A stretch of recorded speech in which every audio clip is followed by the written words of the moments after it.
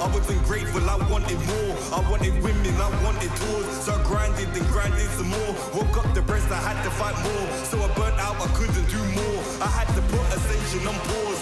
Now I'm back like I want no war.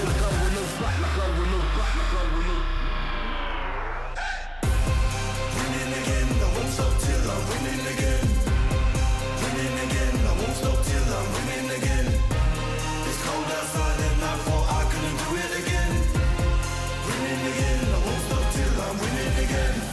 I'm in my bag like loose change, self-proclaimed hero like Bruce Wayne. Out the sight even if you bought new frames. All this talk about weight but got no gains. How you gonna do a sight with no aim? Marathon longevity is my lane. I get dark like under the duvet and don't roll with a weak link like a broke chain. Self-ignorer when I was poorer. My struggle gave me a God flood of the Torah. I didn't stop me pleasuring somebody's daughter. My cup running over to the spills of the saucer.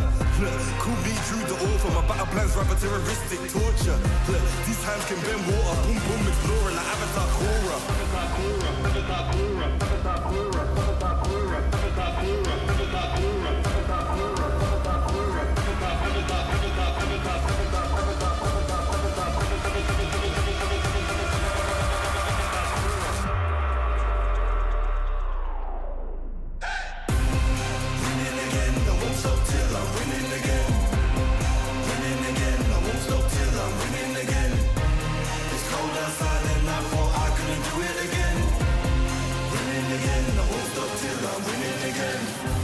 I rhyme like nursery, still my style, you will reimburse me. Plus 30, big hands and they're sturdy. I'm Drew the first, I'm back like anniversary. I came back worthy, like I swam in lava till it no longer burns me. I walked the desert for my ego's perjury, working for that zone where you can't outwork me. I'm a big man, but I ain't 32. I came to the front line with like 32.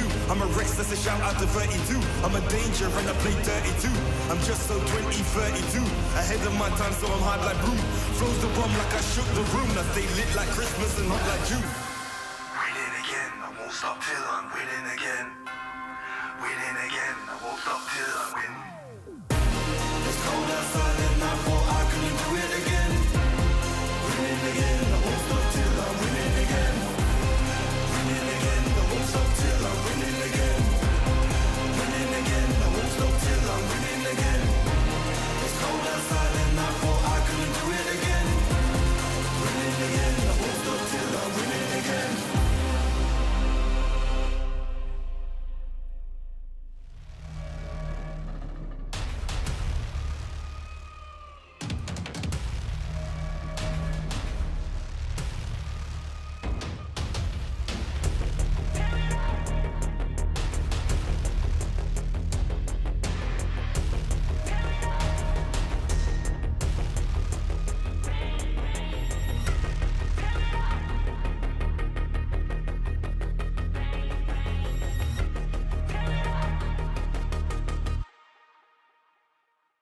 You get one night before the sun's up.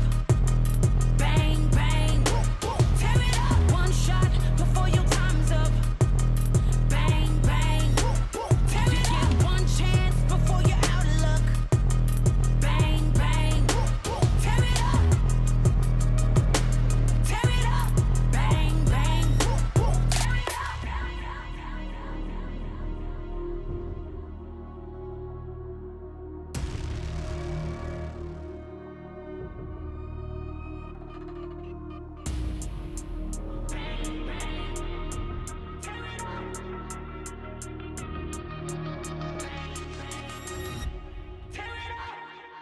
You get one night before the sun's up. Bang, bang, tear it up. One shot before your time's up.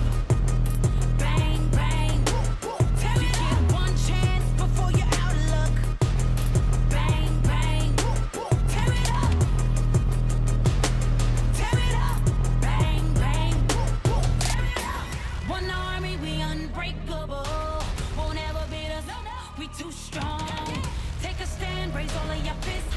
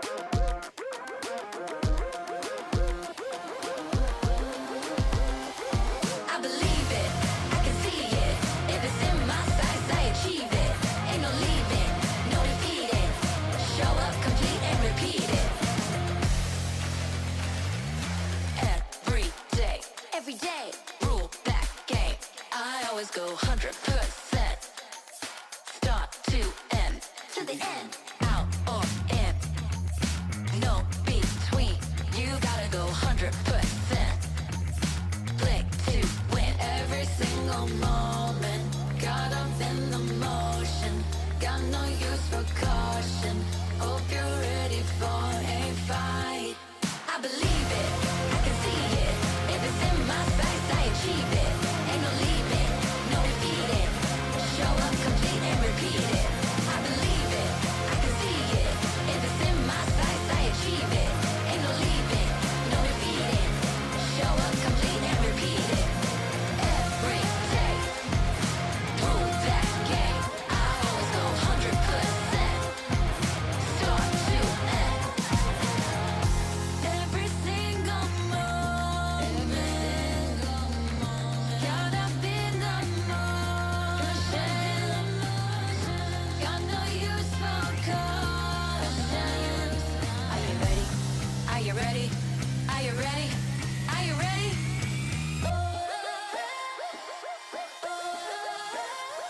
I believe it, I can see it.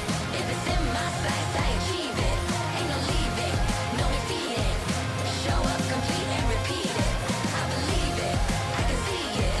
If it's in my sights, I achieve it. Ain't no leaving, no defeating. Show up complete and repeat it. Every day, prove that game. I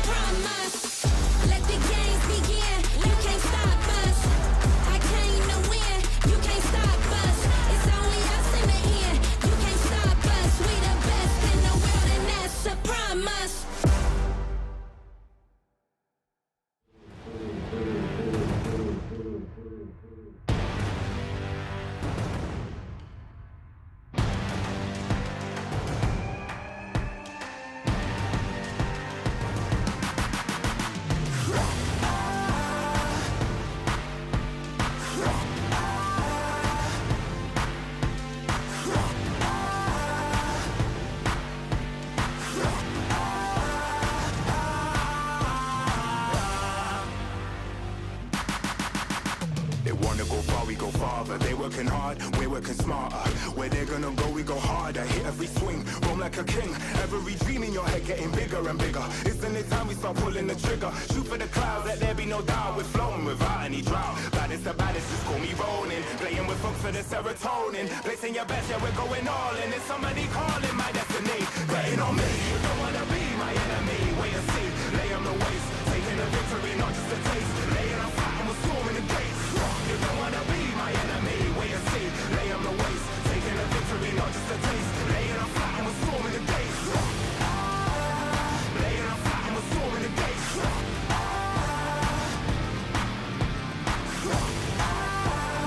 Laying on fire and we're storming the gates.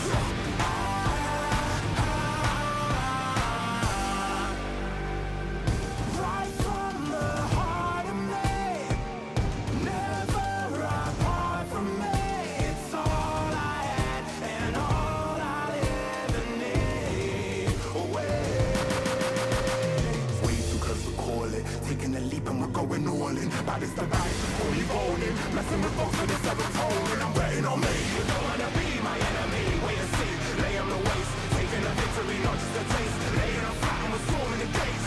You don't wanna be my enemy. Wait and see, lay on the waist. Taking a victory, not just a taste. Laying on fire and we're storming the gates. Laying on fire and we're storming the gates. Laying on fire and we're storming the gates. You don't wanna be my enemy. Wait and see, lay on the waist. Taking a victory, not just a taste. Laying on fire and we're storming the gates.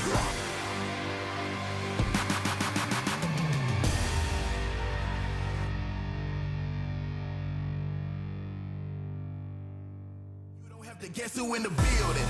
One of the realest. Never catch me slacking. I was born, that's the illest. They call me a champion. I got there with a win. I'm a rare breed walking. I am one in a million. Guess who in the building? One of the realest. Never catch me slacking. I was born, that's the illest. They call me a champion. I got there with a win. I'm a rare breed walking. I am one in a million. Yeah.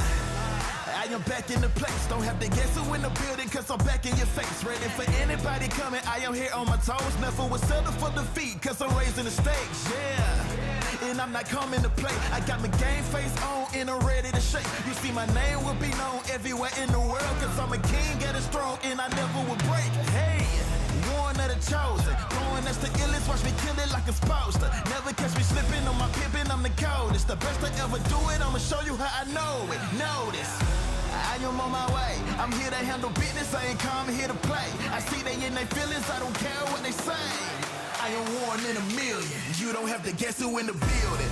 One of the realest. Never catch me slacking. I was born, that's the illest. They call me a champion. I got there with a win. I'm a rare breed walking. I am one in a million. Guess who in the building? One of the realest. Never catch me slacking. I was born, that's the illest. They call me a champion. I got there with a win. I'm a rare breed walking. I am one in a million. I'm a rare breed walking. I am one in a million.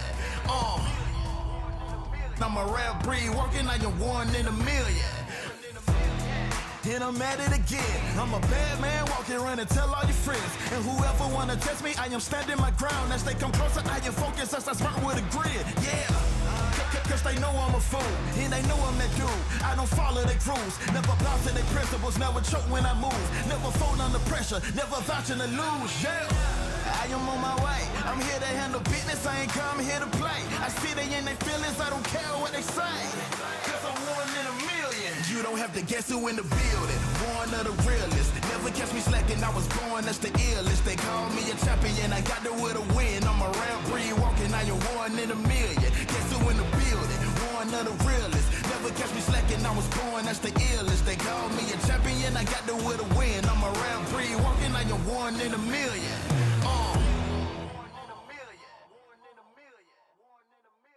Let them know. Let them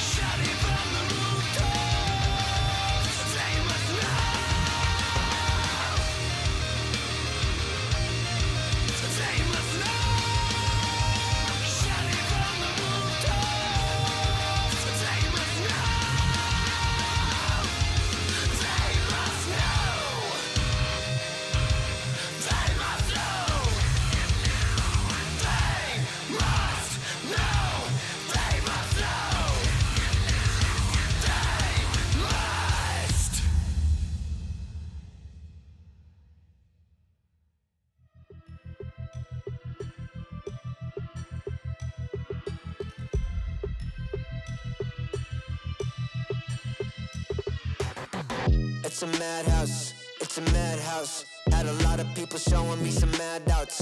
It's a madhouse, it's a madhouse. I got love for the game, I don't cash out. It's a madhouse, it's a madhouse. Everybody with their hands up in the air like whoa. It's a madhouse, it's a madhouse. Shaking all the city, this is how I like my show.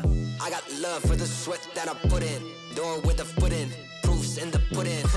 Things I did, all them said that I couldn't. Superhero bouncing like a villain. All y'all rooting, you the fan now. Yeah, you understand now what it took to be the champion that I am now. Head in the sky, it's about the time. The Snapdragon Pro Series is brought to you by Snapdragon Elite Gaming and DHL.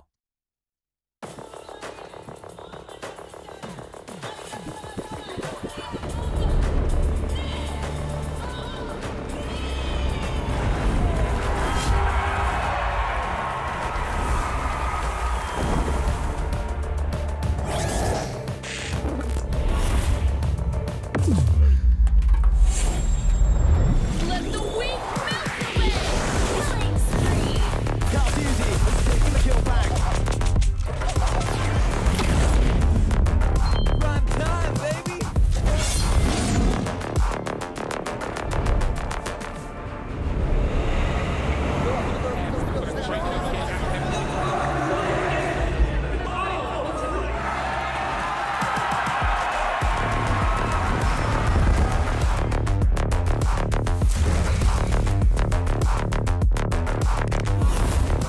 Looks like the players are ready. Here we go!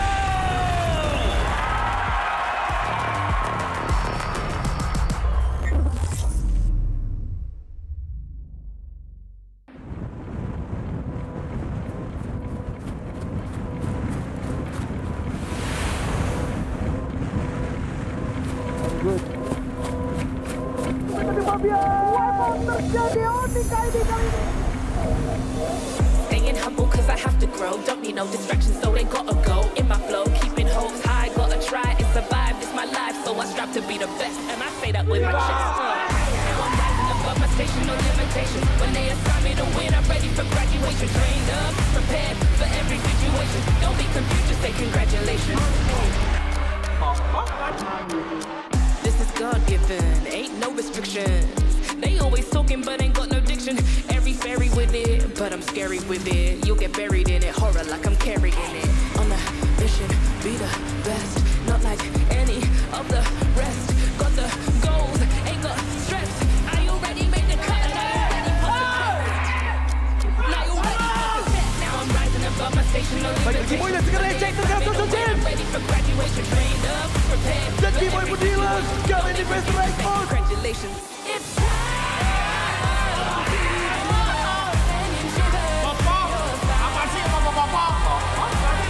Never give it up, never give it up. My mind is clear.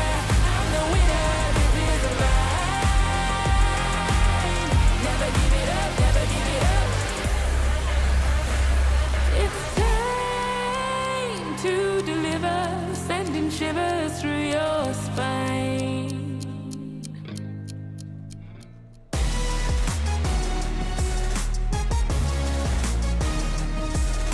The era of esports is here. Now day number 3 has begun here at the Snapdragon Pro Series Mobile Masters, the international before the international. A taste of the world before we start heading into the competitive scene. My name is Gideon Q. I'm going to be your host here for day number 3. We've got our 2 professionals here on the S stream, the S side, the best side, with Eterna and of course Mirko. Boys and girls, after day number 2, how you guys feeling, man? It's 2 days of competition moving into the 3rd. Feeling Essa? Is that Essa. Essa? You gotta say it with more conviction. Essa. Essa. Okay. I'll work on it. But we're feeling good right now. I think that we can speak on behalf of both of us that we've seen a lot of the Indonesian teams, looking good at the moment, especially as we're going to take a look at the standings later on. And, Bigatron also looking good too.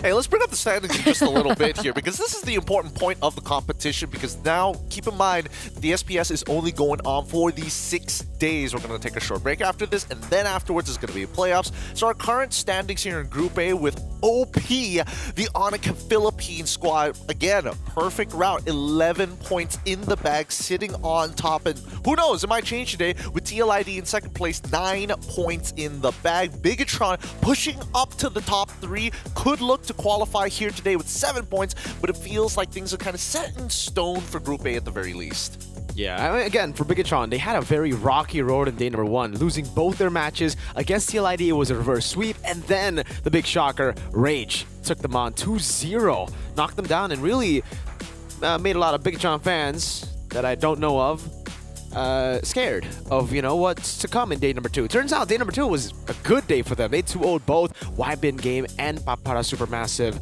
and now they're looking to qualify already. I think even if Papara Supermassive get a 2-0, they'll be equal in points with BTR, and unfortunately, due to the head-to-head, BTR wins it out. Yep, each one of these teams will have to face each other at least once within their groups. But speaking of which, let's actually look at the important group here today that Streaming is going to be focusing on a lot. It's Group B, because right now the competition is very tight between the top 3 slots. It feels like we already have an idea who's going to be making it through, but the big question mark here, number 1, is going to be Aurora Turkey, the one team outside of Southeast Asia that has been doing relatively well with 6 points, a point above Onyx Esports. But today is going to be their true test. They will be facing off against both Team Falcons and RRQ. So keep your eyes out on the streams to catch those games. But more importantly so, who's really going to knock down RRQ? Again, it looks like they're about to achieve the perfect streak. 3 games, 0 losses, a total of 9 points. They're looking to get that free bye. And I mean, like, this streak coming in from RQ didn't just start here as well. They've been doing so well in MPL ID as well. So it's going to be interesting to see whether or not somebody can knock them down a peg, because it feels like with RQ, every time they lose a game, it seems like they adapt so quick and it actually fuels them forward. I mean, they're snowballing out of control from MPL ID, and it is felt here at the Mobile Masters. I'm pretty sure the teams that they fought against already are struggling, but at the same time, there's a good chance that they might get knocked down, or even the thought of Onyx Esports not making it into top 3 is pretty scary as well. Again, very small likelihood, but also very possible. But that's just the group standings for Group B here today. Now, a lot to talk about, especially after days 1 and as well as days number 2. Plenty of the meta stuff is kind of, I don't know, still up in the air. For Aurora, based on what I've seen in their drafts, it looks like they play pretty standard compositions all around with the, well, I mean, Leo's not going to agree with this, the Valentina in one of those games, but generally it feels like they have a good grasp. I can't see how this legacy squad is going to be shaken so easily. I don't honestly think that it's standard comp, no? I mean, Alice and Angela, that's something that we haven't seen in quite some time. They pulled up, Lilia in the mid lane. That's also not something that we see a lot. Understanding it is a power pick, it's a signature pick for Rosa, but in this current meta, we see more of the Farsas, we see more of the Yves, the Jushins. Sicilian so even. They're working towards... yeah, I agree. They understand the meta, but it feels like they're still working with their comforts. It's their own style of MLBB, right? And I like it. The fact that I think we've had interviews with the Turkish players, these players who've just been under the banner of so many different teams, and now Aurora Turkey. They've said many times in interviews that they have their own meta. That's why they go for Amon Jungle sometimes back in the day at MSC 2024, almost beating the champions of that event in SRG, taking them all the way to a full best of 5-3-2. The Amons, these crazy picks like the Alice, the Angelas, that's what really spices up tournaments here from different regions, and I'm hoping they keep that identity. Again, when you're playing normal, standard Southeast Asian MLBB against the Southeast Asian teams, you're bound to get beat. They have crafted this style. You gotta try your own style. You gotta try to beat them. Send a curveball their way. Now, speaking of curveballs here, A7 unfortunately not going to be in that position. Alpha 7, and especially when we're talking about Team Falcons Mina as well, 0 points through the past 2 days. They basically lost their opportunity to actually qualify for the playoffs. More importantly, so they need the experience. It's clear to see that, like, in terms of the drafting style for A7, at least they've got a rough idea of what they want to do for like games 1, games 2, and 3 is where it gets a little shaky. Maybe it's a blue side, red side sort of thing, but Team Falcons really do need the experience. If not, I don't know, coming up to like MSC, EWC, or even when it comes down to A7, there is going to be a very big shadow looming over their head. Definitely. It's just so tough to see these new regions. I mean, for A7, they're not even really a new team, right? We've seen all these members in the past do so well before. So for me, it's definitely disappointing. I expected a lot from A7 esports here. The way that they were able to play so many times in the past. Takash, man, M4, remember that. Taking a game off of Blacklist at the time was still prime Blacklist, winning Season 10 of MPLPH. And it's so sad to see their decline here, but I really hope this international event grants them, again, another beating for them to actually learn. It's a reality check for them to go back to the region and improve. But how many times have we said the same thing? Like, when will we get to the point where they're actually on the same competitive level?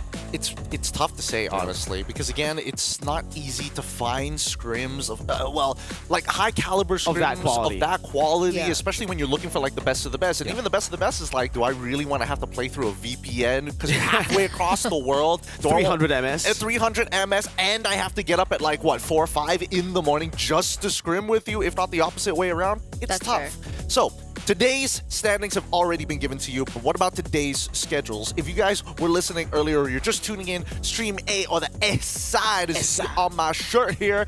Stream A is going to be watching the better games here today. We've got banger teams, and more importantly, these are going to be deciding factors whether or not these teams are going to get that free bye in the playoffs or even qualify for the playoffs. To kick things off, it's RRQ versus Aurora Turkey. After that, it's going to be Onyx TH up against BTR. Finally, it's going to be Team Falcons versus RRQ to see whether or not we're going to see 2 RRQ games today. Let's see whether they drop a single game, if not a series. But Stream B, it continues on with Onyx Esports facing against Team Falcons Mina. After that, it's Influence Rage versus YBG, YBin Game. And finally, Team Falcons versus A7 for Stream C, of course. This is where it gets a little bit awkward, Obviously, there's going to be some international scrims, but the last game is the most important. First off, it's going to be Team Falcons versus A7 TLID versus Papara Supermassive, but Onyx Esports will then have to face off against Aurora Turkey. So again, each stream has an important, I don't want to say benchmark game, but an important key game to allow them or possibly give them that passport to the playoffs. Yeah. Wait, so the next games that Aurora has RRQ and Onyx ID. Literally right? Who we expect to be in the top 3. Okay, well, is this the last match for Onyx then? I believe so. The only match today, right?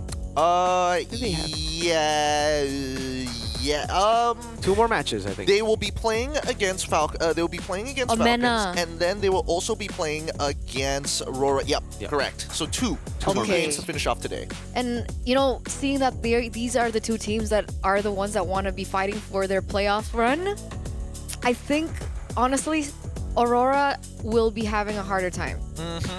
I think every team, number 2 to number 4 right now in Group Very B close. will be very, very. I mean, it's super close, even in the head-to-head, right? Team Falcons from the Philippines, they lost against Onyx ID. So if they end up having the same points, if they end up losing both their matches, we could be seeing a tiebreaker situation that will go down again to the head-to-head. And same goes. Technically for RQ, they're not completely safe yet. They need 1 game win against A7. If they do get that win, or against Aurora here, they get 1 game, they're done, they're through. How funny would it be if A7 gets an upset here? Like, of all times, right? I mean, they got nothing to lose. And if they win that series against none other than the top of the standings RRQ in, like, snowball form from MPLID, hey, who knows? Maybe I'll get a little more excited for them once we come down to MSC or even M7. If Influence Rage can do it, they can do it. That makes sense. Because usually when teams are playing with no pressure, when there's nothing at stake, that's when they play more comfortably, and maybe they don't overthink their strategy, they don't overthink with the way they play and the execution of it in the game. Are we going to be seeing something like that today? Hey, look, I hope so. I still remember M5, man. NA really got us good there. Oh, boy, they could have just given up that game, but no, they just had to take down one of our representatives alongside with them. Malaysia got just down bad sometimes. Look, let's go with a recap of day number 2. A lot of things have actually happened in these games, and more importantly so, we're talking about some of the top plays of Kyle Teasy and as well as Rins. Dear God, has Rins done so much, but even for Kyle Teasy going in 1v3, absolutely demolishing their brothers from another mother. Let's take a look at this as well, man. Hoshi, Rins, as the shot caller for the team after Skylar's departure, we would think that it would take longer for him to build the synergy, build that chemistry, and build the trust from the rest of the team. But no, he's done it so fast together with the help of the rest of the team, just following his orders. Me and Leo started calling him Commander Rins yesterday after this amazing performance on the Luoyi. Right after getting almost wiped out, turning the game around again with that diversion, throwing curveballs and playing with the 50-50 so well that it's not a 50-50. It's mostly just a 100-0 every single time. That's why, you know, Riz's performance so far, I think the Luoyi just fits him so well. It because does. he can also shot call too, right? And I think that's one of the main important aspects of the Luoyi. I mean, he Trust. lines up and he says, hey, nuclear option here. We have to Go. commit. Just go. Well, I mean, there's also another thing that I want to bring up. Do you think that Skylar was too vocal to the point where it's like Rins cannot be that shot caller just yet? And that's why Toy comes in and now everyone looks at him for leadership and therefore they've got all the pieces now. Yeah, I think that's a fair point. He was the guy. He was the face of RRQ. He was probably the best individual player on RRQ at the time as well. Mechanically, he was already the star player. And when you have a player like that, the entire team is just forced to play around him. And that's what I think kind of stopped the other members from showing up at different stages of tournaments, like we saw in the M6 World Championship. And we saw also for Kescu, they were really trying to build a draft around Skylar. Yeah. And now, because there's no more limitation, everybody can play for each other. It's just so much more fluid in the drafts, the gameplay as well. And like you said, that shot calling of Rins, the trust that they have, and that everybody's kind of like equal now on a team, definitely has given them an advantage. All right, that's outside of the game. But what about inside of the game? After day one and as well as day two, the top five picks are in. And, well, I don't think anybody's too surprised with the Harith, but Suyo once again still sitting on top, 29 picks, 76% win rate, the most ridiculous inflated stats eyed after the tariffs as well. Granger, Hilda, which I think is a little bit more interesting. You guys are less surprised because you see it very, very often in MPL ID, but even the Kalia as well, a lot of presence, but the win rate just, it's not at 76%. I don't know, what do you think about this? Because The Kalia? the Hilda, everything else is something that we have already talked about, I think, the past 3 days, but the Hilda showing up in the top 5 picks. I think it's just due to the success that we've seen from a lot of the Indonesian XP laners. Again, Aran, mainly. This guy, definitely the best Hilda in the tournament, together with Dyron, has been able to utilize the Hildas for such a long time. And again, it gave birth to a meta that we saw at M6. So I don't think it's really new anymore. But yeah, we saw a little bit of a dip in MPL ID. Exactly, we haven't seen it too often, and we've been talking about Suyo being a hot commodity. That's 29 picks versus Hilda at 23. So teams are picking this up, not just, you know, TLID and friends. Well, it's also just because Hilda isn't as banned as much as the Suyo, right? And I think it's also because in ID, we don't see the Hilda a lot because it's contested not only in the picks, but it's also just banned out. Against Aran, against Dyron, we see it banned out way, way more. Compared to here, where a lot of teams are just not used to going up against Hilda anymore, so they're like, all right, let it go. Aran gets it. It's like, oh, wait, it's actually still pretty good.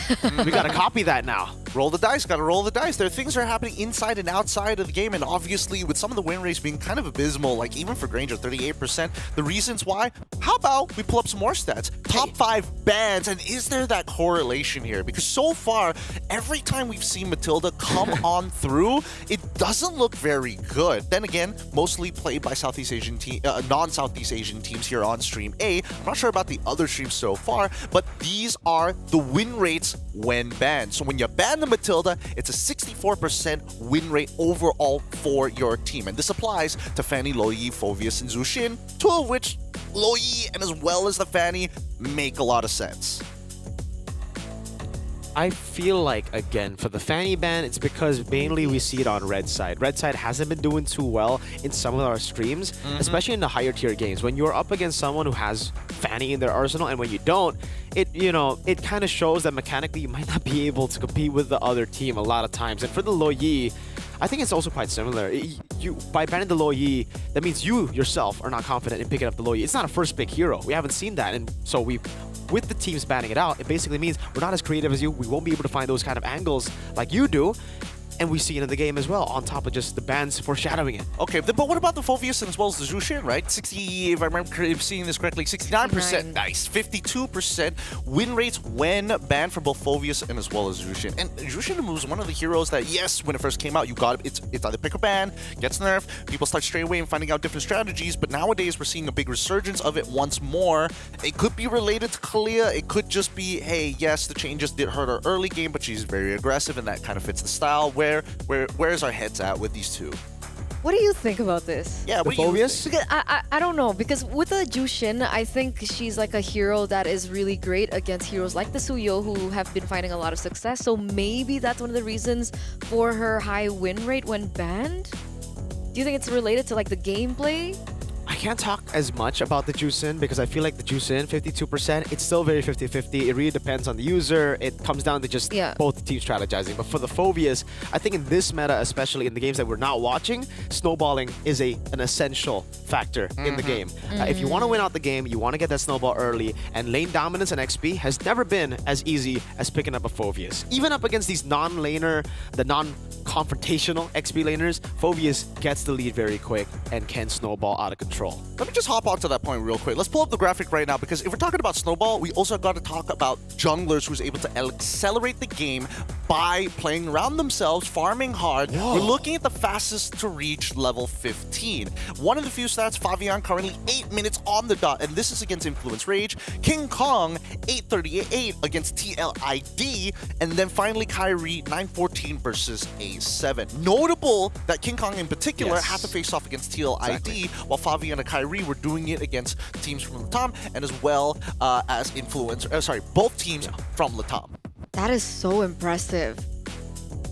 How bad was that game with King Kong and TLID? It wasn't bad. Well, it was kind of bad. It was 8 bad. minutes to 15? Look, he was playing it. That's Fabian not was playing normal. Ling, Fabian was playing Ling without the setup. It was that It was game. the bad. It was the questionable draft game for TLID. But also, it's King Kong. It's Onyx PH. It's this matchup that we've seen so many times. And TL have only won once against Onyx PH throughout the last 6-7 months. In terms of games or series? In terms of match series. Yes, that is just one. Because like Onyx PH did drop game 1 against TLID in the series that we were just talking about earlier. But as King Kong said in the interview, beating Fabian is kind of like another day for me. You know, it happens so often. And it's so cute. Whenever he gets that advantage in the draft, that's what you can see from King Kong. He's literally just putting in the punch cards in. Yeah. He's just like, how many leave days I got after this? Oh boy, it's tough, but honestly, with the way that things are going and how snowballs are kind of making its way to in this particular area, the meta is in a weird spot, I would say, right? I mean, it's evolving, but at the same time, we're showing them a little more diversity than what we were used to before. From mid game to late game being a little overextended now, a lot of teams playing towards that earlier stage of the game. How many of these teams are going to be looking for that nice balance, right? But we'll talk about that a little bit more afterwards. That's going to be the pre-show here at the SBS Mobile Masters. We're going to go on a short break, and when we come back, our very first best of 3, going to kick things off with a high-octane match. It's RRQ versus Aurora Turkey. We'll see you right after this. Essa.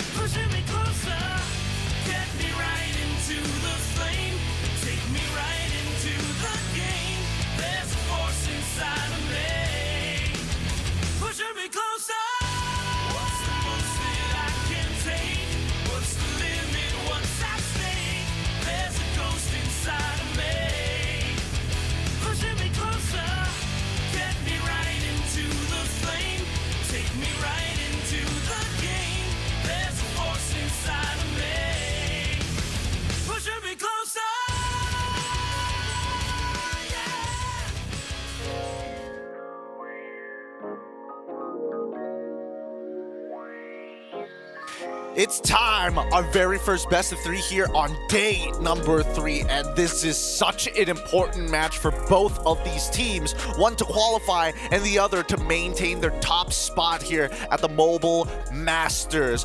My name is Gideon Q. Of course, we've got Eterna and as well as Mirko at the helm to make sure you guys are entertained once we get into the game. Let me introduce to you RRQ, the Kingdom, who continues to reign here in Group B for now, or will they be shaken? It's Dyron, Sutsujin, Rins, Edok, and Toy.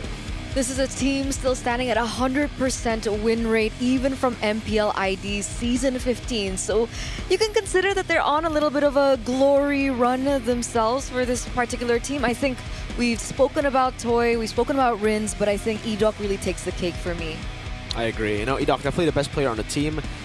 Mechanically, he's really shined this season. Yeah. And we have seen, you know, glimpses of brilliance in the past. A lot of brilliance from Edok in the past with the Franco, with the signature picks.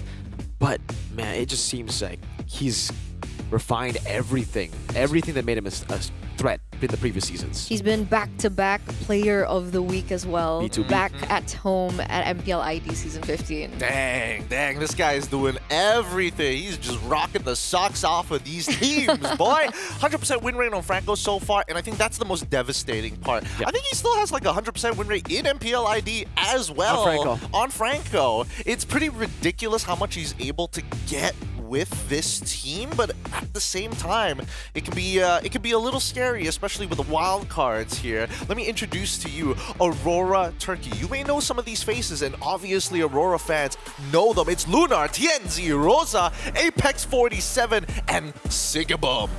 The new iteration of the Turkish superstars.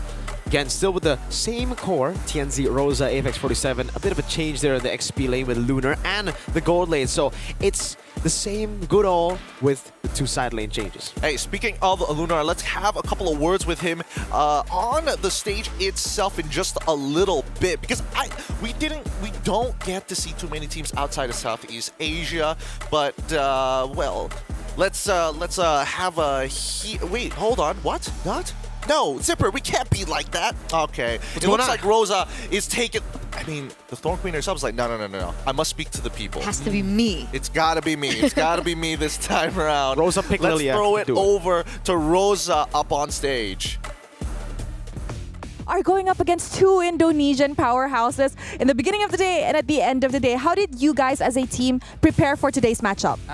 Yesterday we look for good matches to scrim, and like we did good job a little bit, and like we'll do our best today as we should do, and like I'm wishing luck for both, like I mean for us, for the other teams too, and like let's have a good match. That's the important thing.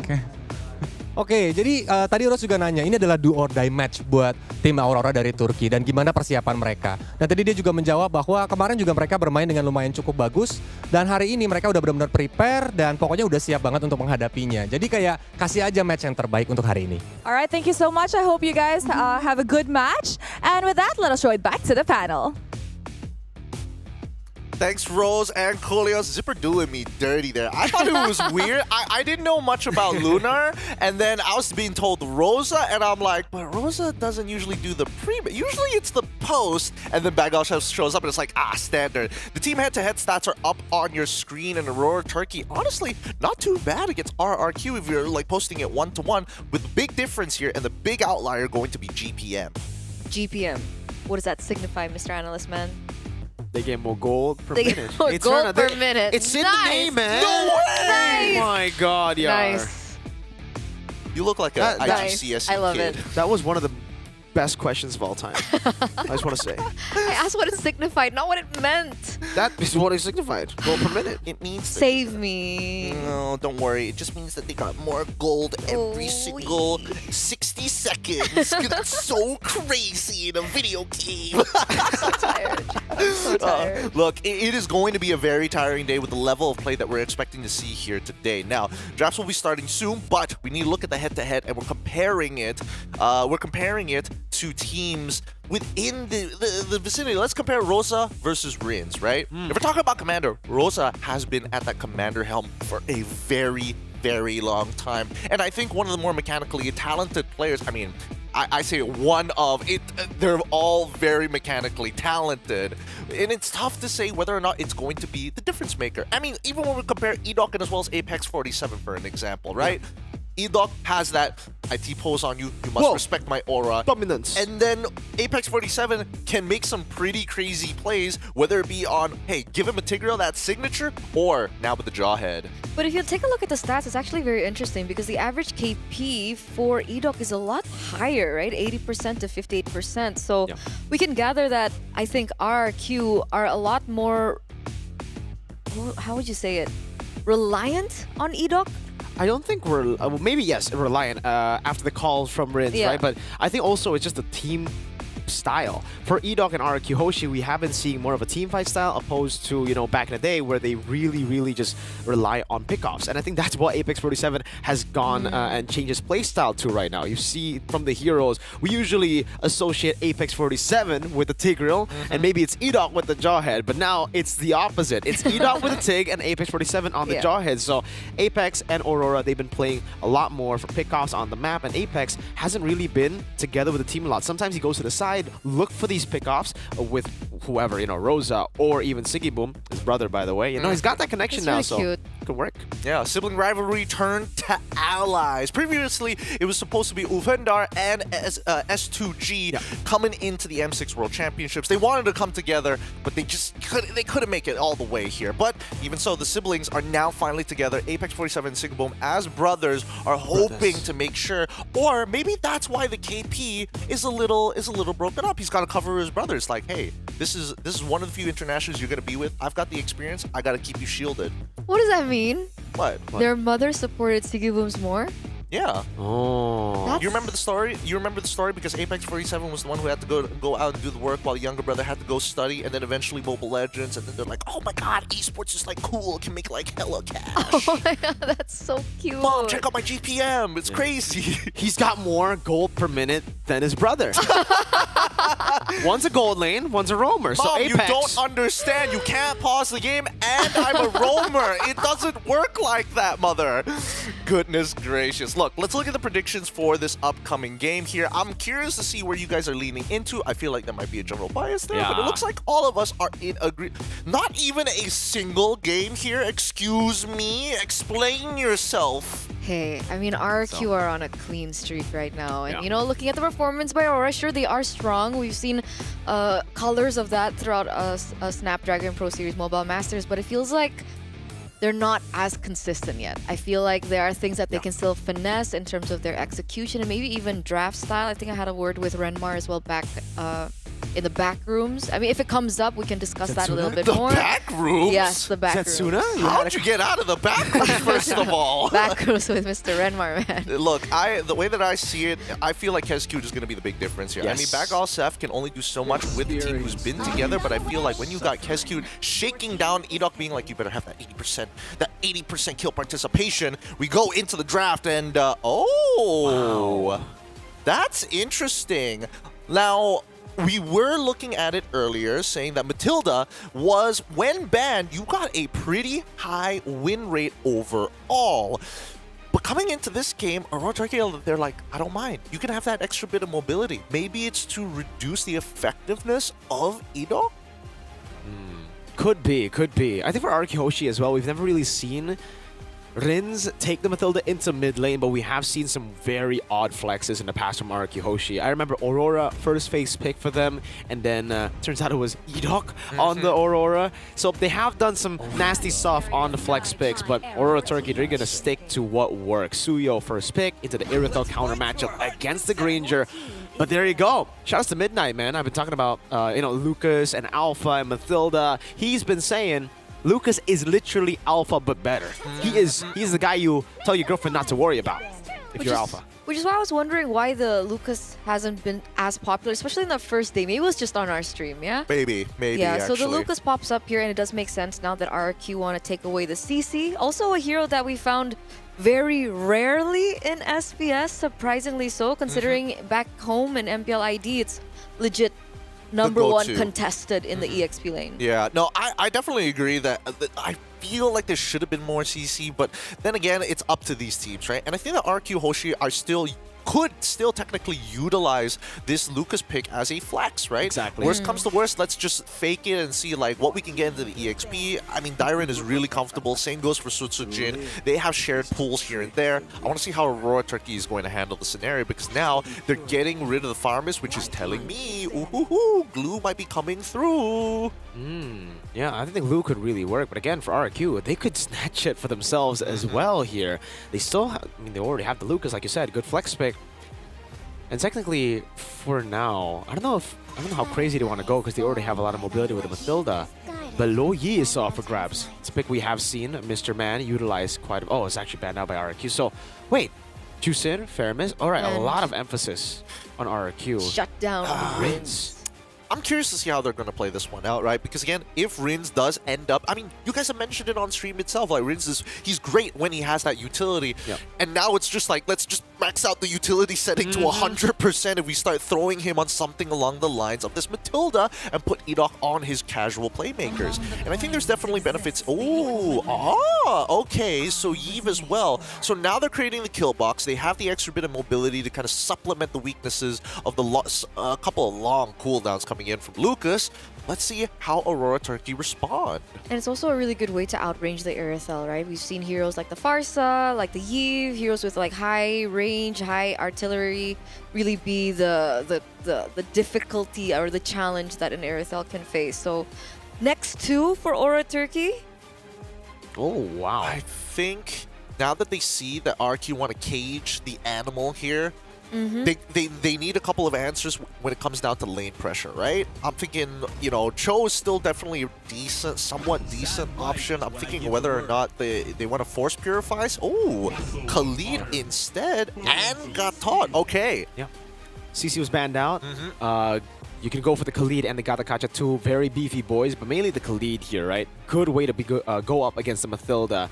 It's the standard we've seen for such a long time now. Whenever you see a Mathilda on the other side, you will pick up the Khalid. And because RRQ had to do their homework, had to ban out both CC and Valen to enable the Lucas, these two got left open. I think, you know, there's also a bleeding effect here. Oh, you have the Matilda, I can kind of fight you on it, but now that you're on that Yves as well, you try to set up that cage, we're just going to try and nuke you as soon as possible. And now with the Badang as well, for an added layer to keep you inside the cage and protect and peel, I feel like this is a pretty interesting draft from both sides here.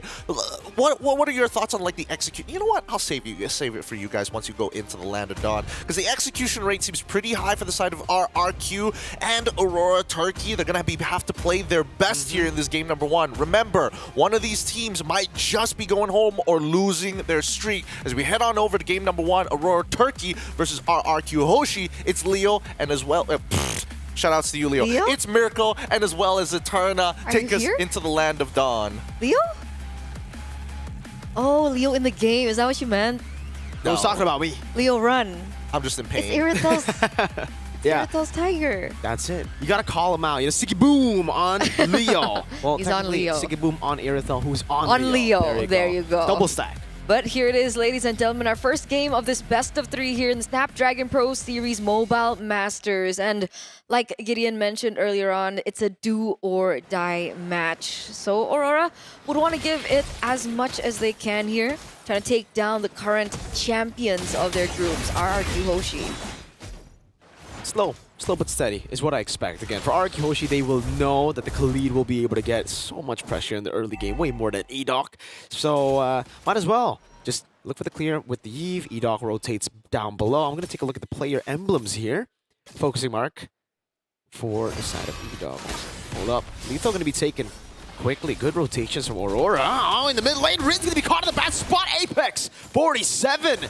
We were talking about that killer instinct early on. And that's the kill pressure that you were talking about as well in the early portions of the game from the Khalid. It's something we have seen a few of these teams being able to pick up here and there.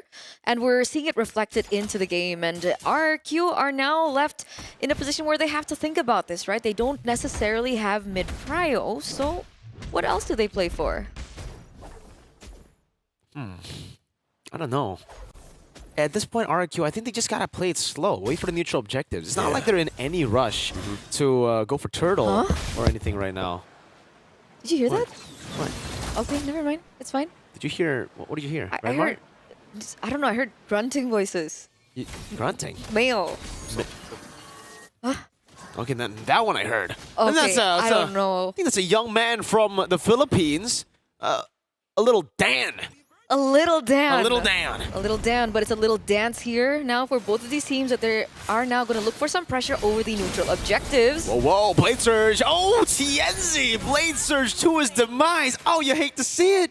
He went in and he got pinned down to a wall as a dog started munching. Oh, unfortunate, and that does give RQ a huge benefit now that the retribution is not there. Real world manipulation. Oh, beautiful pin again from Tyrant in the real world manipulation. Lunar able to escape, but that means it's a free turtle to Sutsujin.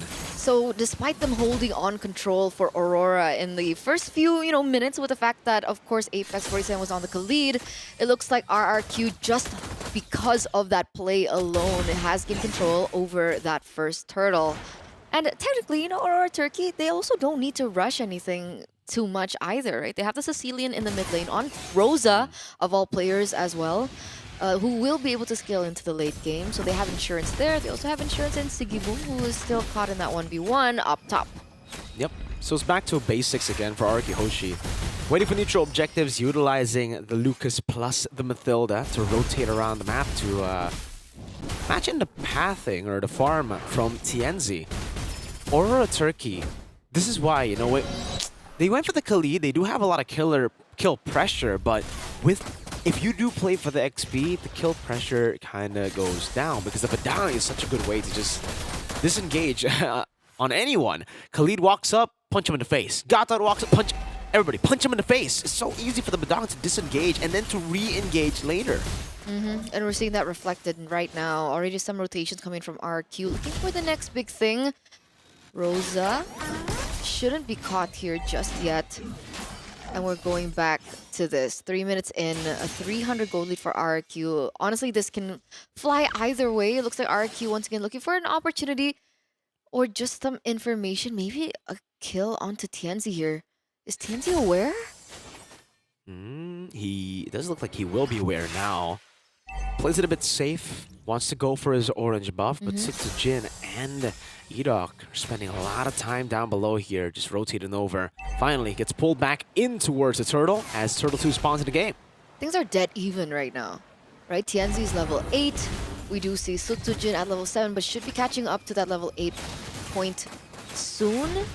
But the fact that Aurora Turkey have brought in the Suyo, they should have a little bit more bearings when it comes down to the neutral objective, but that's the contest. There you go. Rin's able to flick around. Oh, now it's going to be the all-in over to Tienzi with the real world manipulation, locking Tienzi down. Still able to escape. That's Dyron with a punch. Fist crack. Unable to get the kill as AOG will be used by Lunar to escape. Dyron gets the guiding win. A clean turtle take. Dyron wants to beat Khalid up. Will get beat up instead, but hold up. Apex forced to flicker. You saw Edok there, already looking for the opportunity to strike back at Apex 47. Meanwhile, Sigiboom there knows that Araki Hoshi has started to rotate. Apex 47 goes back in. Toys low. Yeah, just a bit of poke. Good clear from Sigiboom. Good rotations to the rest of Aurora Turkey to react to that macro play from RRQ. They had 4 members up top after the turtle, and they saw Aurora disperse way too early, so they punished it by just zoning Sigiboom away from the wave, and you see just how much damage they got on that turret. What do you think about their team fights? Who? Do you think RRQ Hoshi have a better team fight comp? Or do you think Aurora have the better team fight comp? I think they both have pretty good team fight comps. It really comes down to the execution. Sutsujin annihilated in the bottom side of the map, all alone against 3. A turret traded up top, but it will be traded, taken by Sigiboom. Down below, Tyron hitting them down. Edok with a guiding win. Now an AOG into the mid lane. Toy trying to do the damage he can with the RWM as well. Toy picks up a kill right as he gets the Sky Piercer just earlier. And it's RRQ who leveled things on the board again. 1-for-1 trade. It was already really great for Aurora Turkey being able to put Sutsujin down into his place. Tienzi is still leading, by the way, ladies and gentlemen, in terms of that EXP. But the fact that it was traded back in does give RRQ a little bit more to play with. Toy looking for an answer in the top side. Apex should be okay. But the reason why I asked the who had the better team fight composition is because it might be down to just decision making then, I think, from Aurora. A little bit indecisive as compared to RRQ as they always start to group up for these neutral objectives. Like, what's the plan? Plan is right now to contest. He goes for the Soul Sever retreat, doesn't get it. Sutsujin too clean, too patient. Calm and composed. The cold-blooded jungler diving with a fist crack over to Rosa, taking him down with those fists. It's another RWM, and Sutsujin is able to escape. A few of those shots from Toy. RRQ capitalizing. Absolutely. 2-for-1 trade to get a neutral objective to boot, so you can technically say it's a 3-for-1 trade, and you can see the economy shift in favor of RRQ Hoshi. 1,159 at the moment, and there are kills given over to Toy on the Sky Piercer. He already has the Hunter Strike as well, so those are the two items that... Oh, little jump coming in here. Okay, Toy with a good dodge is over. Guiding Wind gonna be ready. Now Blade Surge into the back. Toy gonna be caught, but still, look at the photo coming in. Oh, the healing! Toy surviving, and now they all corral over Tienzi, who's able to go and Blade Surge out, but Lunar will be pinned down. No AOG! Toy gets another stack on the Sky Piercer, and here comes Sutsujin from the back. That's Tienzi taken down. Rosa sandwiched under the tier 1. RRQ Hoshi. 3-for-0 trade. Miracle, that is tilting. That is tilting because technically the setup wasn't bad, right? Lunar came in, Apex 47 right after. Toy should have died. But again, that's the beauty of the photo. That's the beauty of the additional shielding as well coming through from the Matilda, causing those kinds of miscalculations. And RRQ Hoshi, they collapse. What initially was a 1,000 gold lead has been raised to 2,000 now. And you can see the gold difference between both of the gold laners as well. This is why the Matilda is usually banned out, man, because, you know, a lot of people just think about the Matilda as a way to help the jungle, to enable the jungle, whether you go Alpha, Lucas, maybe Phoveus in the XP, right? But it's just the way that she can control games, the rotations, the saves, again circling Eagle. Right as he gets Toy with the Guiding Wind in, you can see the frustration already from Apex 47 there in the player cams. This is the frustration of going up against a Matilda, a good Matilda. Because that's what he's doing his job, right? He's opening up the map, he's giving vision, he's giving information. But every time he goes for that, despite him having a lot more regeneration in his kit, he still gets punished over and over again. 2-on-1, not too bad right now, but that's RRQ with a Lord? Okay. Whew. Edok, please. Calm down. No, he doesn't want to. He wants to get the game under his belt as fast as possible. And earlier, that was a flicker for a circling Eagle and a real-world manipulation. That is a bad trade to have. And that's Rosa. That's someone you need to have alive if you want to defend against RRQ's siege and dive. Absolutely. High ground in the kit. I think 9 minutes in, the stacks should be still okay, right? It doesn't look like RRQ are completely dominating the jungle just yet. But this could be where it turns around, right? With all these towers taken down. Whoa. So Tsujin, very aggressive in the bottom lane there. The Lord is still marching down in the bottom side as well. The lanes are being pushed. Apex 47 in a very interesting position when he finds something. Even if he does, I don't think anyone is close enough. Apex trying to distract them, but RRQ stays focused on the prize. Neutral objectives earlier, now it's the structural objectives and a holy defense in the mid lane. They're playing this so well. The wave manipulation has been phenomenal from RRQ. So it's just gonna try.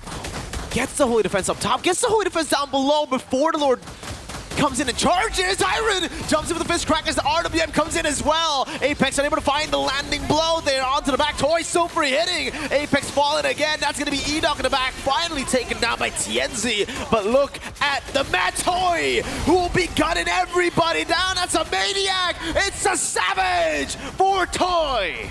Savage for Toy, ladies and gentlemen, in our opening game of the day. And it is 1-0 now against Aurora Turkey as RRQ pick up this first game of the series. What is this team made of? That reaction speed in the final minute when Apex 47, they knew. And it was not a problem. Toy was still able to dodge out and on top of everything, get that Savage. Is this our first Savage of Snapdragon Pro Series. We'll confirm it with Zipper in just a little bit. Great cast, boys and girls. Oh boy, RRQ, it feels like every neutral objective, they just put on the Vision Pros and they just simulate the same scenarios over and over again. Like, I swear, it was deja vu when you see Dyron coming in, especially at that particular choke point, to catch off multiple members to try and extend the lead. It's so... I mean, at this point, it's not... You know, in the past, when Kescute first joined RRQ, we were talking about, all right, they're doing amazing in the neutral objective games, but it's always template, right? Like, if you are able to crack that template, if you're able to crack that formula, you'll be able to get under RRQ. In the past, it was chaos beats Kescute. Now, even if you're chaotic, Kescute has already refined that formula, that template, to have, again, backup plans for everything. If the enemy goes chaotic, we can do that too. We have Dyron, we have Edol, we have so many X factors. That's why they call him Bruce Kescute Wayne here. The man's just trying to be the Dark Knight of the Kingdom, mastermind of contingency upon contingency plans, and he's vengeance. He is vengeance, man.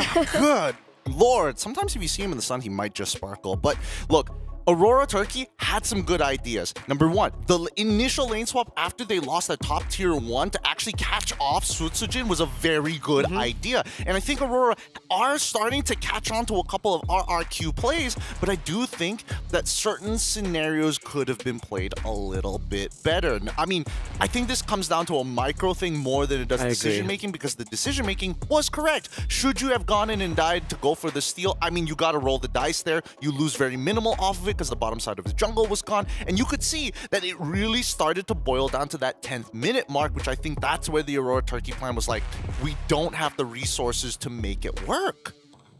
What's so scary about RRQ Hoshi is the fact that things could be dead even for such a long time, but they will know when their composition is at their peak to take the fights. It's, again, like you said, you know, it's almost like they have the simulations running 24/7 and they know exactly what time, what item, what is right. That's it. I mean, at this point, we can't even calculate it. It's just they know when it's right to go for a play that will ultimately end up being the snowball point. This snowball point wasn't like early Turtle 2. It was so level up until Turtle 3. I think Turtle 3 was the big one. Turtle 3 going over into the Lord. Give it up for MVP Toy here, because he was playing a very clean game, especially with the amount of resources that he was getting. 9-0 and 1, 943 GPM with a 77% kill participation rate. Damn. This man was ready to go, and I think he got even more confident as soon as he got that Winds of Nature, which is why he eventually snowballed it into the Savage. But speaking about the simulations here, I think this is what teams need to look out for RRQ Hoshi. You can have plans and some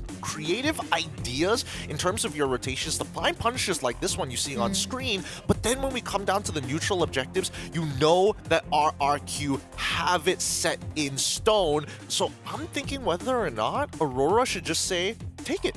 You can have these turtles. Turtles at the end of the day might not necessarily get us to a point where we can beat you, but we can start taking opposite objectives across the map. I don't know if it's a bit of tunnel vision or it's like, I must do this. If not, the snowball is going to be too great, too powerful, even if TNZ is on one of the most broken junglers we have in the meta.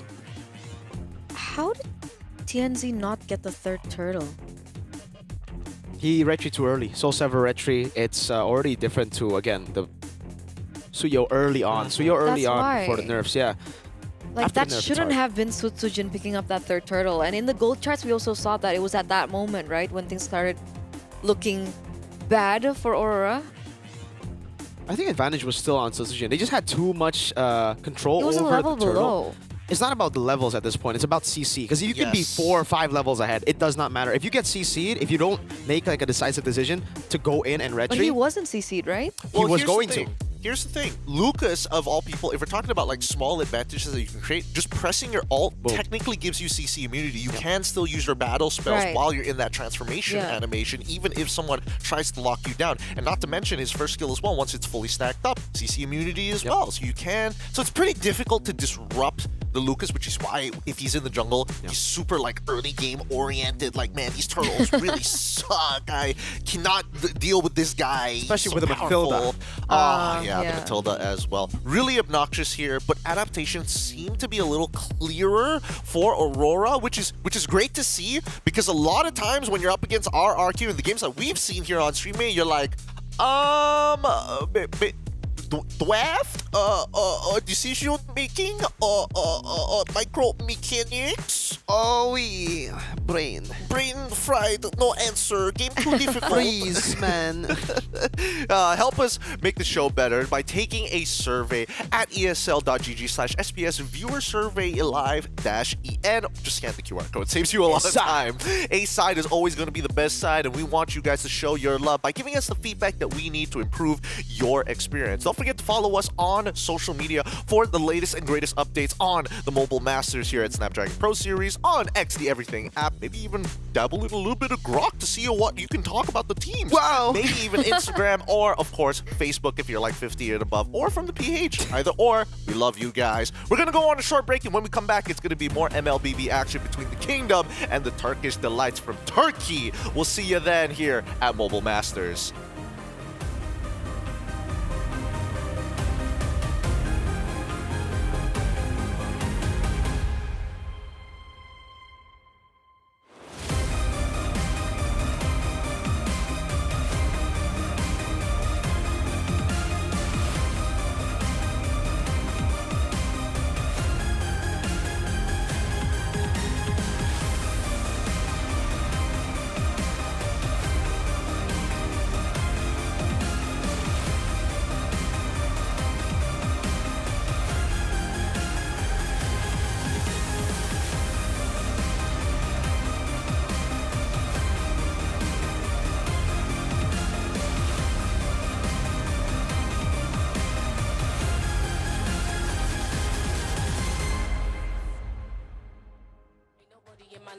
Me and you, we ain't even playing the same game. Take my own credit, no need to drop names. Drop the weight, clean slate, I'm insane.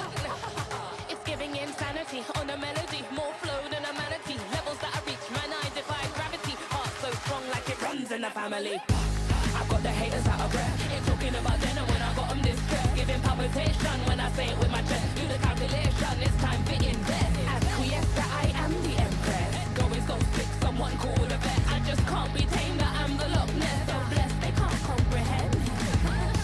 I turn a skeptic to believer. I am a leader, resurrected like it's Easter. If you step to me, you'll get the misdemeanor. They can't defeat her, they can't connect the reader. Card decline, don't worry, I'll be fine. Cause all I see is ups in the line. Did I plan this? Is this by design? Come reflect, my light can't be denied. Come correct, cause this moment is mine. It's mine. Tell me you're feeling up. Tell me you're feeling up. Do it like nobody does. Sipping that haterade, right to the finish line. Tell me you're feeling up. Tell me you're feeling up. Do it like nobody does. Sipping that haterade, right to the finish line.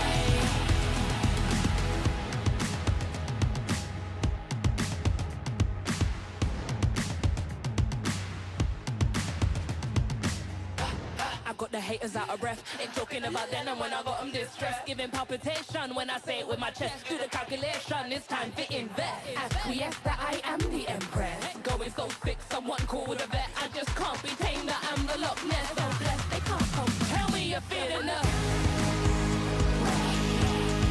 Tell me you're feeling up. Do it like nobody does.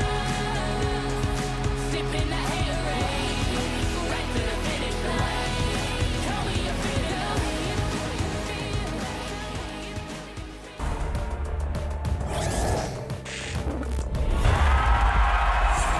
Here we go!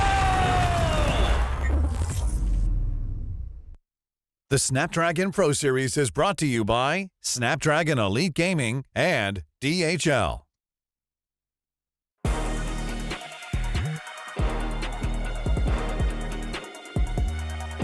Viva RRQ seems to be the anthem charging across Jakarta unless Aurora Turkey can equalize the score. This perfect rating coming in from the Kingdom needs to be stopped right now because the momentum is increasing ever so greatly. It is quite the acceleration, but this is only just happening now. We're Stream A, but currently happening on Stream B itself. It's Onyx versus Team Falcons Mina, and they've already taken a single game. They're looking to finish that series strong to ensure that they get that qualification spot. My name is Getting Q. This is Eterna. This is Mirko, not Leo. At the set. Boys and girls, we need to talk about adaptations, and more importantly, we need to talk about how we're going to, I mean, we have to play devil's advocate here. You know, when they're at the peak, you gotta knock them down a peg. How do we take down the Kingdom? Do you think sides would matter? Because Keskute loves red side, right? No, it doesn't matter. It doesn't matter? I think like last season it would have mattered, but this season both sides he's been doing good, amazing, impeccable, 100% win rate. Technically, yeah. that. Okay. Yeah. He's Batman. Makes sense. He's vengeance. He's vengeance. As we're jumping into the drafting phase here, I gotta agree with Mirko here. I think that right now, in terms, well, last year there definitely was a disparity between blue and red, but I think now with the way that the patch has been going and the way that people have kind of picked up on some of the busted stuff, the Loyes, of course, the Matildas, of course, the Fovius bans on blue side now being a new adaptation into the recent meta. It's a little difficult, and I would say a little bit, honestly, a little bit more red side favored sometimes. Okay, but this actually opens up a lot of things, right? Harith is still on the board. We saw the Hilda being banned out earlier on, and now we're looking at the Kalea that could possibly be opened up here for... I don't know, does Aurora Turkey play Kalea? I think they have played a game with it, if I remember correctly. Apex? I'll double check. But coming in from Apex, I'll double check for you guys in just a little bit. But I was actually kind of hoping that RRQ might be like, "Hey, Thyron, you're looking kind of schmeckshy on that Kalea in the EXP flex." Could be another flex pick here. I mean, if Aurora don't pick it up, if it's not banned out here, obviously by RRQ, Aurora don't pick it up. There you go, Hilda ban. Kalea is up for grabs. I think Suyo is still the better option. It didn't work in game 1, but that was because you were up against a Mathilda and a Badang. So change a few things here and there. The Suyo is still the highest picked hero, and highest win rate. How do you have both? That's unfair, bro. It really is unfair. Blue Yo once again coming in with 78%. What happened? It increased by 3%. Oh, the other streams. Oh my goodness. Look, we only got updated from one of them. Not sure how those games are going so far for the other streams, but hey, Blue Yo once again and RRQ Hoshi asking the same questions. You know what? Let's just do the thing here. Let's just do what we usually do. And to answer your question, Eterna, yes, Aurora have picked up Kalea in two of their matches in their previous 2 series, 1 each. Now RQ Hoshi going to be locking in the Harith. Ooh, they don't want the Granger. Instead, we're comfortable with the Harith. We've seen how destructive they can be, but also the Kalea. Yep. There you go. Kalea flex. See, I don't know if it's a Sigiboom thing, maybe. Is it a Sigiboom thing? As in, so far Sigiboom has picked up the Harith, the Moskov, and the Irrital, like in the first game. Maybe he's not as powerful on the Irrital, so maybe they were looking Granger, for you mean? the Oh yeah, the Granger. Huh? We're talking about Granger Harith, right? In the first game, it was Irrital, right? Yes. Yeah, so maybe they don't want to go for the Irrital again. They wanted to pick up something like the Harith, so RQ Hoshi took the Harith away, and so now Granger. That's actually a pretty good point here. Because again, it's not like we see a lot of Irithels being bold enough to kind of like weave into these fights to punish you with the sprint. And I think there could have been a couple of good moments for Sigiboom, I'm not going to lie, but just didn't have the goal to make it happen. Now, Aurora forced onto the Granger and also picking up the Jawhead this time. One of the highlight heroes for Apex 47, but RQ Hoshi, again, I like this combination. Kalea, especially with somebody who sticks on that back line with you in the Lucas. It could be jungle, it could be EXP, who knows? The double flex. So flex. Yeah, it's so flexible. It's so meta too, man. Like storytelling wise, in terms of the collab, you know? It's Kalea and Lucas against Suyo. Damn. Brother, that's like right as we got to Shippuden right there, brother. But yeah, Granger gets picked up with the Jawhead. Jawhead Suyo, really. I was kind of surprised that we didn't get the Jawhead Suyo in game 1. Yeah, you're up against Mathilda. I understand maybe she could open up, she could go Purify, and then, you know, could stop that. But now without the Mathilda, for sure, this Jawhead's going to have a better time. But then I think about the Lucas again. It's anti-CC. Like you mentioned, pop in that Sacred Beast, your CC immune. Kalea can punish the Jawhead too. And maybe that's why, also with the Harith here that they've gone, they have so many ways. This is like an anti-CC comp so far. So far, I think there's still the possibility that, like, even for Sutsujin, he's looking at that Jawhead and he's like, man, I don't want to be forced to use the Sacred Beast every single time. He's looking at Dyron, Dyron's looking at him. It's just like, one of us is going to have a good time. And I hope that it's me. So could the be a big question Hanzo still. is, yeah, that's true. There's still flex potential here from the side of RRQ Hoshi. With the CC being banned out, they go for the Gatot ban. So technically, Valentina is still open for Aurora if they want to look for a counter to the Lucas. Possibly. I think they want to give that question over. Oh, but then they would have to reveal one of their flex picks if they do so. Let's see what KSQ does here, because again, it's not too often that we're going to see the double flex pick coming in from red side on RRQ. But Aurora Turkey still, they got rid of the Badang, which I already think, okay, sure, they want to change things up from what happened in game number 1. They don't want Dyron to be able to kind of like keep them away. But coming into their final ban here, it looks like it. Ooh, the Hanzo! One step ahead. Yeah, Hanzo would have been an amazing pick. They were already setting up for it, the Gatot and the CC, right? And the reason they don't ban Valence is because they can pick it up themselves, deny it away, and then now, no counters. The Phobius is banned out by Aurora already, no CC, Valentina gets picked up, and the flex, double flex, it's going to be used up all the way to the end. So add more questions over to Aurora, put them in a tough spot, let them reveal their picks. They go for the Farsa, and now RRQ could still go for an Assassin in the jungle to bully the Farsa and the Granger. Let's see what EXP laner Aurora Turkey confirms here, because whatever, depending on what the EXP is, if the matchup is okay and it's not so much of you're gonna outpush me, I'm gonna do nothing, at least Kalea might just be thrown into that position, and then RQ Hoshi could put in another threat, like maybe even a Cho. Yeah, could be. They could also just go Franco again, honestly. Would Franco be a... Yeah. Franco also works in these scenarios as well. First side up with a crown, flicker forward. Glue. Oops, the last pick. So yeah, now for RRQ, it just comes down to what they want. There's so much flex, so technically we could just keep on going on like what pick you want to go for. You want to go for a jungle, a Ling. You want to go for an XP? Probably not XP. Should be support. Sorry, we're all telepathically today. We're telepathically connected to Eterna, so we're getting access to her superpowers. This will be interesting as Guinevere gets locked in the first time we are seeing it from RRQ Hoshi. We'll see whether or not they switch it around. We need to get some confirmation because it makes sense as a support. Oh yes, it makes sense. Now that feathered airstrike. What can you technically do here? It does open the possibility of Jawhead finding the punish onto Guinevere, but that feather airstrike must be precise and it must be in a safe distance. Dude, how do you do that? So nasty. And like, why do you even want to go Purify now? What are you gonna purify, man? You gonna purify the spatial migration? There's gonna be a slam. There's gonna be Sacred Beast. Oh man, it's a really great draft coming in from RRQ Hoshi. That's cute. He does it again. Bruce Kes Wayne strikes once more in our universe. RRQ Hoshi on the red side, Aurora Turkey on the blues. We're heading on over to game 2. Mirko, Eterna, please take it away. Let's take it away, ladies and gentlemen. Thank you so much, Gideon. It's me and Mirko right now, and we're still flabbergasted over the drafts that we are currently looking at. It's match point now for the Kings of Kings for RRQ, still on their undefeated run all the way up until this point.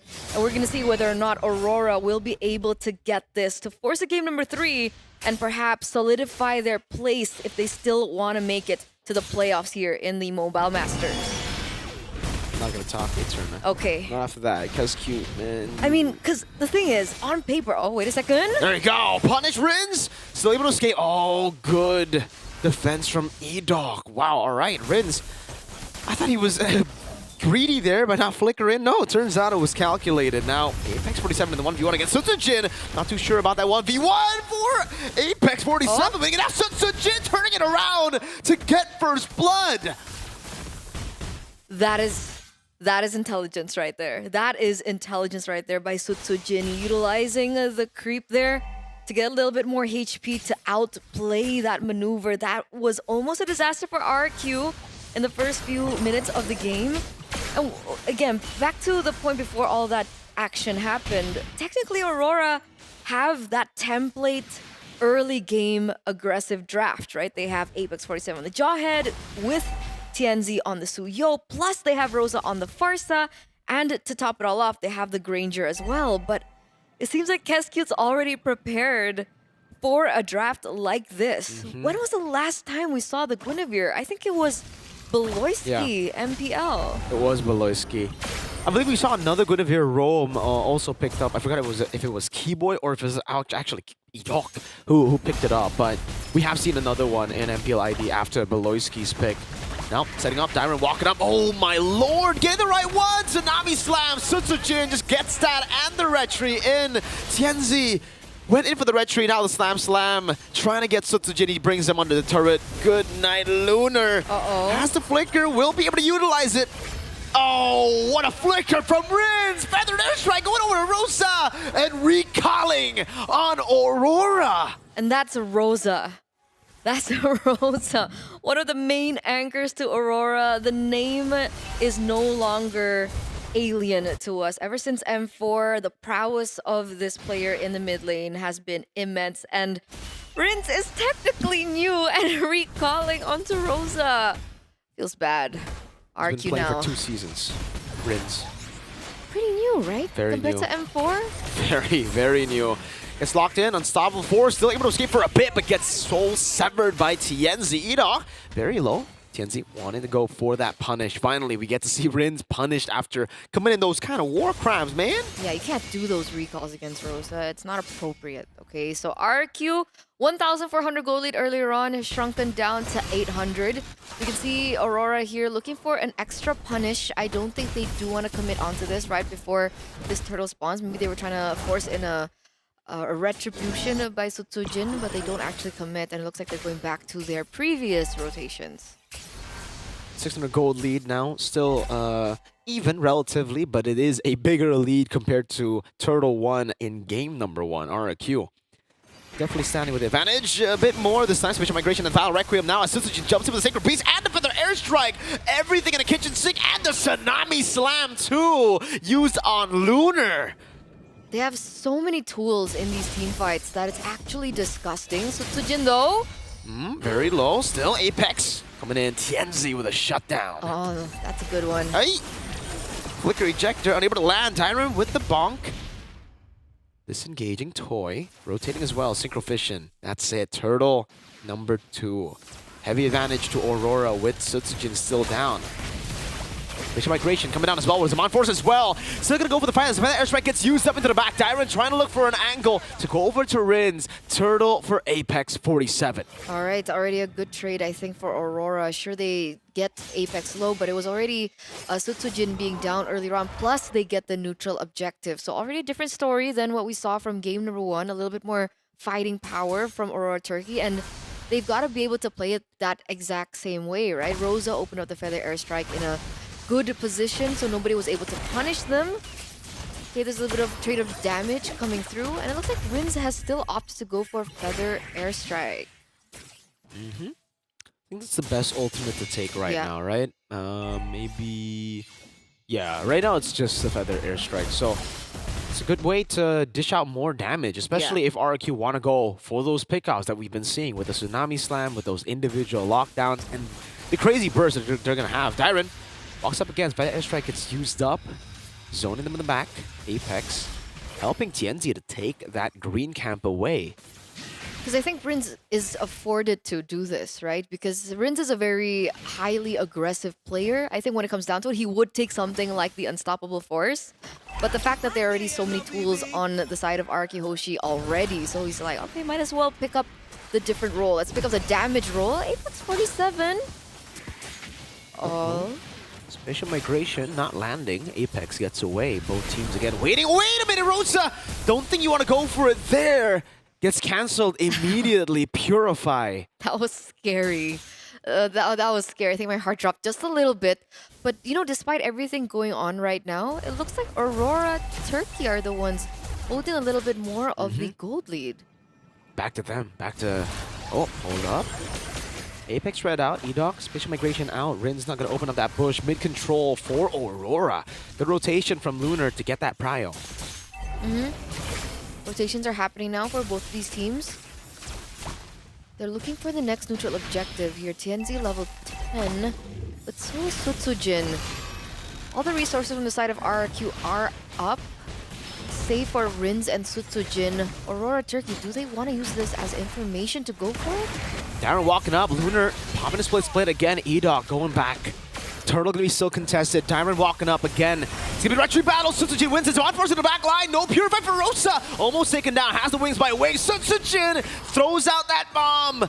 No one dying. RRQ get the turtle. 2 games in a row. Sutsujin so reliable on the retribution. You can see the insta collapse now from the side of RRQ Hoshi as Sutsujin goes in, you know, real deep. Gonna be able to pick up that creep. Not entirely the purple buff, but that tower in the mid lane gets taken down. Oh, 1v1 this time. Sutsujin winning it out against TNZ just a bit. No Sacred Beast goes back in over to TNZ. Still able to blade surge out. Rins walking up too. Can he escape in the mid lane? Apex 47 going to be taking out Rins. Still holding this position. TNZ will be able to dash out. That's a Sacred Beast and a bomb. Meanwhile, Toy is taken out as Edoc walks away. TNZ does fall in the end. But wow, crazy fights. All over the map here. 2-for-1 trade. You can see both teams are fighting each other.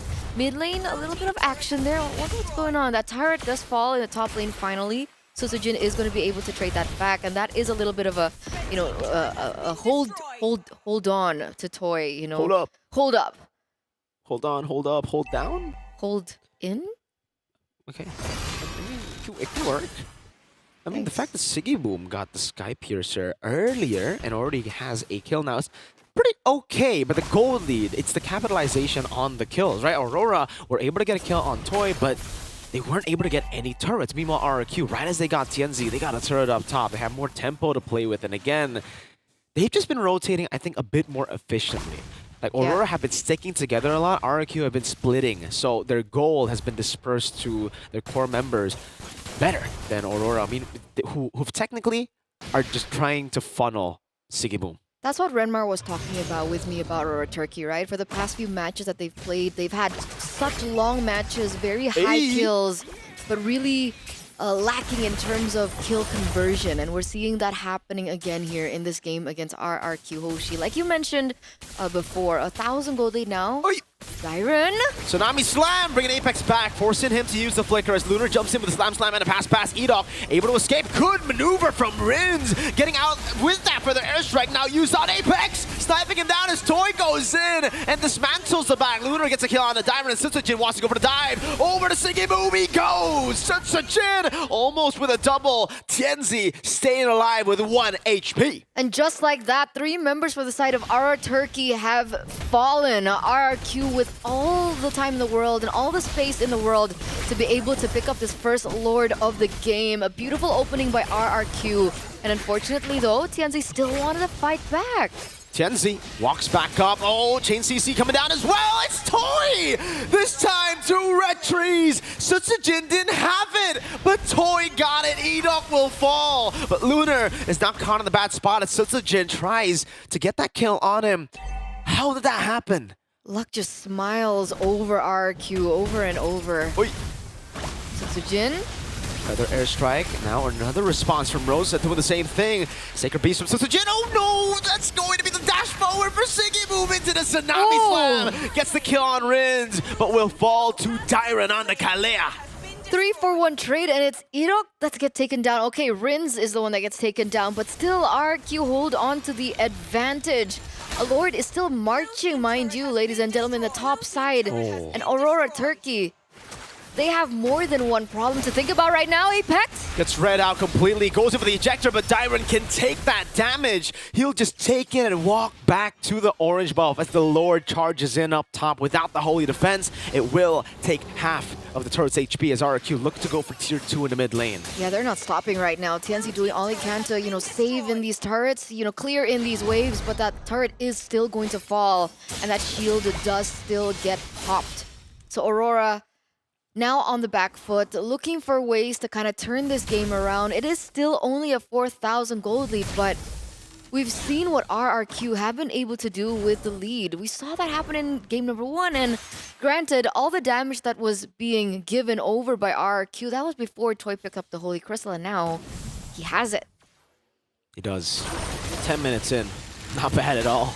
Really quick timers. And at this point, again, there's no real reason for them to force out anything. Sosajin has the immortality too now, so on top of the crazy burst he's been able to do, he's also going to be very tough to kill, even with Apex getting the ejector down. Look at that damage. That's onto glue, by the way, right? Like, oh my. Half HP already brought back again to the team. Apex looked for a play, but got slammed down. That's a solo on the tank. That's the frontliner. Apex falling as well. Toy jumps it forward as Sutsujin cleans them up. That's Rins at the back. Gila Rins stealing away Tienzi's ult just to displace himself. 4-1. 4-1, and I don't think that's worth it at all. I mean, ladies and gentlemen, TNC is the only one standing to save Aurora's life here, not just in this game, but in this tournament. Edok with the cherry on top, spatial migration flicker. The Kings of Kings raise their banners high. 100% win rate still. 100% game rate, I believe, in the Snapdragon Pro Series Mobile Masters.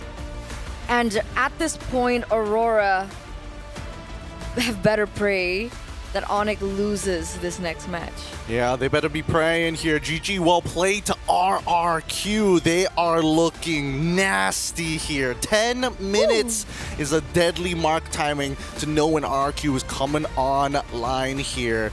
Well done, well done. I think Aurora had a couple of good ideas, a couple of some really important mistakes that RRQ capitalized on. Sigibom did not mean to dash in that direction there. He saw the engage come in, misplaced the dash. Oh, he could have been safe, and that could have been huge for Aurora. But even so, I think that's where communication started to break down here. The solo kill onto Lunar as well. He kind of forgot what War Axe was built for in these cases. Jeez, that was rough. I mean, even for Apex 47, right? Given a pick like the Jawhead, look at his KDA 063. Every time he looks for an opening onto RRQ, he always just gets punished by all the tools and all the CC that RRQ have. They have what? How many? Two, three, depending? 2, 3. Yes, 2 or 3 ideal targets, but even so, I think that Apex 47, the first 3 deaths were necessary to get Sigaboom in the place that he was, because he had a lead over Toy for a good amount of time. He hit 3 items first before Toy, and he was actually building up on those stacks, those important Skypiercer stacks that got unfortunately reset a little too early. This is the thing though, right? When you, in a match like this, you do have your gold lane who's a bit ahead over the enemy gold lane, but you take a look at the rest of the team and everybody's behind. It took everything for Aurora to get Sigiboom ahead, and that was definitely seen, right? Sigiboom was dealing damage, but not enough against a well-fed Sutsujin on Lucas against this dive. We were already questioning, what's the Purify going to be for if they do go for Purify? Because they Purify one thing, there's another, there's another. It keeps on stacking. Another one. Another one, all right. DJ Khaled. Look, if man, I'm even thinking about the way that they engage, right? Toy, every single time we saw him really commit into a fight, he's so generous. He's just like, Flicker, let's go. Let's start with Flicker, then drop down the Zaman Force to try and get as much value as we can. But you can see how it swings back and forth between them in the early stages of the game. But as soon as we get to that 10-minute mark, that's where we see things really start to accelerate for RRQ. And yes, the mistakes happened prior to those 10 minutes, and that's what gave RRQ the extra leverage to push through. I think the hardest part about this game is, like, yes, you want to make sure that Tianzi is somewhat equal level towards Sutsujin, knowing that RRQ are going to be playing for neutral objectives, but then you needed Rosa to have that third item to be the ultimate deterrent, or at least be the spotlight for RRQ to forcefully engage upon him rather than Sigaboom. But even if they get to that point, how does Rosa even deal the damage? It was just so much dive. I think the one time that they were able to get that neutral objective was Rosa was able to open up the feather airstrike from the bush, and I think that caught RQ a little off guard, but then after that they like learned from that. Exactly. I think that turtle, it wasn't really just because of that, but it was also because Sutsujin was picked off before. Yeah. Right? So, oh man, Sutsujin. This is the reason Rosa never ulted. Yep. And he likes to go for killing spree over temporal rain as well, which is why you see him, 10 HP? It's alright. I've already got a reset. Let's just do this one more time. Let's just fight, bros. Let's just go. And look at him. Again, I do think that Aurora have some good ideas, but once you kind of break out of the laning phase into the mid game where the structure of the game isn't as clear, that's when it gets really, really difficult. And I think that RRQ, with the templates that they have, they know what a baseline looks like, and from then on, it saves them the extra mental energy to start thinking about like their plans, and more so thinking around the plans and how the enemy is moving. It makes sense because even you mentioned, right, in the game about kill conversion as well. Like they're able to get these kills, but what are they able to translate it over? Do they want to get objectives? Do they want to get something else? Do they want to get another trade on the map? And that seems a little unclear. Meanwhile, for Araki Hoshi, they always already know what they want to do with the advantage that they have. Yeah, the kill conversion on the other side, though, is complete 180 RRQ. Every single time they got a kill, you know an objective is going to fall. Either it was a turtle, a structure, anything, really. They have such a good mind for objective control. They've got that flow chart of objectives ready in their minds, and it's just so beautiful when they decide to take these risks. RRQ, throughout the game, were minimalizing those risks. They did not want to go for fights when it was unnecessary, but again, they have these simulations. They have it all in their minds, and they know when it's right. Having that baseline is so important, so very, very important. And I think right now it's a very comfortable meta for RRQ. But well, it looks like we have what's that zipper? Oh, it looks like we might just have the Mercenary, our MVP of the game, soon to be on our interview. Because again, I got to know a couple of things. One of it is whether or not Sutsujin, as much as he was glazing Mr. Kescute, Bruce Kescute Wayne. What? We even have Edok as well. Edok! Boys, confirmed. Oh my we God, have confirmation. Now that we have two people, I sure hope that one of them has been scolded by Kescute, and I wonder what that looks like. With that being said, the interview is coming in right now. To say hello to RRQ's finest. It's their jungler as well as their roamer Edok, and as well as Sutsujin. Hello, boys. Hello. How you boys feeling right now? Top of Group B. You might just get a free pass into the playoffs. Are you guys excited for the playoffs? Are you guys, still focused on making sure you have a perfect record in Group B? We are very happy, but I think we still need to win for upper bracket. Okay. To confirm their upper brackets. Just to confirm it, man. I don't know. It feels like you guys have got it in the bag. Yeah, that's why. Is it not confirmed already? Look.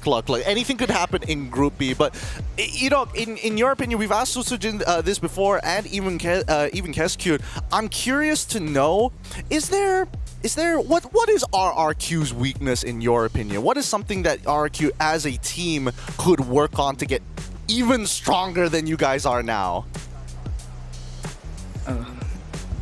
I don't know. You don't know?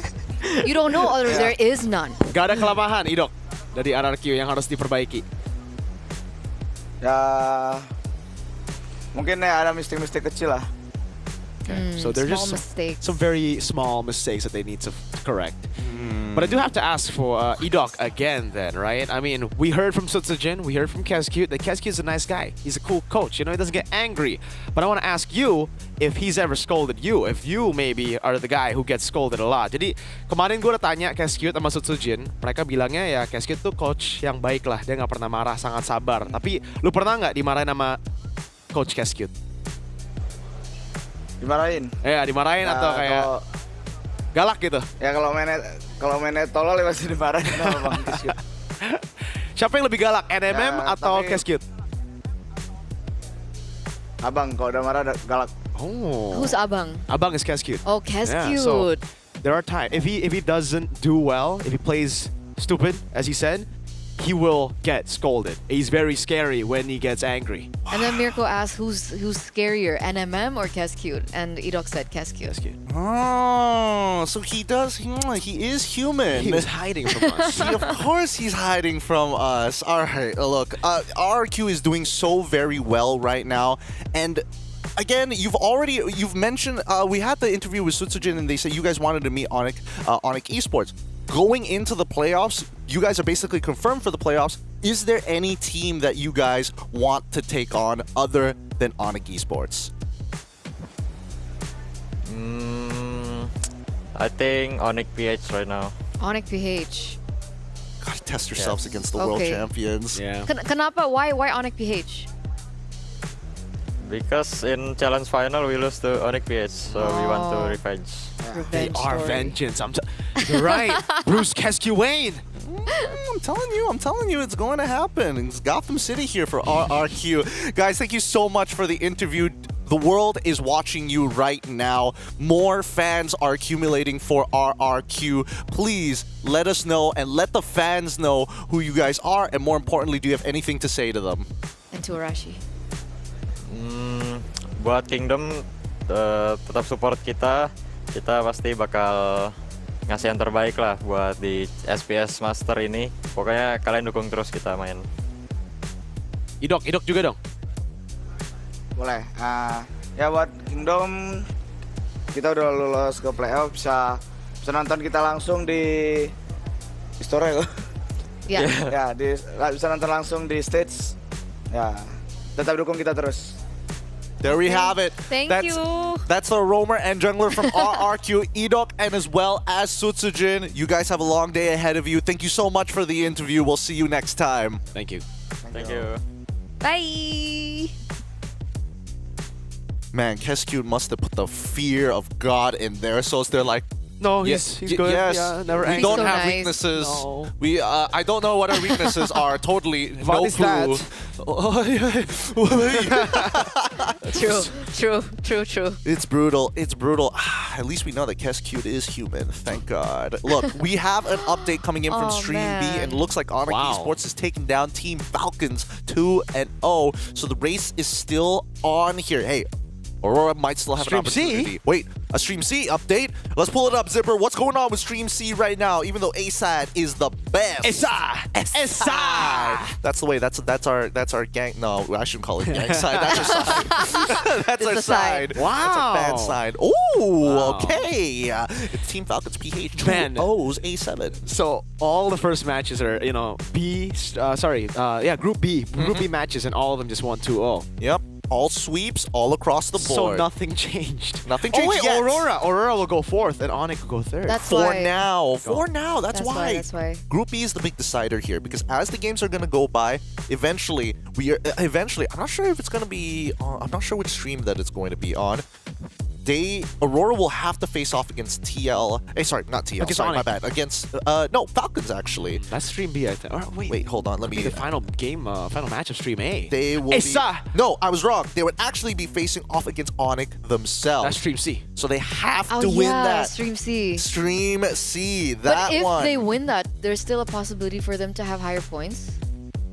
Let me just double check if Onyx has any other games. They actually would qualify over Onyx technically if they beat them 2-1. They would win the head-to-head even if it's 2-1, they would have equal points. So close. And then it's the head-to-head that would send them over the top. We just gotta see. We just gotta wait and see. Oh, dude! Group B, the drama. It's so close. The tea is so hot. close. The tea is going to be so very, very hot. But that does conclude the best of threes of round 1 here. Wait, no, technically it would be round 3 for all 3 streams. That does mean that the round afterwards is going to be even more exciting. Oh boy, I am a little nervous, I'm not going to lie, because again, there is the possibility of who's going to be sitting up on top, and we're not going to be able to, wait, actually we are going to be able to see them. Is it the RRQ matchup versus Falcons PH? Yes, it is. Yes, it is. Falcon PH versus RRQ is also going to be a pretty important decider match, and honestly, not much stakes other than how many games you have to play in the playoffs. So then again, it makes me wonder. Wondy. Whether or not it's going to be a race for that finish, or whether or not is it? I feel like teams have kind of figured out what the current SBS meta is as of right now. Do you agree? Yeah, I think so. I think we have seen the development of meta, right? I mean, hey, leaving Suyo open in the first day was a travesty, right? Every single even Team Liquid learned from that quick. Fabian was like, okay, game 1 against BTR, maybe we don't let the Suyo go. St. Lucas was like, Suyo OP, pick it game 2. They pick it game 2, they win game 2. Game 3 ban, 50-50, they still win. But in the end, now we have those stats. I don't know the updated stats because I think we got a lot more Suyos on other streams, but 29 times it was picked up, and Suyo had a 77% win rate. That's ridiculous. 77. I don't know whether that one loss put it down to like 1%. 1% of it. It was 78 last time we checked. But 78. Look, with that being said, we're going to go on a short break, and when we come back, our next matchup is here. It's going to be the world champions, Onyx PH, up against Bigatron Alpha. Best team in the world, as they like to call it. A best of 3 to decide it on a side. We're going to go on a short break. When we come back, more Mobile Masters action. We'll see you then.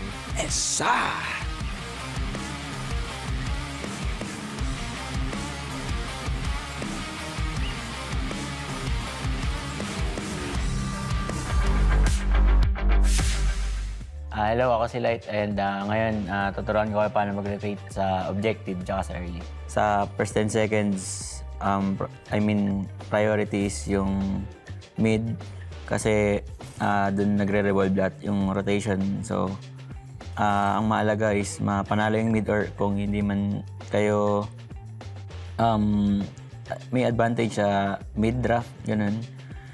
Pwede kayong i-hold lang yung lane. Basta wag kayo magpapatalo para hindi ma-invadean yung jungler nyo. So, if lamang naman kayo, you can freeze, ganun. And then, if pwede nyo rin talang yung jungler nyo kung okay lang siya.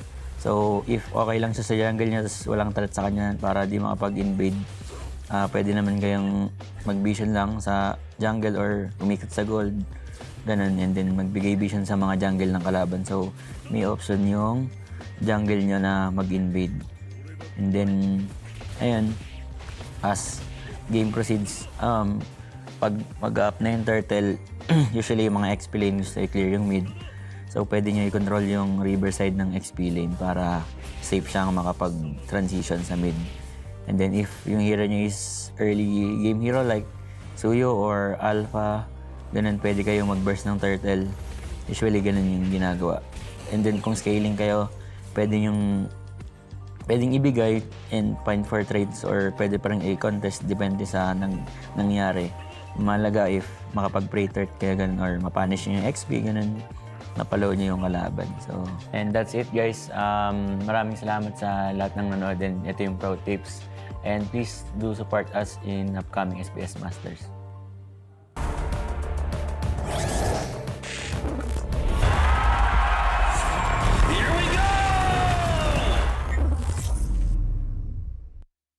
The Snapdragon Pro Series is brought to you by Snapdragon Elite Gaming and DHL.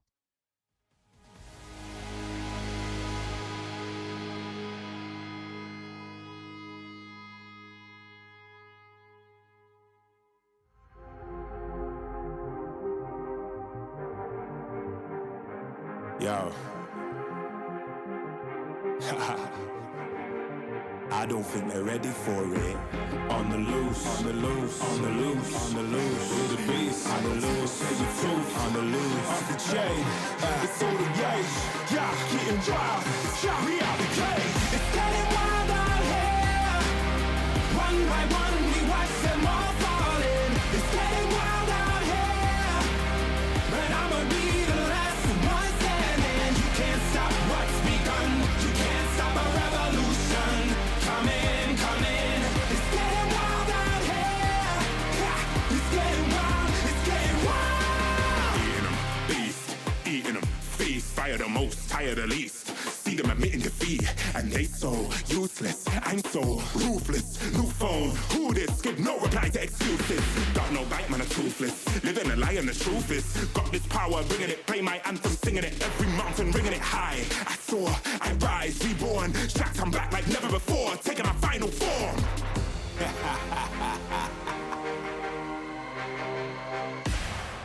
Yeah, it's getting wild out here.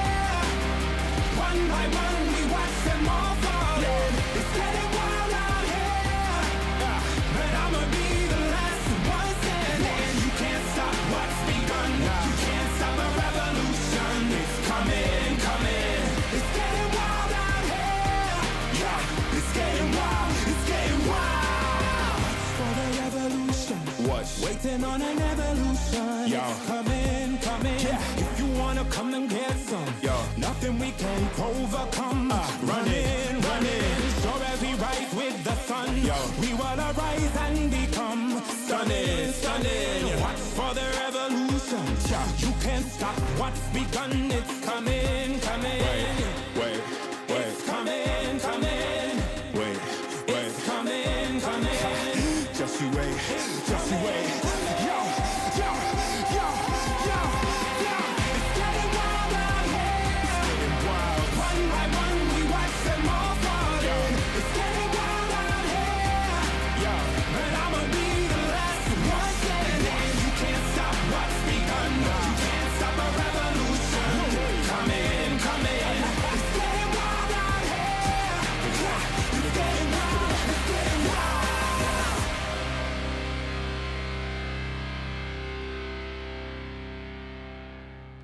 Ain't nobody in my lane. Me and you, we ain't even playing the same game. Take my own credit, no need to drop names. Drop the weight, clean slate, I'm insane. It's giving insanity on a melody. More flow than a manatee. Levels that I reach, man, I defy gravity. Heart so strong like it runs in the family. I've got the haters out of breath. Ain't talking about dinner when I got them distressed. Giving palpitation when I say it with my chest. Do the calculation, it's time to invest. As quiescent, I am the empress. Going so sick, someone call the vet. I just can't be tamed, I'm the Loch Ness. So blessed, they can't comprehend. I turn a skeptic to believer. I am a leader, resurrected like it's Easter. If you step to me, you'll get the misdemeanor. They can't defeat her, they can't connect the reader. Can't decline, don't worry, I'll be fine. Cause all I see is ups in the line. Did I plan this? Is this by design? Come reflect, my light can't be denied. Come correct, cause this moment is mine. It's mine. Tell me you're feeling up. Tell me you're feeling up. Do it like nobody does. Sipping that haterade, right to the finish line. Tell me you're feeling up. Tell me you're feeling up. Do it like nobody does. Sipping that haterade, right to the finish line.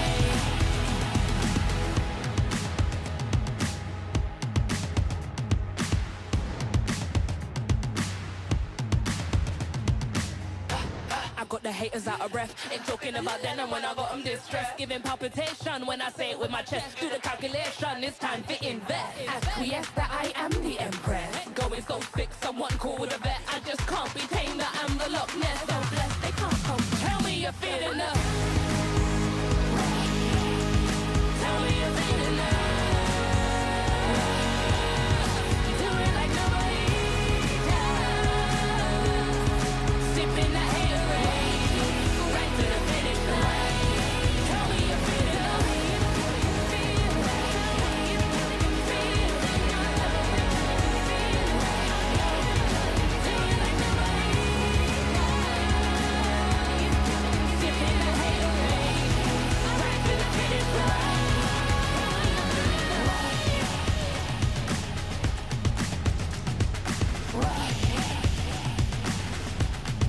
Tell me you're feeling love.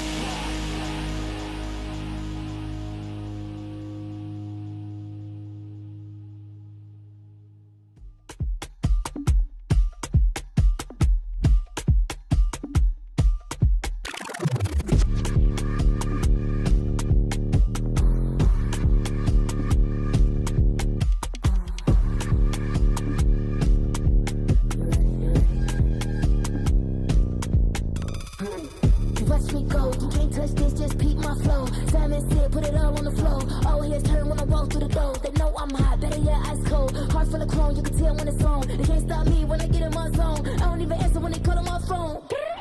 Baby, myself, I ain't make no wrongs. Here with me, I don't condone. I'm way too up, but I'm so far gone. Here with me, I don't condone.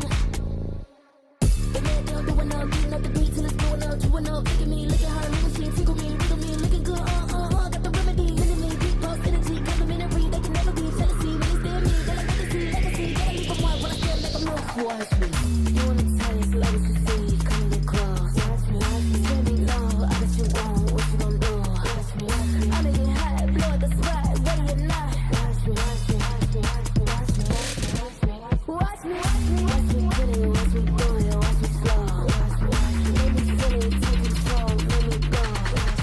Watch me, tell me, watch me, with my legs, if you, whoa.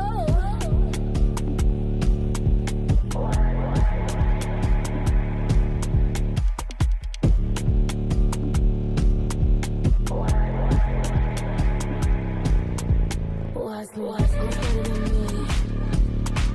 Cocky, you like it free. Watch me, who's better than me? Watch me, you like it free. Watch me, you wanna taste like what you see, come get close. Watch me, tell me no, I bet you want, what you gon' do. Watch me, I'm in your high, blow the spot, ready or not. Watch me, watch me, watch me.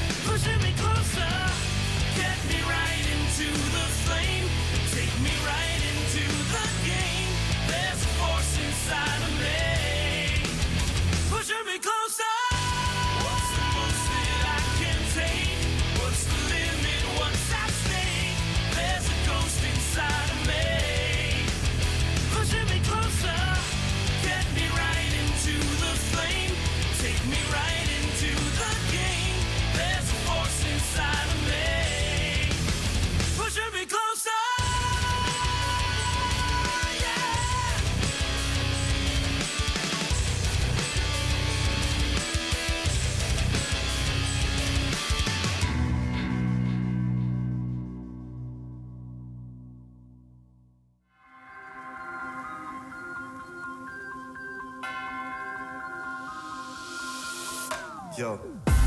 One thing's for sure, you're gonna recognize me when I walk in the door. And the type to get the haters to giving applause. I can get an uncle without giving them more. But wait, I'm giving them more. Every 7 days I'm giving them 24.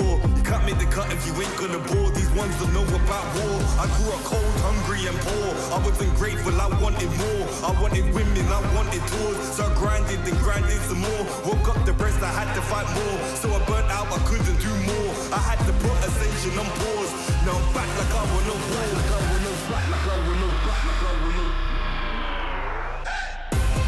Winning again, I won't stop till I'm winning again.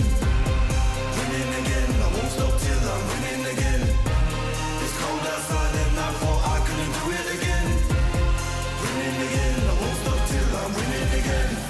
I'm in my bag like loose change. Self-proclaimed hero like Bruce Wayne. Out the sight even if you bought new frames. All this talk about weight but got no gains. How you gonna do a sight with no aim? Marathon longevity is my lane. I get dark like under the duvet. And don't grow with a weak link like a broke chain. Self-ignorer when I was poorer. My struggle gave me a God flood of the Torah. I didn't stop me pleasuring somebody's daughter. My cup running over to the spills of the saucer.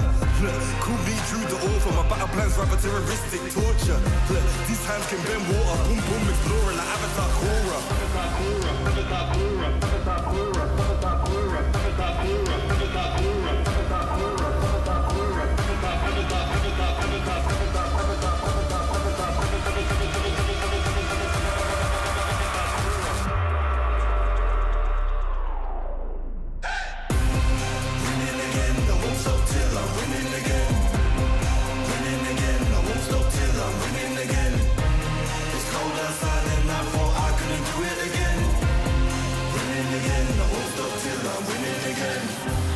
I rhyme like nursery, still my style, you will reimburse me. Plus 30, big hands and they're sturdy. I'm Drew the first, I'm back like anniversary. I came back worthy, like I swam in lava till it no longer burns me. I walked the desert for my ego's perjury, working for that zone where you can't outwork me. I'm a big man, but I ain't 32. I came to the front line with like 32. I'm a Rex, that's a shout out to 32. I'm a danger and I play 32. I'm just so 20, 32. Ahead of my time, so I'm hard like room. Flows the bomb like I shook the room. I stay lit like Christmas and hot like June. Winning again, I won't stop till I'm winning again. Winning again, I won't stop till I win. It's cold outside and I thought I couldn't do it again. Winning again, I won't stop till I'm winning again. Winning again, I won't stop till I'm winning again. Winning again, I won't stop till I'm winning again. It's cold outside and I thought I couldn't do it again. Winning again, I won't stop till I'm winning again.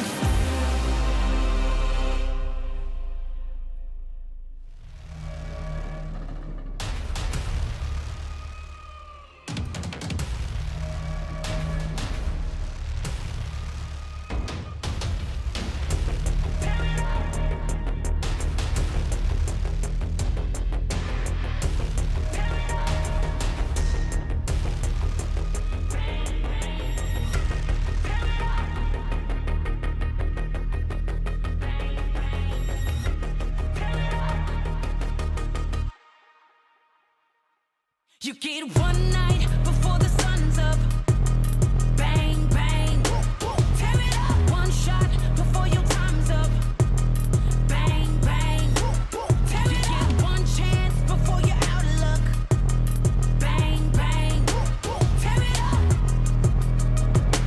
Tear it up. Bang, bang.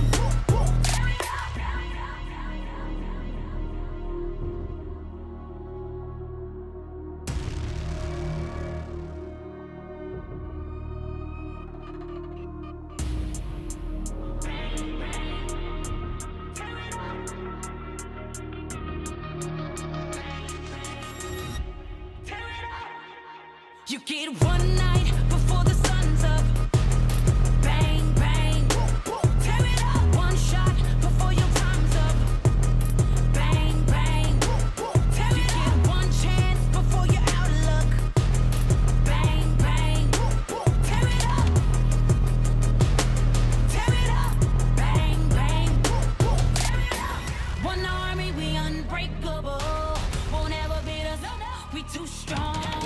Take a stand, raise all of your fists high. This is the one. We're fighting for our lives. Don't let the odds run up on us. We fighting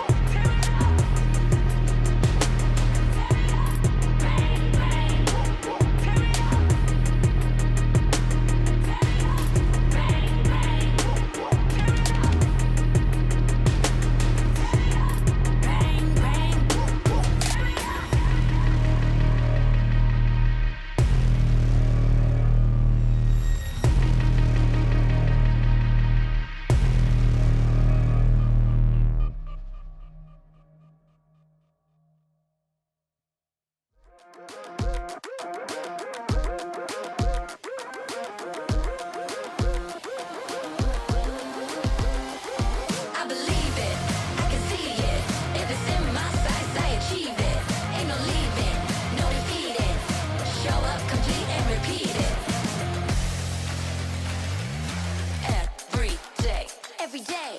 Rule that game. I always go 100%. Start to end, to the end, out or in. No between. You gotta go 100%. Click to win every single moment.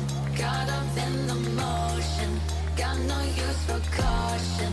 Hope you're ready for a fight. I believe it, I can see it. If it's in my sights, I achieve it. Ain't no leaving, no defeating. Show up complete and repeat it. I believe it, I can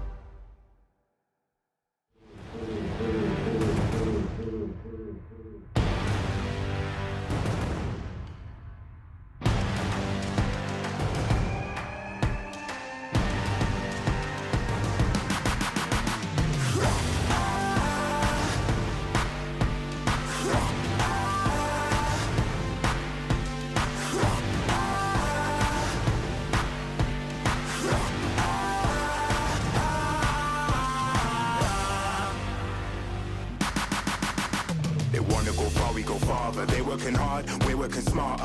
Where they're gonna go, we go harder. Hit every swing, roam like a king.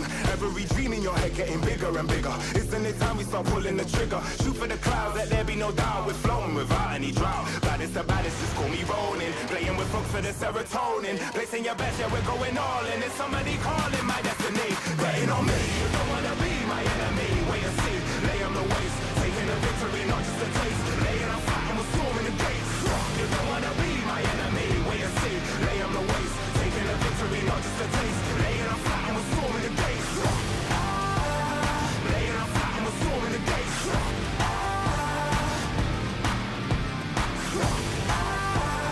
Laying on flat and we're storming the gates.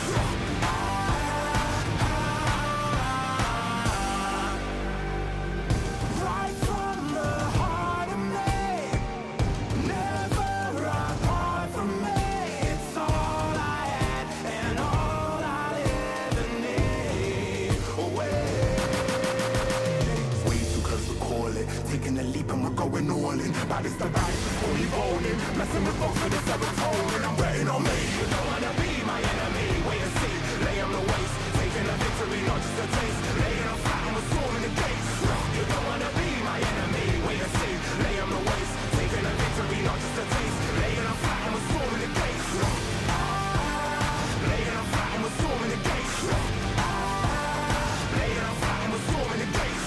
You don't wanna be my enemy. Wait and see, lay on the waist. Taking a victory, not just a taste. Laying on flat and we're storming the gates.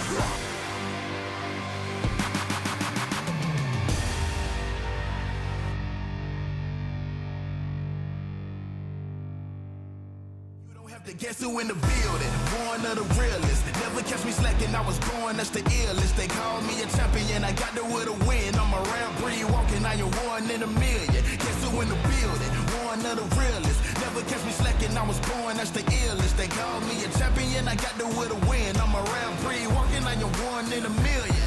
Yeah. I am back in the place, don't have to guess who in the building, cause I'm back in your face. Ready for anybody coming, I am here on my toes. Never was settled for defeat, cause I'm raising the stakes, yeah. And I'm not coming to play, I got my game face on and I'm ready to shake. You see my name will be known everywhere in the world, cause I'm a king, get it strong and I never will break. Hey, one of the chosen, going that's the illest, watch me kill it like a supposed to. Never catch me slipping on my pippin', I'm the coldest. The best I ever do it, I'ma show you how I know it. Notice, I am on my way, I'm here to handle business, I ain't come here to play. I see they in their feelings, I don't care what they say. I am one in a million, you don't have to guess who in the building. Born of the realest, never catch me slacking, I was born, that's the illest. They call me a champion, I got there with a win. I'm a rare breed, walking, I am one in a million. Guess who in the building, born of the realest. Never catch me slacking, I was born, that's the illest. They call me a champion, I got there with a win. I'm a rare breed, walking, I am one in a million. I'm a rare breed, walking, I am one in a million. I'm a rare breed, walking, I am one in a million. And I'm at it again. I'm a bad man, walking around and tell all your friends. And whoever wanna test me, I am standing my ground. As they come closer, I am focused as I smart with a grin. Yeah. Cause they know I'm a fool, and they know I'm that dude. I don't follow their rules, never bow to their principles, never choke when I move, never fold under pressure, never vouching to lose, yeah. I am on my way, I'm here to handle business, I ain't come here to play. I see they in their feelings, I don't care what they say. Cause I'm one in a million. You don't have to guess who in the building, born of the realest. Never catch me slacking, I was born, that's the illest. They call me a champion, I got there with a win. I'm a rare breed, walking, I am one in a million. Guess who in the building, born of the realest. Never catch me slacking, I was born, that's the illest. They call me a champion, I got there with a win. I'm a rare breed, walking, I am one in a million.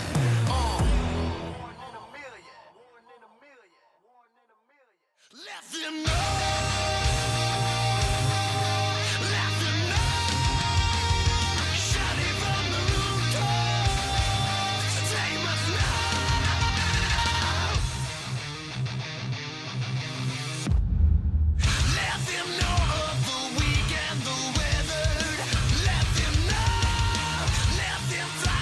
Flight of the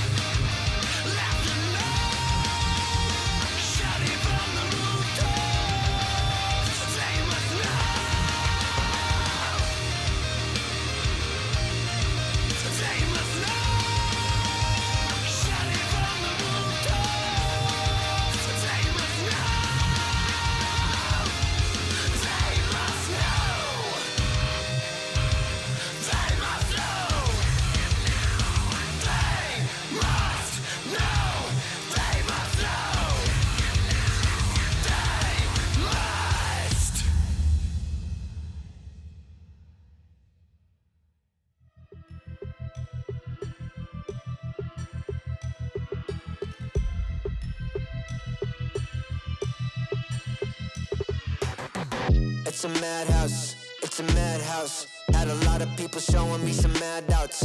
It's a madhouse, it's a madhouse. I got love for the game, I don't cash out. It's a madhouse, it's a madhouse. Everybody with their hands up in the air like whoa. It's a madhouse, it's a madhouse. Shaking all the city, this is how I like my show. I got love for the sweat that I put in. Door with a foot in, proofs in the pudding. Things I did, all them said that I couldn't. Superhero bouncing like a villain, all y'all rooting, you the fan now. Yeah, you understand now what it took to be the champion that I am now. Head in the sky, it's about the time you land now. And let's see who of us has got the better plan now. Who has got the better plan now? Who has got the better plan? Who has got the better plan now? I'm just trying to understand. Who has got the better plan now? Who has got the better plan? Who has got the better plan now? Who has got the better plan? It's a madhouse, it's a madhouse. Had a lot of people showing me some mad doubts. It's a madhouse, it's a madhouse. I got love for the game, I don't cash out. It's a madhouse, it's a madhouse. Everybody with their hands up in the air like whoa. It's a madhouse, it's a madhouse. Shaking all the city, this is how I like my show. How I like my show. Hey. This is how I like my show.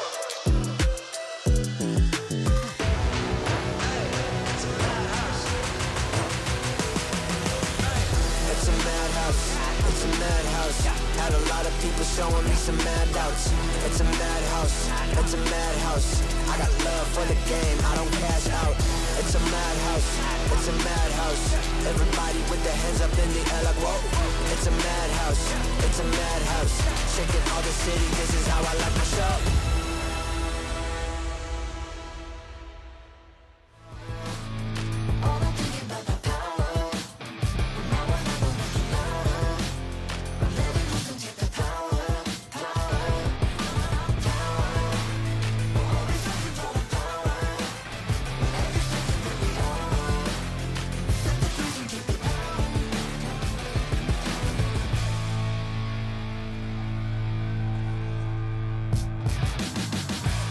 I'm moving automatic. See the top spot, but I move right past it. You're not number one, man, you thought you had it. I got what I want, now it's more than average. We are the masters. Now we back on the roll, headed back to the throne, cause we back what we on. Now we here to set the tone, got the spirit, got the soul, never question the power. Yeah, we showing you the power.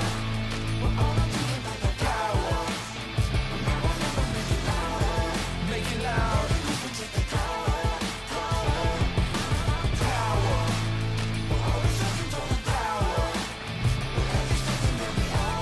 Don't waste a minute.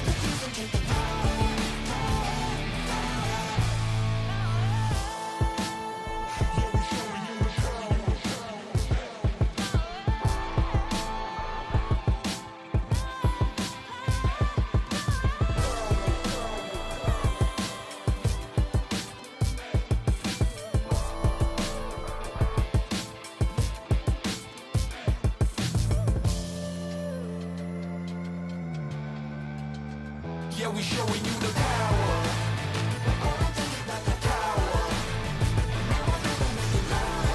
Make it loud.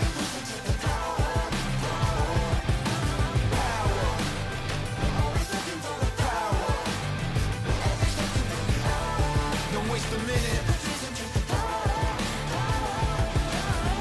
Yeah, I'm moving automatic. See the top spot, but I move right past it. You're not number one, man, you thought you had it. I got what I want, now it's more than average. We are the masters. Now we back on the roll, headed back to the throne, cause we back what we on. Now we here to set the tone, got the spirit.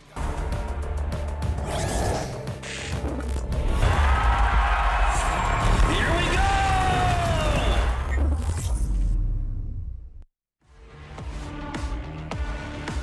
When we think about Onyx PH, we think about the super family, the dominant performance that they had for the year of 2024. They were crazy during M6, and right now, can they deliver the same performance that they had for the previous SPS. During the Challenge Finals, they were the champions. And they're here to defend the title here at Mobile Masters. And we're gonna find out in the group stages whether they can do it or not.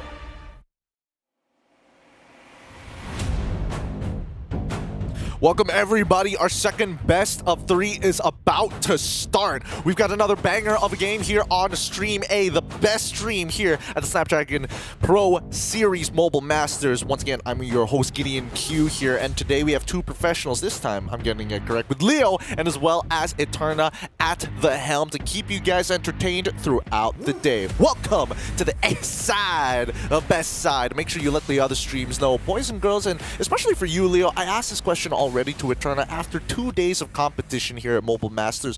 What are your thoughts on the meta and some of the teams and the way things are actually, well, coloring itself in? Yeah, no, breath of fresh air, exactly what's happening, especially in the mid part of the metagame. I'm talking about heroes like Kalia, talking about heroes like Jushin, where in the span of just 2 or 3 days, you're seeing an up and down on win rates, and you're seeing how teams are more willing to trade. We saw that just in the past stream here, where even the mighty, the immortal, the godly Suyo suffered a defeat. So again, not everything is hedged on the metagame, and I'm glad to see that there's still somewhat of a skill test that goes into qualifying for the playoffs. A very real outtake on this world. I mean, especially for Suyo, right? I mean, we were already talking about a 75% win rate, goes into game 78. It just happens. Oh, it looks like Zipper has already informed me that we have an update on the current standings as of right now. Let's pull it up on the screen, because I think for Group A, it's a little bit more straightforward here. It already looks like, you know, it's almost impossible for anybody else to really catch up with Onyx PH, our world champions, currently on top with 11 points, and even if TLID are able to get 3 points in their next match, the head-to-head will keep them in second. Bigatron, on the other hand, at 7 points, have basically secured themselves playoffs at this point, but no opportunity to actually reach those top spots. With 3 Southeast Asian teams already at the helm, Eterna, do you think that, you know, I mean, what's missing from teams outside of Southeast Asia? I think just execution at this point, right? I don't know if it's because of the lack of preparation.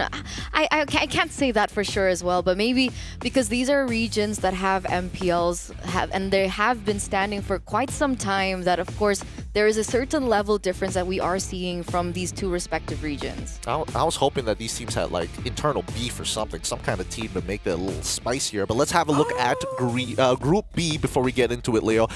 Group B currently, I think this is the more exciting group, as most people are going to notice very quickly. The RRQ perfect score, 12 points, sitting right on top. And there is one more opportunity here for Aurora to try and take over, if not equalize the score against Onyx, and it's all dependent on their matchup against them later down the line. Falcons, on the other hand, 10 points with only 1 series loss.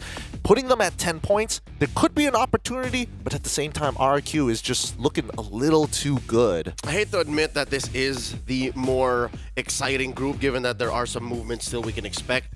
But at the cost of these teams from out of the region, Falcons, Mina, A7, I think the build up on our point earlier, the reason why some of these teams just can't find their footing or, you know, step up to the standard that Southeast Asia has set is because there's so much movement and so many changes in a developing league, you know? Like Falcons, Mena, this wasn't even the roster we were expecting from them. A7, they were literally ripped apart after their godly run as the undeniable king of kings in Latam. So again, I'll give them like maybe a year or more to stabilize there, and then maybe when we come back to the next season of Snapdragon Pro Series, the next Mobile Masters, things might change. Hopefully. Devil's advocate here. We've been saying this point, and I mean, even Eterna has brought this argument up to when Miracle was on stream.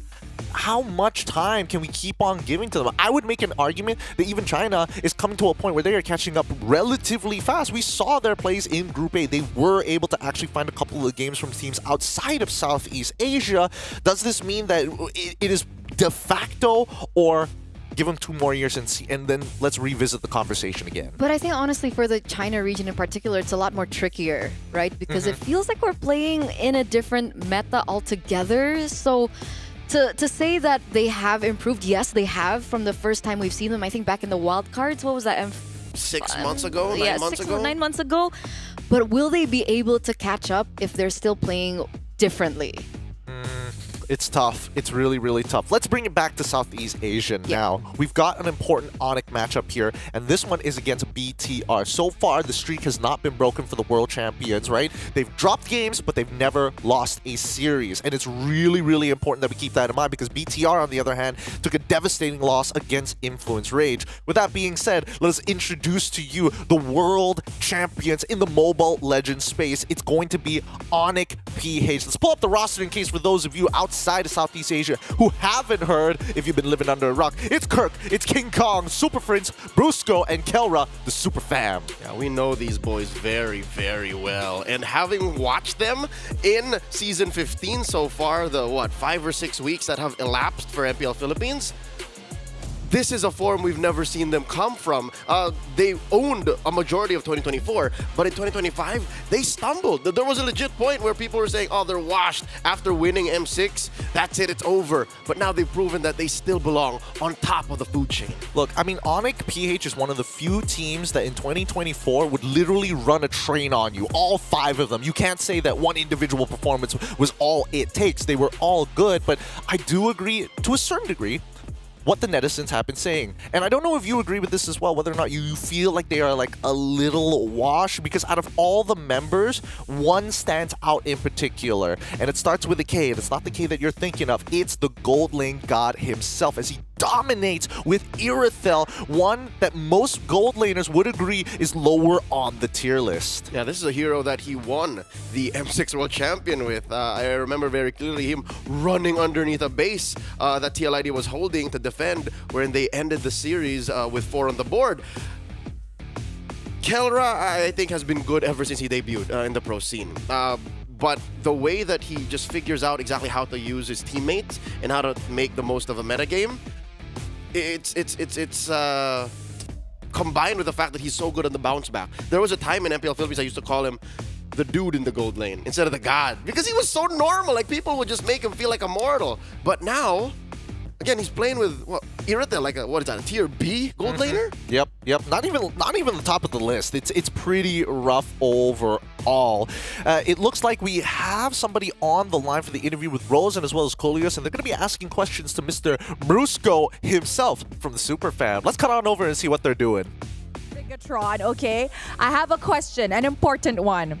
I see that you always hang out with Bigatron. I feel like they're one of your closest teams alongside TLID. So what do you guys do when you guys hang out? Parang nagbabanding lang, tas ngayon kalaban namin sila, inaura namin sila kanina para matakot sa amin.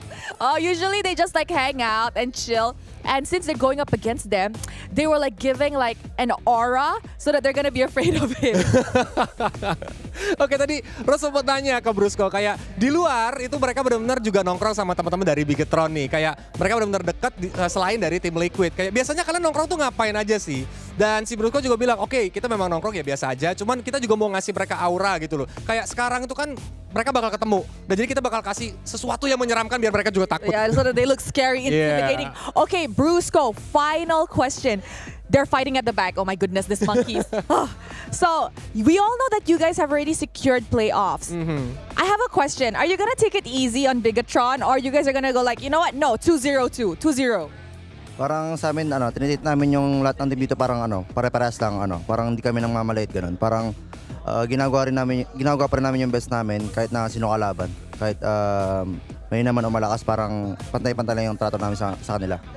He said it doesn't matter if they're going up against a strong team or a team that is not really up in the rank, because he said they treat all the teams the same. They give enough respects to all the team. And you know, when we talk about respect, I'm pretty sure that means that they're going to do the usual Onyx Philippines playstyle as a way of showing respect to the opponents as well. So I'm guessing we're going to be seeing a very, very strong fight from the side of Team Onyx this time. Oke, jadi tadi Rose juga udah bilang kayak tim Onyx PH ini kan udah pasti lolos ke babak playoff. Apakah mereka bakal ngasih bisa dibilang enak nih ke teman-teman dari Bigetron Alpha, dan tapi Rusco juga bilang bahwa ya kita bakal tetap jadi Onyx aja karena mereka juga respect ya kan, mereka juga bakal mempersembahkan pertandingan yang terbaik nantinya.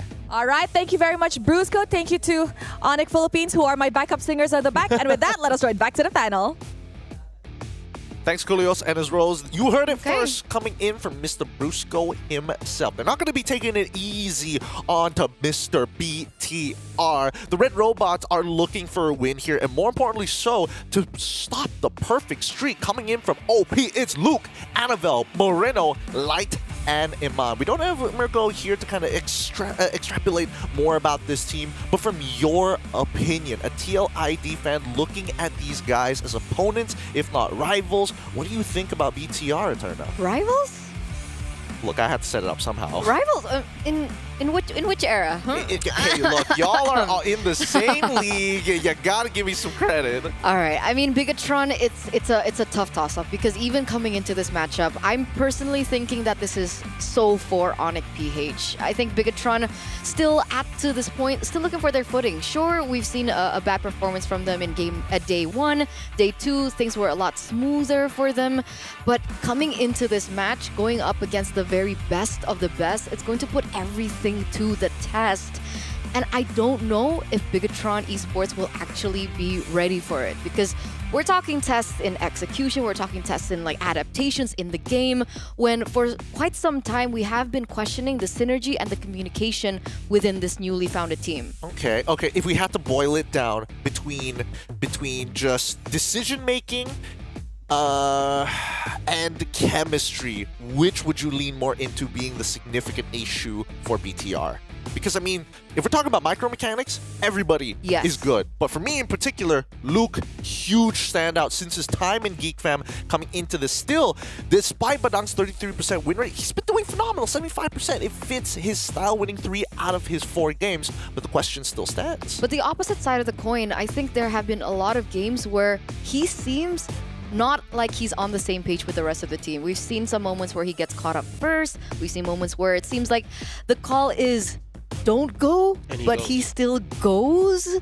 So it's a tough thing with Luke. And I don't and won't say that it's because of his personal skills, but there's just something that is a question mark for BTR. The question mark is chemistry. I think again, back to that. Yeah, to answer the question, one of the reasons why I think he's good with the Badang is because Badang, at worst case, you just get some level of CC. You just push him back, you delay the initiation. At best, you win a team fight.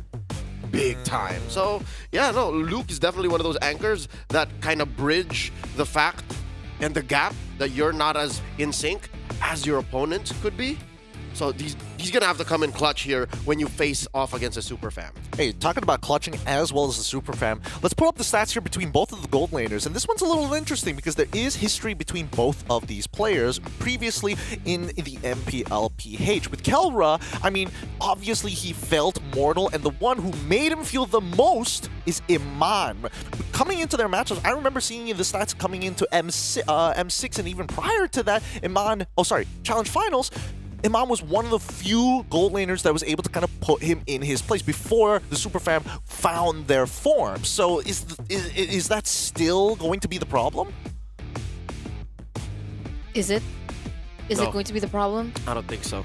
It's been a long time removed since MSC 2022. That was the last big rivalry that these two shared on an international stage that could rival the level of Mobile Masters. After that, they both kind of went their separate ways. They grew in separate ways in different paths. And here now you'll see in the stats, I don't think it's fair to say that it takes Eman to take down Kelra, because they're going to have to rely on their whole team. Again, it's that big difference. Again, why BTR's record looks the way it is, and Onyx is just spotless, clean. Except for one. They did lose one game to TLID. But I like that you mentioned the data, right? Because if we took a look back onto the comparisons, the KDA was so different, right? Kelra had a way better KDA as compared to Eman, as of course we're going to look at this right now, but it posed the question. See, you tell me a little bit more about Onyx PH, but for me in particular, when I look at Bigatron Esports, I look at Eman. Eman, I think, is the main anchor, and I think it's a similar situation to RRQ when they still had Skylar. So these teams know that if you shut down Eman, you shut down BTR. That's actually a really good argument here. I mean, we brought up the stats one more time, and big difference, yes, is KDA. Very minute differences. I mean, average KP is leaning into Eman, but average GPM ever so slightly leaning into Kelra. Take the information as you will, but coming back to the point of splitting and diverging paths, anybody can answer this, but do you think that Eman going over to Indonesia has kind of dullen the senses, or No. because you have to rely on him so much, or is it bringing him up?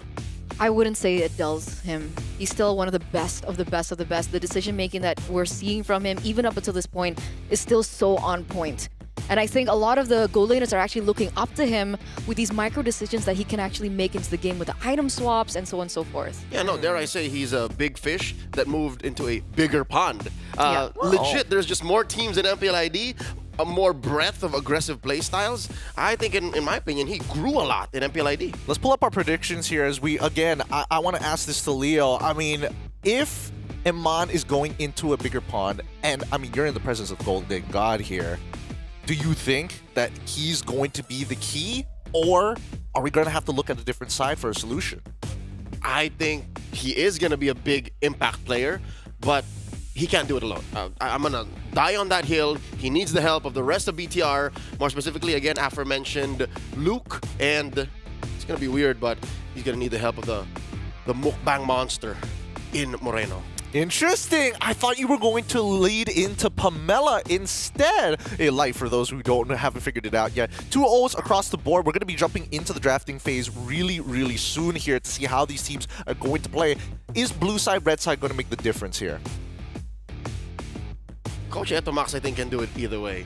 I agree. It's hard. And that I'm saying that because I'm worried more for them. Coach Tony and Coach Hayes, they've done crazy things. They've done ridiculous things from either side, you know? They've outdrafted from both. I think it's a 50-50, but if I had to make an argument to whose side would be better for who, I think Bigatron would fare a little bit better, depending on what the bans are, to have a high priority hero for Eman, again, onto him. Interesting, interesting. I've stirred the pot as much as I can here, but it's time to head into the drafting phase for this next best of 3. The second one we're having here today for day number 3 of the Mobile Masters. It looks like Onyx PH going to be on the blue side with Bigtron Esports on the red. All right, here's exactly why I'm not worried about Light, Pamela, Dylan Katipon, my boy. It's because he's so reliable. Like, I know Jawhead is open. They should definitely consider picking it up here now, unless Onyx let it go, which looks like they will. He just has so many heroes, man. Even in this current meta game. Yeah. There's still a Hylos open, a Gatot open. If the Jawhead does get banned somewhere in the swing, that's why I did mention. That's why I want to rely on Moreno. I want to see him pop up like he did 2 years ago. I'm a little bit of a different opinion here because looking at his performance in MPL ID this season, it feels like BTR don't find their footing if they can't find a comfortable hero for Light in the first phase. That's actually an interesting take. And speaking of comfortable hero, Kalia has been taken away from him. Whether it's a good or bad thing kind of depends on whether or not you've been watching the rest of SBS, because the last time we saw it, didn't do too great. But here we go. Tigreal instead. Good old reliable. Talk about a strong foundation. Yep, there it is. Eterna, you just know Light more now. He's left MPL Philippines, what? 6 months now? He's been in Indonesia for a while. No, my sense of time is off now. It's been like 3 months. 3 months. It's okay. It feels like 6 months. It's forever, basically, esports time. So, yeah, no, this is definitely the way Coach Etomax wants to take Bigatron Esports, and this is how they win. If they get their key players on important heroes that will change the face of the game. Talking about the face of the game, the second phase has already begun, and the ban should be coming through in the next 14 seconds or so. Where are you going to be looking at here? I don't see EXP laners on either side. They basically matched lane per lane, assuming Onyx PH is going to be throwing Brusco, the good old Kalia, which I hope they do. I mean, EXP Kalia, still a thing, but like, I don't think both Onyx PH or even Bigatron Esports would actually utilize it in that way. Do you think Kirk would play Kalea? I wouldn't put it past him. That's true. That's true.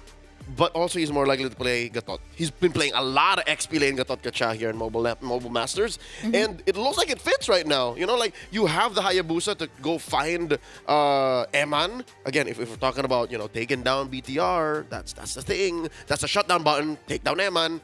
Then invest in that, you know? Have 2 solid threats to go find that gold laner. Talking about threats, what do you think about the Lucas? because technically the Lucas is still opened up for grabs. It can be still placed into the EXP lane, and we do know Kirk plays it. But we also know that Luke also has a good time on the Lucas. Yeah, I mean, it fits. I feel like Luke has a profile of heroes that just suits him so much. If Lapu Lapu was in the meta, he'd be picking it up. I miss the Luke Lapu Lapu, but I think Lucas Sembarang definitely suits him more to be not only a frontline hard engage, but the fact that prolonged fights is where it's at for him. Not to And the mention glue. Akai. There's so many heroes. I don't know. No, But Akai here would not necessarily yeah, fit. no. If this was like a Fanny, like if Onyx finessed a Fanny out, then yeah, they'd do that. Like Badang, Akai, like that happened in last season of Snapdragon Pro Series. Yeah. But did he win games though? I'm still remembering the numbers. I still remember that the one. game. They won that one. It was not the cleanest, dude. I won't be like, I won't put my stamp of approval. They don't have to choke Kufra or Moskov into the fan like just Akai Badang did. Now going into the Red 4 for Bigatron Esports. There's the glue. We need one more. I smell a steal here. I think Bigatron can still steal. They have plenty of I options. know it's Gatot. You know it's got. I know. The superpower is clicked in. Let's lock that in They're gonna right steal now. it from Kirk again. Bigatron have been watching Onyx run in Group A, man. I mean, I still think Lucas is pretty good. And Lucas also has a lot of disruptors, particularly when it comes down to like raw CC. And there you have it. Gatot has been stolen away by Bigatron Esports. I do wish it was going to be the case. But speaking of which, actually mid laners have not been locked in. And they want, again, maybe they're listening in on the broadcast here, whether they want Moreno to be that guy. Yep. The couple of choices left out there. Loyi, here we go. The Monster Mage gets a signature pick, and the Farsa. Farsa's still out there. I don't know if you want to... Valentina? Valentina, that's also a Moreno special. Ooh, there's a lot to steal, though, to be honest. You get your hands on the Diversion, get your hands on the Way of the Dragon. But here's the problem. I don't like Valentina's here in this situation either, because that's a two-step process. Yep, a two-step process, very punishable, especially in the mid lane. But can we talk about the fact that there's Cho and Kalia in the lineup for Onyx PH as of right now? Is Kirk doing the thing that we were talking about? Yes, he is. I'd reckon you got to put the... Dyron played XP Kalia. He did. So, and to be fair, it's not the worst matchup, especially against Gatot, where you can kind of like punch him, build up the. He can build up the stacks. Doesn't matter. I can just heal it back up. It's a non-lane. Yeah, I prefer the Cho though. And there you go, Bigatron Esports. Ooh, from one Selena main to another. Coach Etomax gives him the blessing. Moreno plays a Selena. Played this at day one too. Yep, he did play this in day one, but there is logic behind it because at least with your traps, you get some information to ensure that certain bushes are going to be safe. The vision game is going to be so important. They have counter engage. I think both sides, it's going to boil down to raw execution. That being said, we're going to be going into our best of 3 between Onyx PH versus Bigatron Esports. It's going to be an exciting one. Don't go anywhere because the action is going to be captured by both Eterna as well as Leo, leading us into the Land of Dawn. Let's get it. Thank you so much, Gideon, for walking us through the pre-game. And now we are moments away of stepping into the Land of Dawn once again. Remember, these are two sides of a different, two sides of a, what am I saying? Two coins of a different side. Two sides of a coin.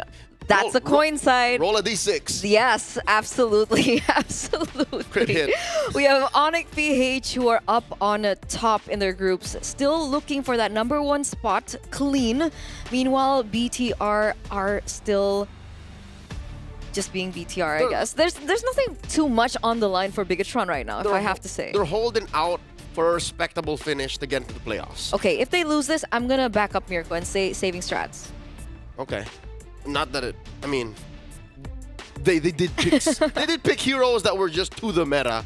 And strats are scarce here in this day and age. Folks, you have to admit, the metagame has been relatively stale on the spectrum. Is Luke mad? Alright, cool. I slightly got distracted. I'm like, Luke, I'm trying to talk to... anyways. He's cosplaying Light. And the stare downs, remember that? Oh, that was beautiful. But here we are, ladies and gentlemen, into the Land of Dawn for game #1 in this best of 3 series. The Red Robots are looking to tie down the Giants of the Philippines. You can see things coming into play right now, but there you go, Kirk Kalea. Yeah, folks, the reason why I'm not so fond of a... wait, what's Light thinking? All right, we're just trying to get out of dodge. The reason why I'm not so fond of a XP lane Kalia is you're wasting a lot of your innate sustain. Unless aggressively your teammates rotate to you, when you proc your passive, when you get your heals off, they just go to you. Like, that's a little selfish. So I'm like, maximize that kit. She's a new hero that brings something new to the table. I'd say get the most of it, but hey, this is Onyx Page's draft. And we're going to see whether or not it will work out. Because I guess that's fair, right? We've been seeing a lot of Kalea more so into the roaming position. And speaking of roamers, you're looking at this Brusco on the Cho, being able to buy so much time, looking for so much information as well as, rotations coming through. There you go, 3 men on a Kirk here, and we changed them. Oh no, so quickly, Eman goes down. It was a counterplay mirrored from XP to gold, and Onyx PX, the super fam, get their prey much faster. Yeah, and they actually will be able to get it, right? Bigatron, unfortunately, unable to get that trade over to Kirk in the EXP lane, and we're seeing the Kalea at work, right? A lot more sustain. Wait a second, Luke is going to get caught quite low. I don't think they're going to commit over to this. Moreno still on the Selena, as aggressive as ever, and that's actually going to force a recall over to Super Friends. Yep, Might lose this to wave. Yeah, no, because Moreno is going to clear much faster. This will compromise slightly their rotations towards the first turtle of the game. Super Friends still not a level 4. Moreno already hit that power spike. He did already, playing the Selena, has his full kit much faster than most. But this is Onyx PH at 300, so Bigatron Esports not so fond of actually running in and forcing it. Kirk, here first. Brusco checking that Y brush. Arrow thrown out by Moreno, no one home. Not going to be able to look for it just yet. Luke is looking for a potential opening here. The turtle's already at half health. Now at a 10th, in comes the AOG. Annabelle secures the turtle, and King Kong goes out of the way. Oh, just dodges that arrow. Shadow kill, defensively used. Goes down through a concussive blast from Light. That's another casualty as Super Friends get out of there, but still falls 6 feet under. Yeah, 3-4-0 trade, I would say, in that particular exchange, right? Bigatron Esports being able to pick up the neutral objective, so props to Annabelle for being able to get that retribution down, and it's actually propped BTR to a 1,400 gold lead. Prior to that, Onyx at 600. So now, Onyx, they're going to have to think about this, right? Will Brusco be able to look for perhaps a different opening? We haven't really seen the full kit of Super Friends on the Luo Yi being utilized at its utmost potential just yet. But granted, they just hit that level 4. We're looking at a replay. Ooh. Oh, I see. Okay. CC diff. Yes, the AOG hit perfectly onto King Kong, unable to get that retribution down, and unfortunately, he was run down. The damage was there. He tried to go in for the shadow kill, didn't quite get it, and that final knockdown onto Onyx BH. I don't know. Who am I to say what King Kong should be doing, but he held onto that shadow kill to the very last minute. And I think he only pressed it because he knew he was going to die anyways. But that does put Onyx BH here in a precarious position. Down a turtle, down 2 kills. It was a good trade to start, honestly, with the pick off on Eman. So now, what I'm afraid of, Eterna, is the fact that Onyx PH might slow down here. They might like play it more conservatively, which is, I think, counterproductive. They should keep going as long as they have a diversion to play with. They should try and force the issue elsewhere so that BTR don't notice, hey, Keller's hitting his power spikes. Yeah, that's probably it. But, you know, to counter that, maybe they're just waiting for that power spike to hit anyway, right? But if they force into too many skirmishes, if they force themselves into too many team fights, the gap control will be even bigger. Yep. And then when Kelra gets to that power spike, it might be a little bit too late because obviously Harith needs a little bit more time. Starlium Scythe now finally secured in by Kelra, so it is a step in the right direction. But meanwhile, coming back into the present, Onyx BH already looking for the next neutral objective take. You can see Brusco already looking for maybe an opportunity. The only person who has Purify right now is Eman. Oh, Luke jumping on a Kirk. Still holding on to that AOG. Very low now, down to a 4th. A kick by Brusco into the back line. Zaman Force dropped in by Kelra. Luke with the Revitalize. Light, very low. Shadow kill! Kelra served up a kill. Down goes Light. Luke struggling to survive. 2 kills for the Filipino Savage. And that's 2 men down for Bigatron Esports. 3v5. 5, and there's the diversion play. King Kong compromising Annavel's positioning, dashing through Annavel, trying to pop him. Electrifying beats takes down the fish girl. Kirk out of this fight. Another Salmon Force dropped in by Kelra, and this does deny Onyx PH the turtle blitz. Like, they have to think twice if this is still worth it. Which is why I was wondering why they went for the diversion play to begin with, right? Eman, though, 3v1, will he be able to get out? All right, caught by the Shunpo, kicked away. That's how long that fight was? Still had the Purify, still able to Purify out, but now Light goes in. Luckily, Super Friends still being able to get out with the Flicker, but what was that skirmish on the turtle, right? Onyx PH completely backed out. Bigatron should be able to pick up the next neutral objective of the game. That's already 2 out of 3. It was already so great for Onyx PH. Kirk was buying so much time. Luke gets taken down. They had the man advantage, but they kind of forced in that diversion play that eventually led up to nothing. And Bigatron was able to utilize that to their potential because Annavel's damage on the Joy in the early game is no laughing matter. Yeah, Onyx PH pulled an Aaron Burr. They waited for the perfect time to play the diversion, and they sat on their hands when instead they shouldn't have thrown away their shot. They should have took it front facing, best foot forward, and just bulldozed through Bigatron esports. They were already down 2 dudes. So yeah, I agree. It was a, analysis paralysis. They overthought it, overcomplicated what could have been a free turtle. And now Bigatron is up by 1,500, still controlling the map, taking down tier 1 and 2. Top and 1 and 1, top and bottom. We're back to square one. Like, this is where we started before that turtle. See, it's... okay, we're already seeing the damage, but exactly, right? Because off of that whole escapade alone, Bigatron have found so much more value. And then it goes back to the question, what do Onyx PH now do? Annavel with a high speed, high mobility movement speed will be able to get a little bit more of an advantage in that top side, still pushing in, while the rest of Bigatron they're still grouping up as one, but so is Onyx PH. Diversion. Again. I think Onyx is just using their kit right now to do just as you said earlier when I asked, should they keep fighting? They're just protecting their cores. And again, when we're going down a road, I was so afraid that they would. They're once bitten, twice shy. I don't think they want to pick fights actively anymore. And look at this, they jump on to Kirk, and they will blast him. Eman gets one, and that's a free pickoff unless Kelra looks for it. Drops the Salmon Force, down goes Brusco. Might be too little too late. Light might be the only casualty here. If Kelra will have his way, yes he will. 3v1! The Filipino Savage just keeps on going. Will he die here? Moreno wants to throw the arrow, catches it, trap, might take down Kelra, shields up. Does not happen. King Kong already spent the Shadow kill. Shadow out once more. Luke goes down. King Kong gets his man. Oh, Annavel's still going in though. Look at that damage. They both get taken down. They trade out. King Kong ends up getting the double. And Onyx PH protect their mid lane tier 1. Still able to do that. King Kong is gone as we're going to take a little look into a replay. So Luke was the one to actually initiate that on. Kirk gets taken down here. And I was looking for...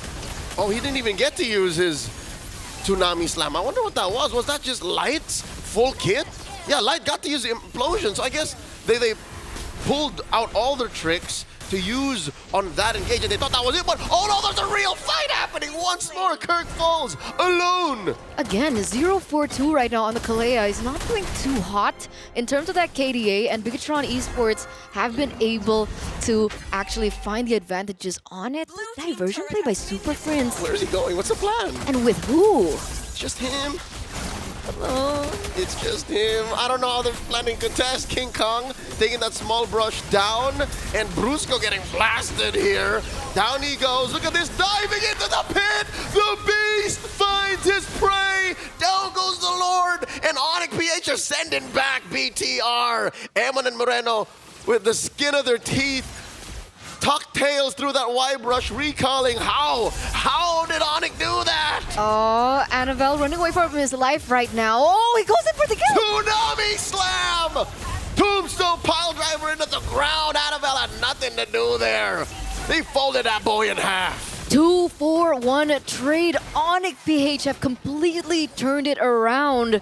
Just when you think Bigatron Esports are holding on to the advantage, just wait until Kelra gets his power spike. Right before that whole exchange happened, it was the Holy Crystal already secured in by Kelra. And knowing a team like this, they absolutely know their timings. They absolutely know when they should be going in, when they should be committing, and that is exactly what they did.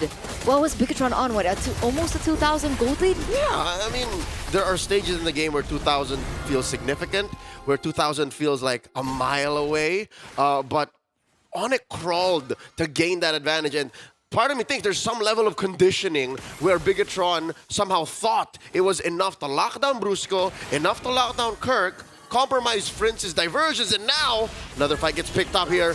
Brusco gets blasted. So yeah, these little kills, right? These little fumbles that Onyx PH give over the Bigatron might be the key here. King Kong committing Grand Theft Purple. Yeah, that's taken out and perfectly timed so, right? Because technically his retribution should be up for the next neutral objective anyway. So now Bigatron Esports are caught in a position where they have to function for the next few minutes without the purple buff. What is Anavel to do on the Joy? Just find resources, you know, whatever green camps Onyx PH don't touch, whatever lane is safest to push out. That's what Anavel does. You don't want to play like that. Yeah, no, that's a sad way to play as a Joy, but that's where they are.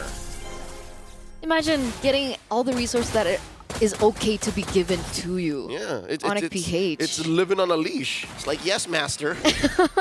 Thank you, master. It's so unfortunate, man. The mind games that Onyx PH are pulling out right now. And Bigatron, what do they do now? They keep asking these questions because things are going so back and forth. Yeah, and unfortunately, we're already at a point where Onyx PH have secured their power spike, where Eman should have had it to begin with. Eman, you know, matchup-wise on the Ranger should be leading against the Harris, but yeah, no, that window has long gone by. We're 12 and a half minutes in. Lord coming up in 10, the second Lord, by the way, of the game. That, oh my God, I think this is the turning point. The fact that Onyx stole it. The fact that Onyx tricked Bigatron Esports into spending all their CCs pre-Lord retribution threshold.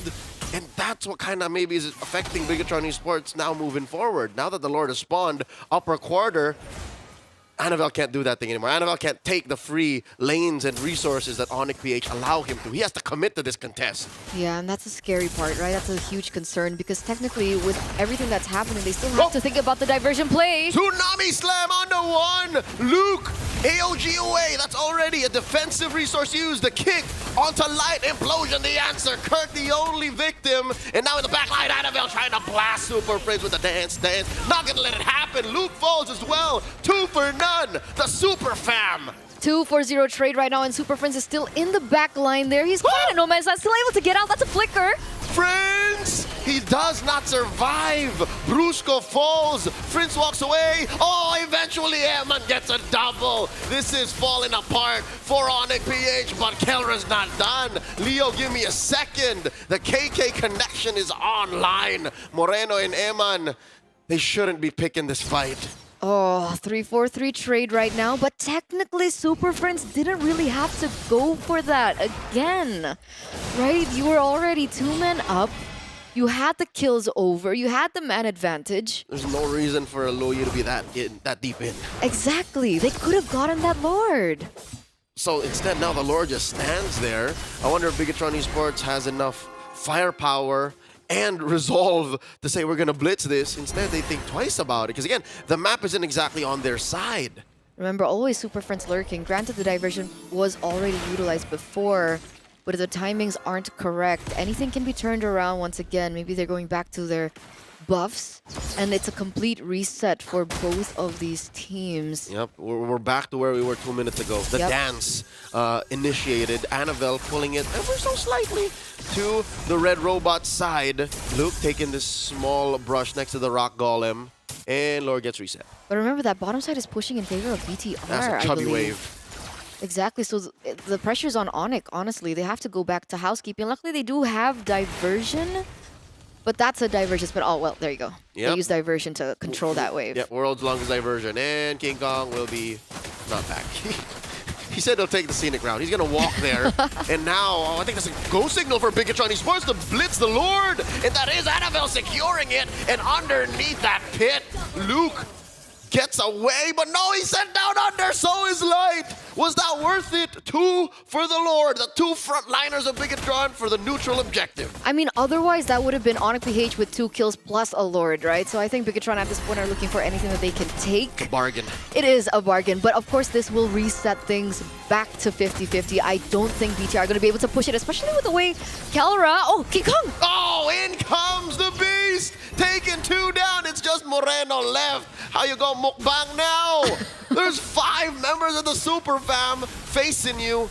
And if only BTR picked the fight there, Onyx would have come in it. Oh, King Kong with the wipeout. He's gone. He's gone. King Kong is taking left, right, and center. Every single robot that he can take, he wants to dismantle. 5-2-6 on the KDA. Wait, Leo? Yeah? Is that Kelra at 10-0-3? Yes, he is. I bet he's hoping he bought a Sky Piercer for his Harith, but kids don't do that at home.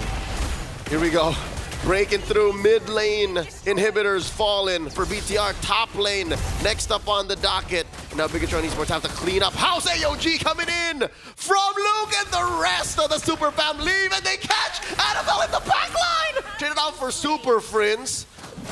Interesting retreat by Onyx PH. Wait. Did Annabelle get caught in the diversion? Is that what happened? He did. So I don't know who planned it out or who saw who, but he was cutting the lane.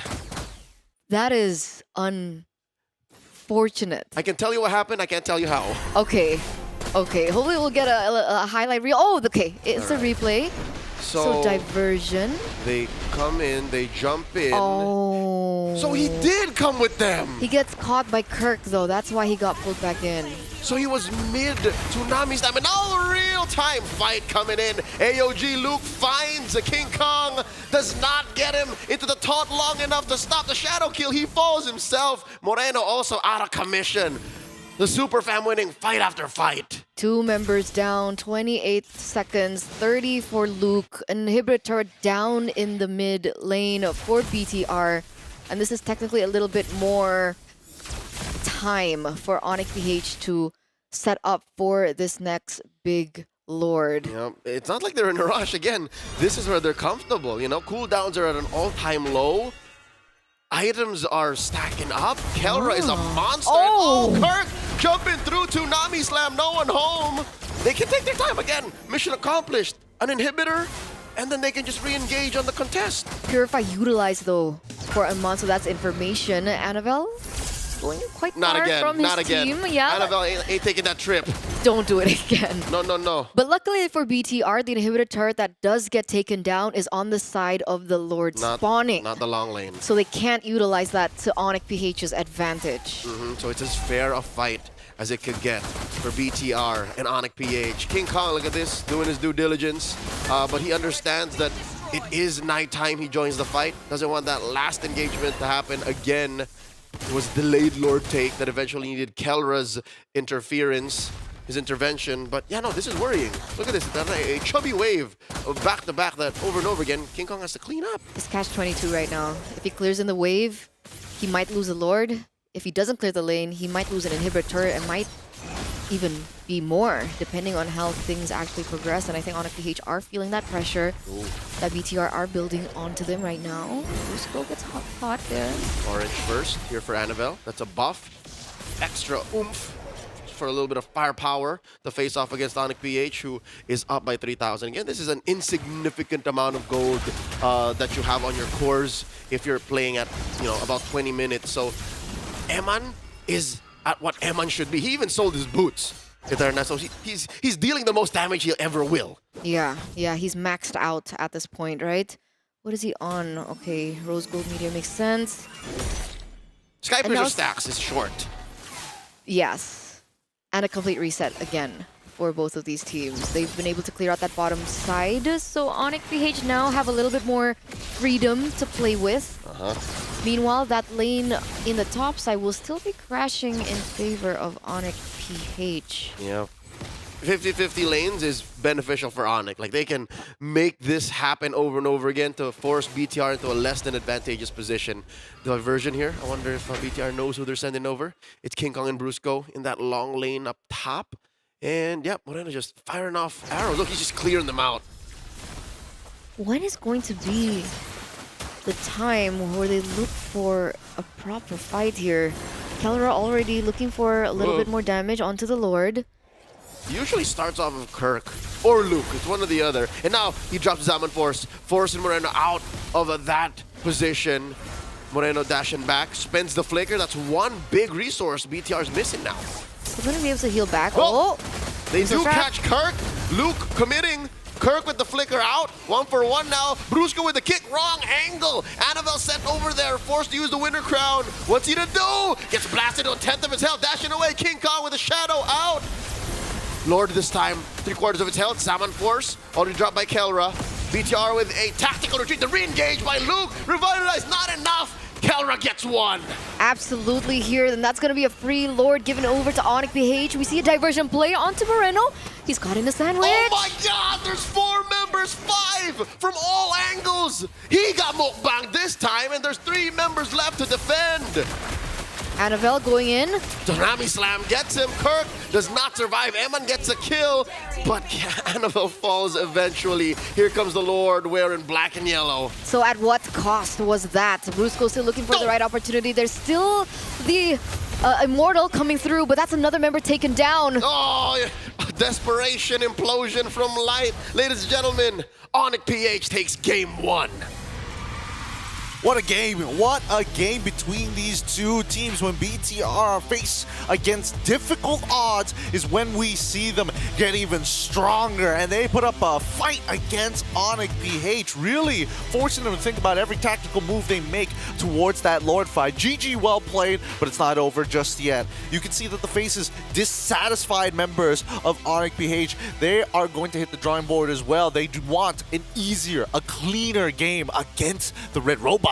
I like that you mentioned cleaner game. What did you notice?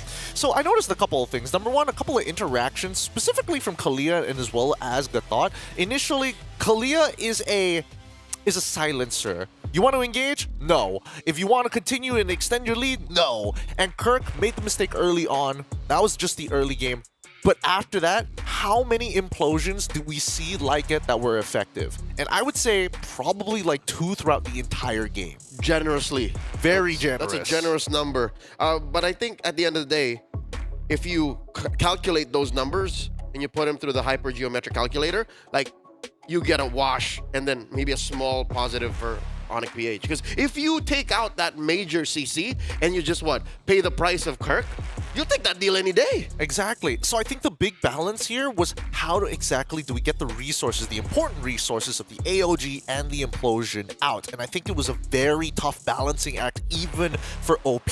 Imagine 2 inhibitors down. This should technically be a super free Lord to take. I mean, it's unlucky that it spawned to the top side of the map where both their inhibitors were, but even so, utilizing the shadows as well as the diversion to make sure that King Kong can deal with the wave down bot side. Just notice the way that BTR were playing. Stick together, use Selena, open up the map. If we see Kirk, we can start pushing him out. But more importantly, the difference maker was supposed to be Annabelle, and he could not cleanly engage that backline.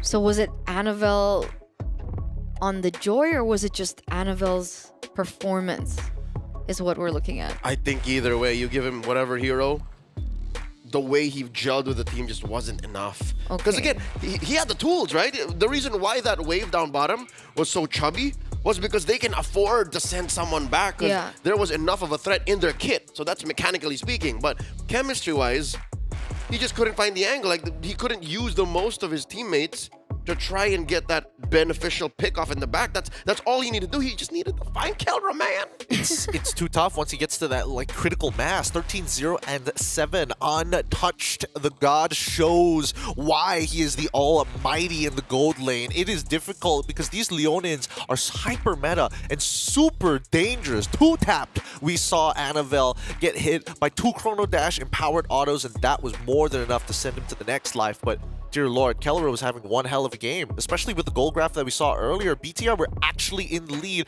for a good amount of time, and Kellera pulls it back. Sad Nana noises. She's the one Leonin who's not meta. Her and Aldous, but Aulos. But I think, you know what? Maybe wave clear was also kind of a problem for BTR, talking about Nana. They had a Selena. They are team fight specialists. They are map control, funneling specialists. I think Onyx, the way they played and how messy it was enough to kind of equalize that. Because if you have Kirk who's just willing to randomly walk in the bushes, you know, Bruce got willing to kick, Annabelle, even if he knows that it's not going to go in the right direction, I think that was enough to, you know, make it awkward for Bigatron to set up these big ticket ults. Oh, I mean, I think a lot of it just comes down to information, right? Because notice that Onyx, BH, Brusco, and as well as Kirk were clearing out bush by bush, you know, strategically mind-sweeping away the information patiently with the rest of the team. You notice that even for Super Friends, he's not too keen on walking up at all. Maybe in the early game when Kirk was in trouble. But other than that, it's like, I do not want to lose my battle spell. It is too important for me to have it available, especially with the lineup that BTR was putting against him. I think at this point, if we're going to talk about adaptations, I think it really just comes down to the execution or maybe even looking for a secondary win condition. Because as you mentioned, Leo, that when Moreno is on the Selena, wave clear is an issue, but you are funneling all that extra gold and lack of wave clear to Iman, who is capable of cleaning out the waves and, you know, laundering all that gold. And I think that's still the main problem that Bigatron is currently facing, right? You need someone else. You need someone else to kind of pop off. And I think Annabelle. Is that why we were so hard on Annabelle? I because know. He was supposed to be the chosen one. And he was so good. I don't see the same level of performance from Annabelle as soon as he hit Bigatron. Now, before we keep on ripping on him anymore... Not ripping. I love you, Annabelle. I mean, the next amount of news you're going to get is not going to be too great because TLID has dropped again against Papara. Super massive. Sit down, woman. This is not a misogynistic thing, but... I was going to say, you love Annabelle more than Fabian. What is this? Fabian needs all the love right now. Look, I don't know, but the group chat is blowing up amongst the casters. Apparently, you know, there was a what's his name? Not a Phovius. Was in the mid lane. A Faramis destroying this game right here. This one. Yep. This one, in this particular series. We need to watch it. I don't know exactly what was happening because I was watching our game and it was a back and forth, but, well, you know, I gotta go through the group chat a little bit later on. Keep in mind, this is happening on Stream C if you want to go check it out. But make sure you're sent by the A-side. S-side, best side, never die. Drop it in the chat if you do hop over to check out Stream C that the A-side is the best side. Just spam A's upon A's upon A's upon A's. We'll take care of the mods, don't worry. Yeah, we'll take care of the mods. We'll show them our GPM or something. Yeah, I got nothing for that one. Give them diamonds. Give them diamonds. She's got you. I do have quite a lot of diamonds. She's got all the diamonds in the world. With that being said, we're going to go on a short break, and when we come back, it's going to be the adaptations here for game number 2 as Onyx PH, the super fam, currently at match point, and the red robots are going to have to push back to try and equalize here at the Snapdragon Pro Series Mobile Masters. We'll see you right after this.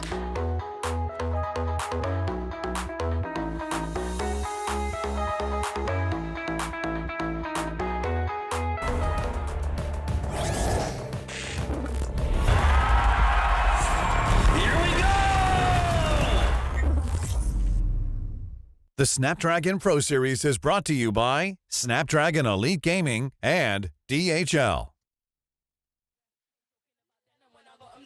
Giving palpitation when I say it with my chest. Do the calculation, it's time to invest. Acquiesce that I am the empress. Going so thick, someone called a vet. I just can't be tamed, that I'm the Loch Ness. So blessed, they can't come. Tell me you're feeling up. Tell me you're feeling up. Do it like nobody does. Sipping that haterade. Right to the finish line.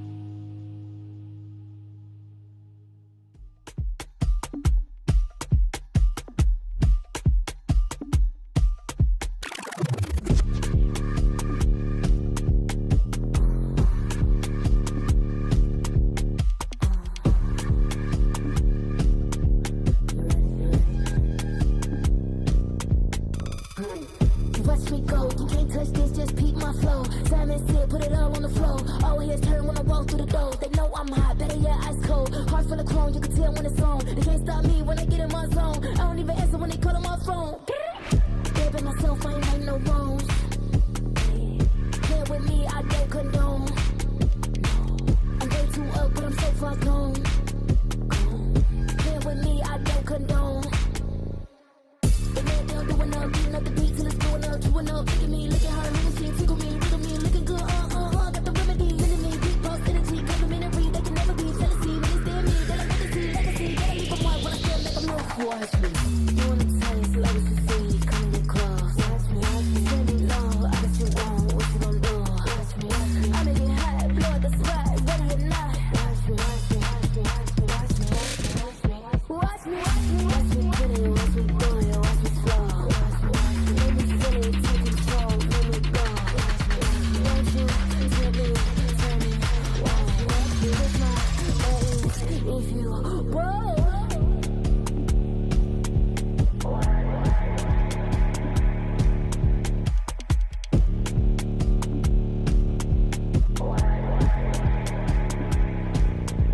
Watch me, better than me. Cocky, you like what you see. Watch me, who's better than me?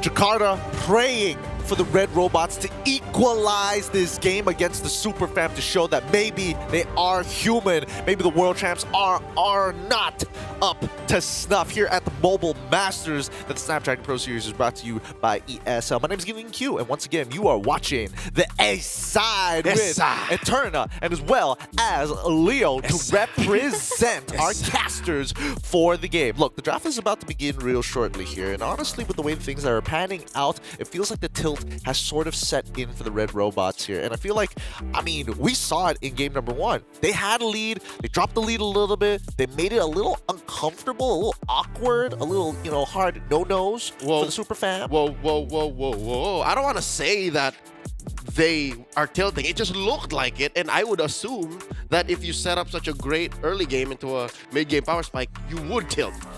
But hoping that's not true. Hoping that, you know, come the draft, they were able to powwow and say, fresh start, boys, fresh start.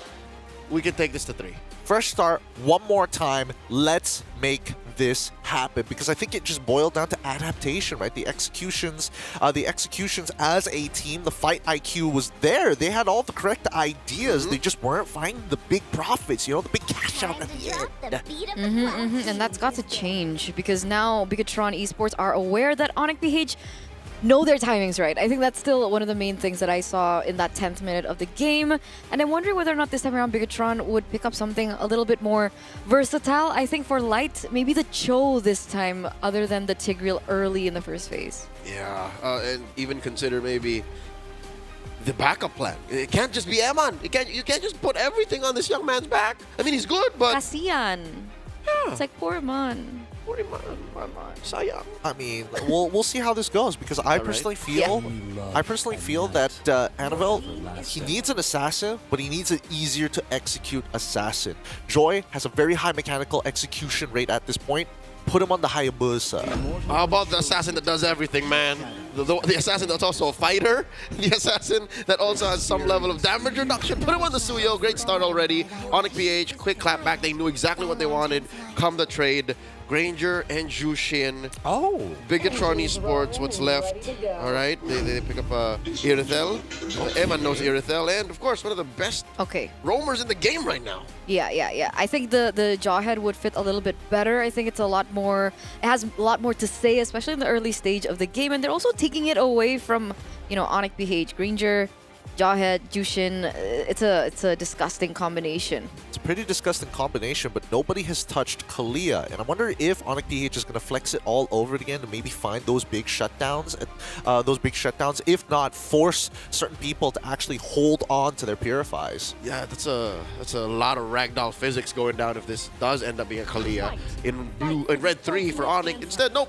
It is a Hilda, which is what, 9 out of 10 times going to be in the hands of Kirk. So I'd reckon there's still room for that Kalia. We'll see, because the second half of the draft is about to begin here, and I mean, obviously there are certain changes that are interesting, right? The fact that Jushin was picked up very early on for Onyx PH, and now they're going to be looking towards Moreno's side. Hey, if you do decide to play that Selena all over again, I'm not letting you run away as easily. You better have a flicker, and I can guarantee a battle spell every interaction. Yeah, and that's why we do see some limitations towards it. I don't think Bigatron will want to commit again over with the Selena, so we do see Onyx PH starting to really respect this kid, right? Yves being banned out.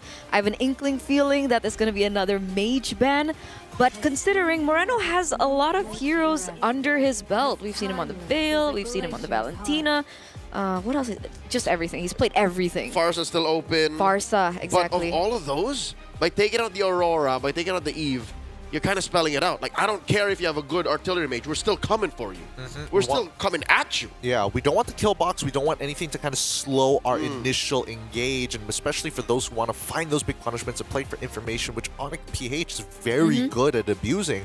Bigatron Esports, different mindset though. Hanzo ban, they don't want their heroes to get run down. It makes a little bit more sense because again, you are playing against Mr. Bluyo and of course the Irithel, and I think that even for Bigatron Esports, they understand we want to have options for our battle spells for now. They even ban out the Hayabusa alongside it. Kalia, lock in for Onyx PH. There it is. I would really prefer the Kalia roam and then the Hilda XP. But again, I was wrong. Game 1, I called it, wrong as well, where you put the Heroes of Kirk and Brusco. For BTR, though, you're still looking for that mage and that XP laner. Is Phoveus out? Hold up.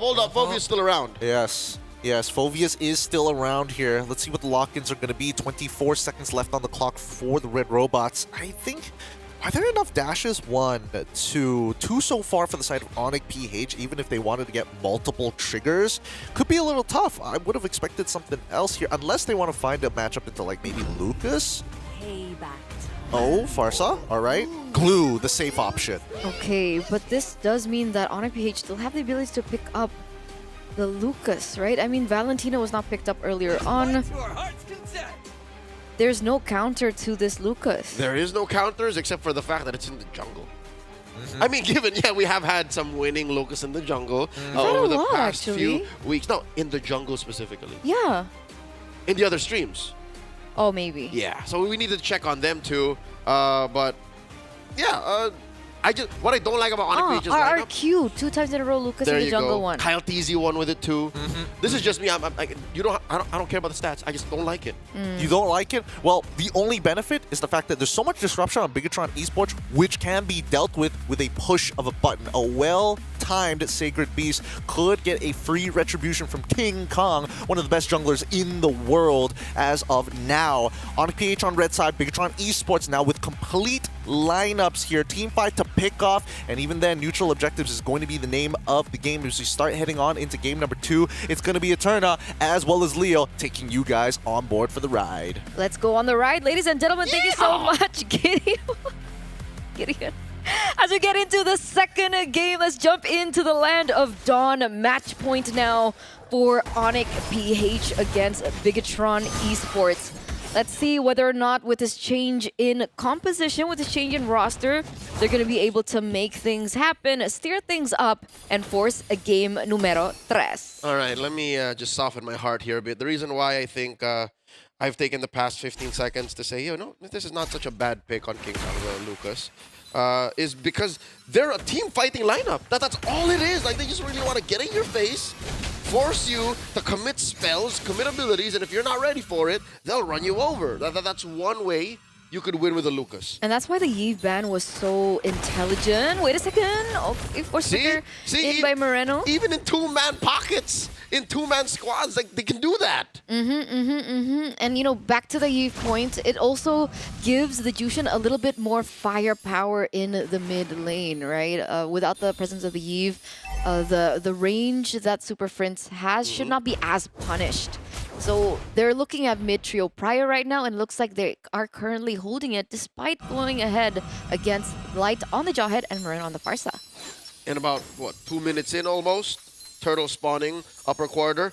We haven't really seen much of ejector threats. Is because Bigatron knows that if Onyx so decides to fight, they can, you know, get in the paint. They can oblige, no matter how early in the game it is now. So 2 minutes approaching.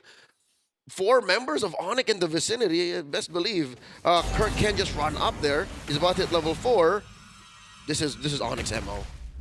It looks like it too, but I don't think Bigatron want to go down without a fight. Oh, Tsunami Slam on the Luke. Didn't even get to use the split. Now King Kong going hunting. He's a little wolf man, and they will secure. Uncontested turtle here in the first few minutes of the game, ladies and gentlemen. It looks like Onyx PH are still holding on to control. But the underlying concern that will build for them in the later stage of the game has still been left untouched, right? Eman in the Golden on the Irithal. We've seen him turn around games as well. Single-handedly as well. So that is something that should be prioritized by Onyx PH at some point in the game. It looks like they're not going to be rotating towards the gold lane just yet.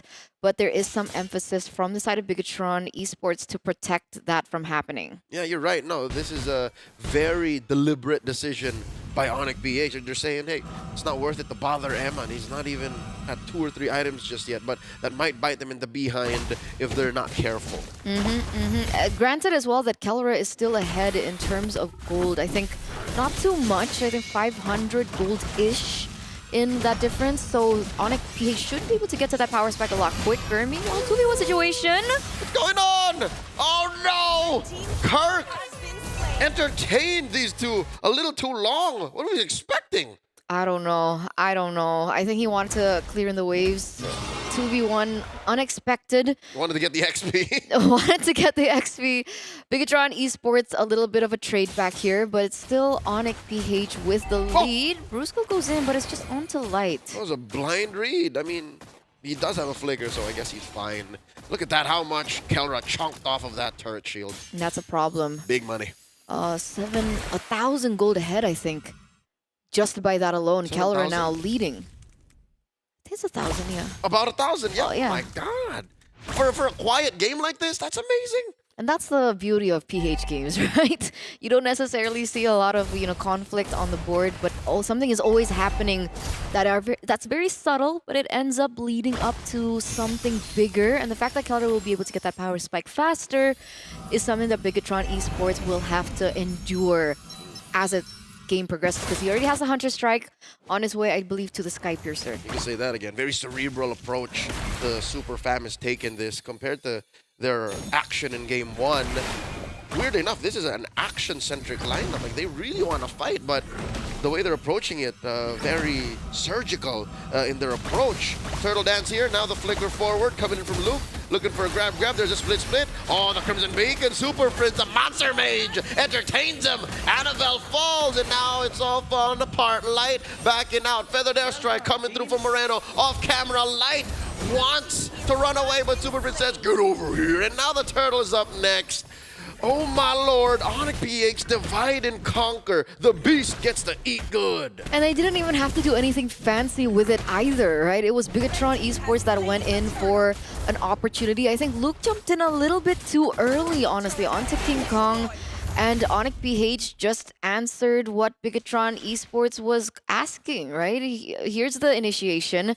What are you going to do about it? Onyx PH, 2 members down, and then they also get the neutral objective take as well. So 3,000 gold lead already in 5 minutes. This is getting out of hand. Yeah. With how little violence there is, like casualties. Oh, what's up? Oh!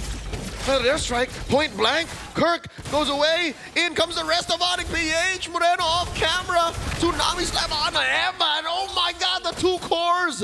They were there and they're now So behind 4K.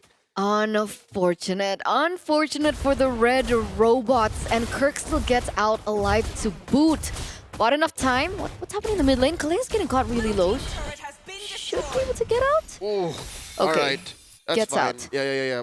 Light, again, does not want to overcommit to that fight. They are in full-on defense mode, damage control.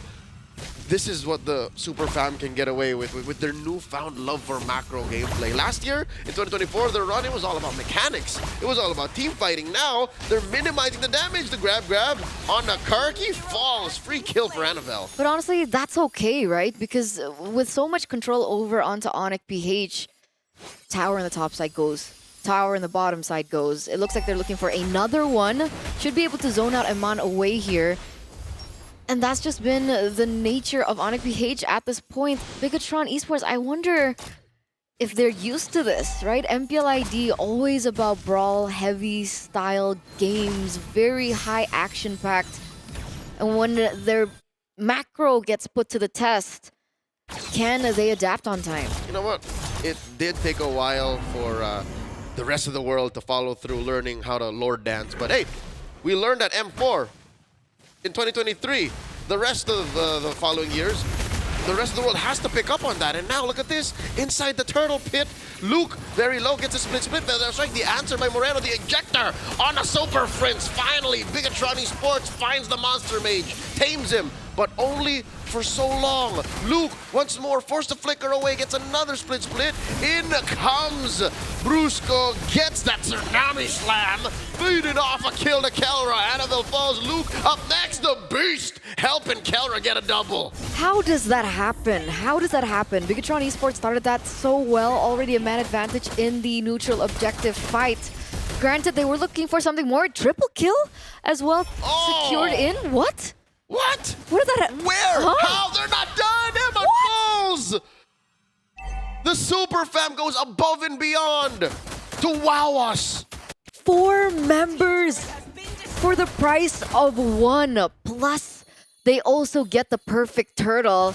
That's 501 stats onto Kelra with the Sky Piercer to boot. Things are crumbling for the red robots right now. Crumbling is an understatement. They are getting dismantled, turned into scraps. That's what the Decepticons would do to the Autobots if they had their way.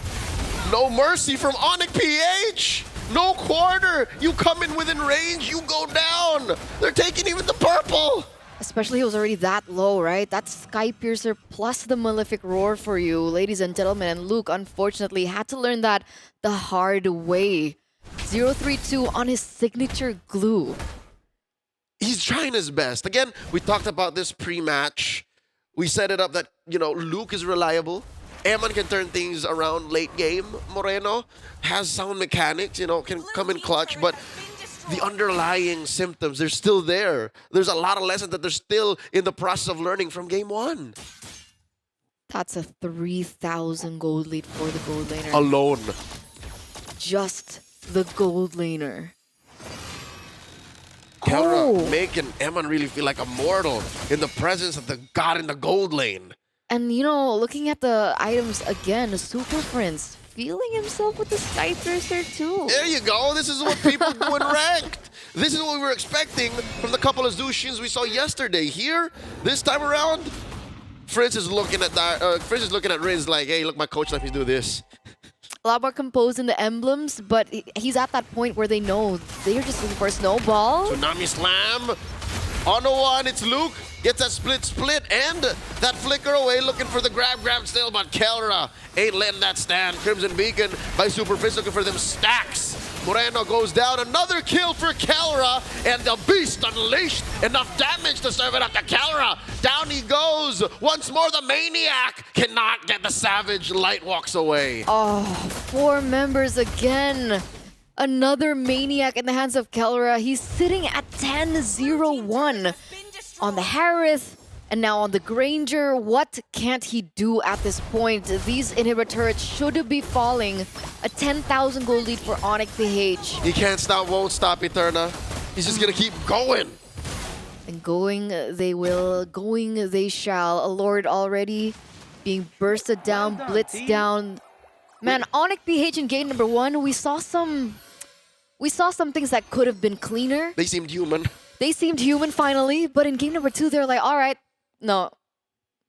The gloves come off. The hair ties. Oh yeah, they go up. Gloves come off, hair ties go up, and your bases start to crumble. Your turrets fall, your holy shields pop, and Lord comes a marching down bottom. Looks great in an Onyx PH jersey. Can they defend this? Technically, Moreno has the high ground. Technically, Amon should be able to clear despite the lack of range. Only on 2 items right now. By the way, Amon only Windtalk from the Berserker Fury. Let's hope it's enough. Feather strike, maximum range, smack dab right in the middle of that base, hitting up mid, hitting down bottom, but this is the inevitable. Lord crashing through, finally piercing down that inhibitor, and that's permanent damage. Up next in mid. It's gonna go down for sure, right? And the flicker tsunami slam forcing a fight against Moreno. He goes down, Luke follows up just as quickly, and now it's just 3 to defend in the base. Bigatron Esports knows the end is nigh. The sweep is upon us. Ladies and gentlemen, the super fam is so back. King Kong finds one. There's the wipeout. Waiting for a minion wave. Onyx PH, 13,000 gold ahead. Waves crashing through. Top, bottom, and mid. They take the game 2-0. 2-0 clean from Onyx. Clean execution, clean draft. And the Red Robots had absolutely no say, especially in this second game. You can see the smiles on their faces. They knew that they played it cleaner. They knew they've done better. The Super Fam does it again. World champion standard. GG, well played to Onyx Philippines. The Red Robots are going to have to tuck their tail between their legs and walk away from this one. A brutal loss here in game number 2. 3-18 being the final score. But I have to say, OP, I love this comp so much. It makes this Lucas so deadly, and not to mention Brusco's Kalia just popping off here. Did I not say I felt a little better about this Lucas in the jungle? Again, team fight after team fight after team fight. That was taken slow and steady. I think that's the chef's kiss, the icing on top of the cake, the little red bow on top of the gift that was handed over to us as viewers, as fans. They took it slow and then just went from 0 to 180 in the span of 5 minutes. Yeah, honestly, I think that BTR would have had better odds if and only if Light was able to find that snowball, that enabling factor for the rest of the team to kind of take things out of control so they could get their items faster. Because OP, as soon as Kelra was able to crack open that T1, oh my goodness, this game was done for already. Every move they made aggressive. Every 3v3, 5v5 is basically a 5v4 with the help of that tsunami slam. So it's, bad enough that we saw the moment when Keller was on the Harris in the first game. Took a little bit more time for him to get to the power spike. Even worse when it's given a hero like the Granger who can snowball really early on in the game. And it's just impossible to see otherwise. MVP Amando. Yep. I mean, he tried his absolute best here. I mean, 569 gold per minute, respectable amount of cash in the bank, but goodness gracious. A for effort. A for effort. We got to give credit where credit is due, of course. Look at the gold score, because that early game composition from the side of Onyx PH actually scales pretty decently with the Granger. As well as having the Zushin to kind of glue the composition together. It means any mistake you make, you're never running away from. And if you're able to, find that initial pickoff, then Granger helps you extend your lead even further. Yeah, this is a dive comp masterpiece. It's basically, if Light can't punish you, and if Moreno isn't ready for how fast this is coming at you, it's over. And that's what happened. They literally ran through Bigatron Esports. Like, there was very little BTR could do to even put up a decent fight. I mean, they tried to get Annabelle in a position where he can actually start the snowball and eventually outscale the Lucas, but Kelra made it impossible for him to run with the help of their mid laner Super Friends on the Jushin. It's just too hard, man. Too many things were not going the Red Robot's way. And of course, Kelra, and this time he doesn't take killing spree story, he did take Impure Rage. He knows, I'm just going to chase him down. I'm going to poke him down. I don't need the resets. I just have to play a strong game. And both Game 1 and Game 2, perfect KDA. 12, 0, and 4 with a 982 GPM. That's high. That's super high. That's Don't literally forget the maniacs. really and the six triple kills. the denied Savage. Yeah. I think that's a moral victory for Light. Like he just knows, like, at least I didn't give the Savage, y'all. But no, this is showing us that Onic PH, no matter the struggles pre-Mobile Masters, no matter how much the game has changed since they won the World Championship, they're showing us that we know how to adjust. We know how to play with the best of the best. And Brusco said it prior to the match starting, is we treat everyone as equals. Whether you're from Southeast Asia, from the Philippines, from Indonesia, from outside of the better developed ecosystems of MLBB esports, like we'll give you our best. So that's why here we saw arguably one of their most violent lineups just yet. This draft is a monster. It really is. And I think these neutral fights are a great example as to why this composition is so obnoxious for Mr. Blueo himself to go in. Because as soon as you commit, if the Tsunami Slam is online, it's going to take you out for so long, and you can't even disrupt the enemy jungler as well, especially with that Sacred Beast or whether he's got the stacks. But even so, I think that, Onic PH, they had the checklist, the flowchart. Make sure the only way we lose this is if we all clump up and give Glue some free stacks to lock us down for a little bit, and more importantly, if Moreno can blow us up. So they made sure to cancel that Feathered Airstrike every single time. And technically they had the comp to do it anyway. So the fact that Bigatron actually opted to go for the Farsa was also a gamble that they made on their part, and it didn't pay off for them here. Yeah, it really wasn't. 2-0 victory coming in from the world champions here. OP does it again. No surprises here as the Super Family dominates the series 2-0. I think this basically guarantees them first spot in Group 8 itself to get that free bye. Now, we have a stream update. Yes. I didn't want to spoil this early, but Stream C, TLID has dropped 2-0 against Papara Super Massive. I understand the disappointment, Eterna. I too was very shocked as us casters in the back room were very surprised. You understand? I'm more disappointed. Why are you disappointed? I am Team Liquid ID's biggest fan. Hey, don't capitalize over the fact that I'm not using my headset. Stop. What? Stop. Stop. Did you even hear what I said? Yeah? Yeah. So you agree? What? You agree? No. I don't know. No. We're disappointed, right? We're just equally disappointed. That's not Can like, we hey, agree on that? Equally disappointed. Look, I love TLID as an organization, whether it be the ID boys or the PH boys, a little bit more like a slight bias towards the PH side of things, but man, TLID, I don't know what happened there. And this was technically speaking was supposed to be their international scrims. Papara Supermassive do not have enough points to even qualify for the playoffs itself, and yet they are walking away feeling like we can go toe-to-toe with some of the best. That's the thing about scrims, is anything can happen. We did talk about weird things happening today.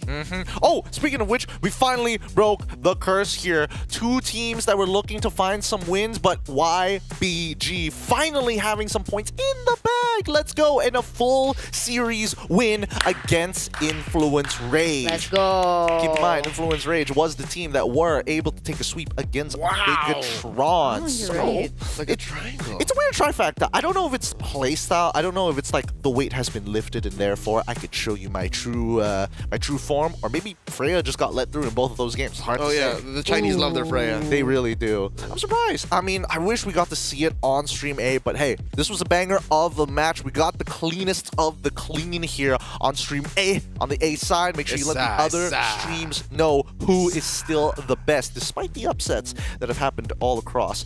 Even so, it does mean that at least we are now thinking about the final game of today. Hey, fix your sit. Fix your sit. Look, Leo, he's fixing his sit right now. He's in position. This is my Anthros impression. This is your Anthros impression. Did you know that Anthros is actually a company that initially worked on wheelchairs, and they took that knowledge to give you that competitive edge on top of that comfort? It's just...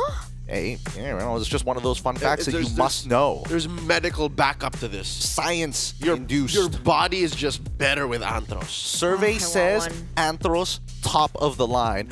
With that being said, actually, Zipper did bring up a good point. the players are actually sitting on Anthros chairs in Jakarta itself. That's why. That's where we are. Yeah, that's where we are right now. That's why competitive edge meets comfort so easily. Sorry, that was supposed to be the other way around, but you get the idea. With that being said, our upcoming matchup is going to be the make it or break it here for Group B. I should have done the math for this earlier because Group B standings is still kind of up in the air with RRQ very comfortable with the lead that they have over everybody else, and this could change it up. Team Falcons could make it a little uncomfortable for them, just a wee bit. We've got some updates here. Let's have a look at some of the updates real quick. In terms of the standings in Group A, of course, it's going to be Onyx PH sitting on top, and I mean TLID should have darkened into the double digits, but they dropped the game against Supermassive. Wait a minute, hold on. If Papara Supermassive lost the head-to-head to Bigatron. Oh, it was Influence Rage, yes. My bad. If okay. somehow Influence Rage ended at 7, then this would be a different story. Dang, that is You were like, close. Oh no. Wait a minute. I know one man who would be very disappointed if BTR did not make it to the playoffs. A young man from Jakarta. A young I man. think he'd be used to it. After the past couple of SPSs, a lot of heartbreaking moments. But even so, let's have a look at Group B, the group where everybody is kind of on the edge of their Anthros seats to see. Because right now, in terms of matches, everybody has played all 4 of their matches. Now moving to the 5th one with Bigatron sitting right on top with 12 points. Okay, here's what's interesting. Now we can do the math because we see the numbers, right? If Falcons PH beat RRQ in a sweep or any way, shape, or form, 2-1, 2-0, they would be number 1. Yes, they will. This is a true battle for who gets a best of 5 bye. Oh wait, no. No, they have to sweep him. They have to sweep them? No, they don't. They don't have to sweep them. If they beat them 2-1, they get 2 points. They would be 12-12. Head-to-head puts them on top. Unless the only other situation if Onyx was able to sweep their games to actually catch up in points, and then their match would have mattered as well, but they didn't. Okay, all right. You know what? I'll just leave it to it because that's the next match. We'll calculate when we get there. Stream A. Stream A, man. Esa, never die, all the way, all now. So if that means it all comes out of the match, then all the more the Kingdom and the Nest worldwide should be watching. Yep. Hey, keep in mind, this is the only time I'm going to shout out another stream because the other pinnacle game is going to be Onyx Esports versus Aurora Turkey. I'm not sure which stream they're going to be on. You guys can scroll through because A side is only going to stay on A side. I'm not going to promote which stream they're going to be on, but that match is really, really important because that determines who actually goes on to the playoffs. So we might not see Aurora, which seems to be the likelihood, or we might imagine not even seeing Onyx Esports, the runner-up from Challenge Finals APAC here at the SPS. That's the weird thing, right? If that happened. Anything can happen again today. But I love it. I live for it. Today we already saw Papara take down. I can't even say the words. TLID I can't say the words. Move to playoffs. I can't say good. the words. No. They lost in a sweep. I'm not good. Glass half I'm a empty. big fan. Glass half empty. Glass half empty. full. It's right there. Chill, The polarity. saving strats, bro. Saving strats. Saving strats, the way to go. Oh my goodness, man. Honestly, we got to check out these games in the back room afterwards to see what exactly happened there. I don't know whether it was close or not. In the back room In where the back Redmar room. is? Yeah. he hasn't figured it out. Apparently, Eternal knows the way out. She can get out. He can. He's just always in the back room. He's just stuck there. Is he eating well? How is he? I think he's okay. He's okay. We'll find out when we head on over. You want to come to the back room? To the back rooms? Can I get out? I've never... You have me. I hear it's... Oh, sure. Yeah, you can guide me I through. can navigate. All right. Oh, wait. I don't trust you because you might leave me there so you could be number 1 TLID fan. She closes the door on you and just be like, there's only one TLID fan. Leaves you I'm in not. there. I'm not going to the back rooms. Nuh-uh. Hey, gotta roll the dice, man. BTR tried it, and well, you saw the results. Take it as you will. Take it as you will, boys. Based on what we have seen today, do you think that this could be a Falcons Day, or could this be the RRQ? And I'm only asking because Leo is here to give us the opposing opinion. I am so I'm so Kingdom right now, but I'm also a Falcon guy. So here's the thing. we should ask her because she won't be here to call the match. Fair enough. Fair enough. It'll be that young boy from Jakarta joining us. So, Honestly, Eterno, what are your thoughts? I didn't study for it because I'm not casting that game. Oh, fair enough. But gut feeling, deep down. Your honesty is just jarring. It's just I wasn't ready for that. I was like, how is she getting out of this? I tell the truth always. Honesty number one. But I think RQ got this. Okay, fair enough. Like that's her opinion, her uninformed opinion. She said. I didn't study, but here's my thoughts. It could be fake news. I think my prediction was 2-1 RQ. I know it's going to be very tight. Okay. But we like it tight. In order for it to be like really good. But we also like it fresh, to be fair. For sure. If it was Fresh. a stinky matchup, it would be like, oh, I don't know. Yeah. That's true. That's true. I would also not want to see like nothing drafts. Because sometimes Trevor does that. Like I love you, Coach Treb. I love you, Coach Treb. But sometimes they're like, let's try this out. And that's exactly why Kescute number one. Exactly, because Kescu is always on point. Because it reminds you, right? Don't get demotivated, even if you wait. No, it's just. So you know what I mean? She's putting a little black magic here. Just be like, okay, it's cute. Ooh, the kingdom. So kingdom right now, Mr. So Falcon kingdom Boy. right now. So I don't know. You got to pick where you are going to be. Are you going to be part of the kingdom, or are you going to be sitting in the nest? We'll go into your predictions in the following game. You don't have to answer that right now. Spot, dude. I'm But putting you on the spot. predictions and support are two different things. No. Because I would support all Disagree. Indo teams, Mm-hmm. but my predictions didn't necessarily favor the Indo teams today, or yesterday, or the day before that. Or ever. So, hey, no, that's not fair. Ever in Mobile Masters. Except for the first predictions we made about who gets out of groups. I wonder how that's going, man. It looks pretty good so far. Yeah, same. I actually don't remember what mine were. What was my? You know what? It's not about me. It's not about me. It's about them. Okay. Let's So just Nest pat the camera. or Kingdom? Nest Support. Hey, All right, you know what? Yesterday I did say I would willingly, for free, Mr. AP, you know how to reach me, get a tattoo. I would also do that for the Falcons.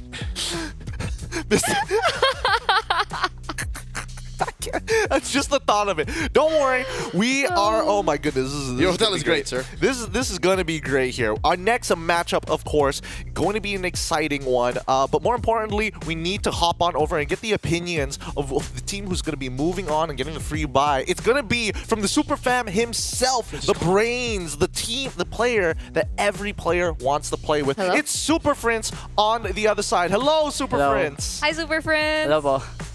Super Friends, tell us about that game. I mean, game number 2, you guys absolutely cleaned the floor with BTR, but what was happening in game number 1? It looks like you guys had to kind of rethink the plan.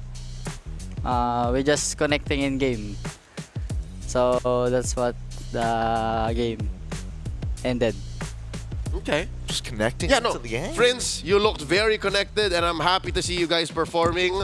I have a question for you. This could get personal. For the first time, you are smiling in your picture for Snapdragon. Can you tell me, why are you so happy? Because we win. And we got the upper bracket. He's saying that after the photos were taken. He was confident. Manifested. Manifested. Saw ahead. Looked ahead. Just crushing it. Honestly, I'm curious to know. Super Friends. What is the weakness of OP as of right now? You guys have been doing so well up until this point. Do you see anything that is lacking within Onyx PH that could have been done better? I think we just need to. I think we need, as a team, we need to do a consistent on in game and outside. Okay, that makes sense.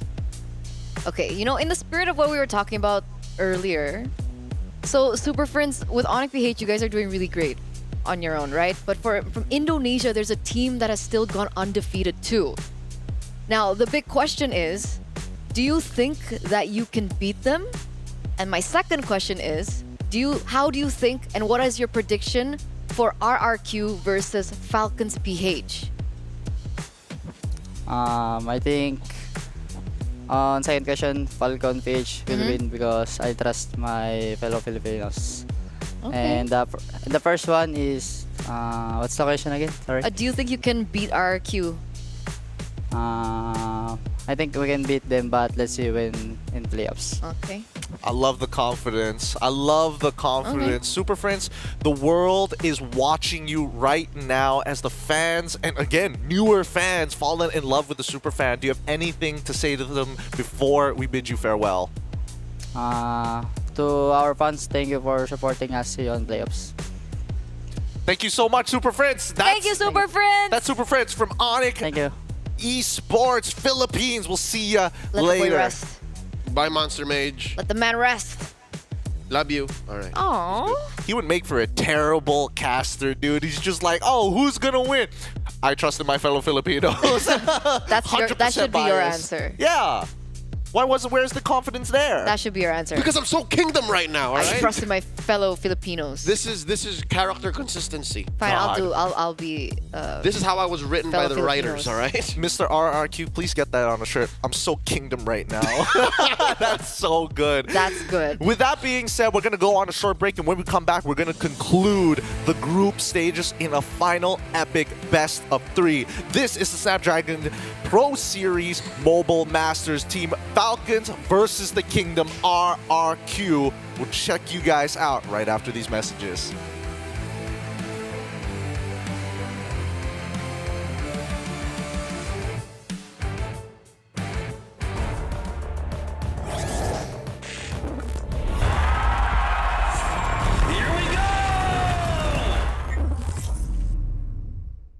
The Snapdragon Pro Series is brought to you by Snapdragon Elite Gaming and DHL.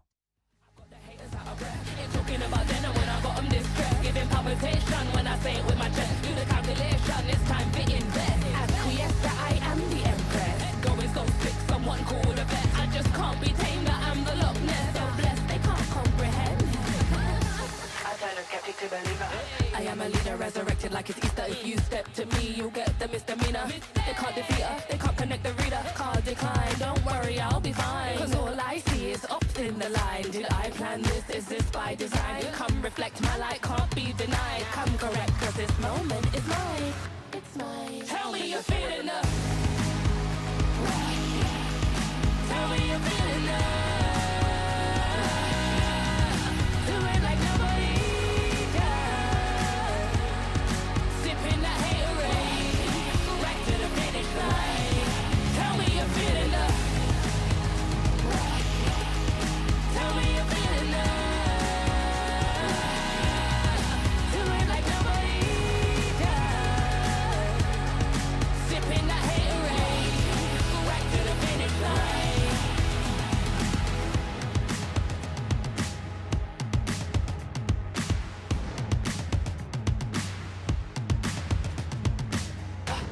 Got the haters out of breath. Ain't talking about then and when I got them distressed. Giving palpitation when I say it with my chest. Do the calculation, it's time to invest. Acquiesce that I am the empress. Going so thick, someone called a vet. I just can't be tamed, that I'm the Loch Ness. So blessed, they can't come. Tell me you're feeling the. Tell me you're feeling the. Do it like nobody does. Sipping that haterade. Tell me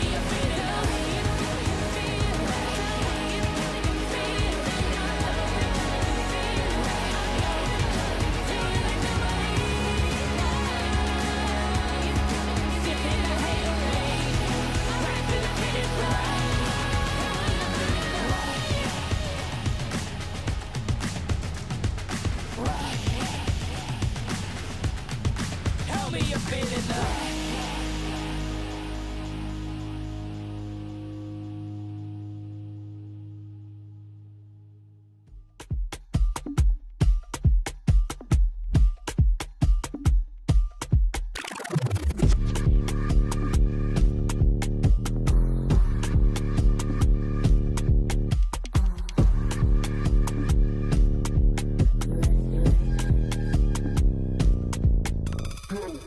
Watch me go, you can't touch this, just peep my flow. Simon said, put it all on the floor. All heads turn when I walk through the door. They know I'm hot, better yet ice cold. Heart full of chrome, you can tell when it's on. They can't stop me when I get in my zone. I don't even answer when they call on my phone.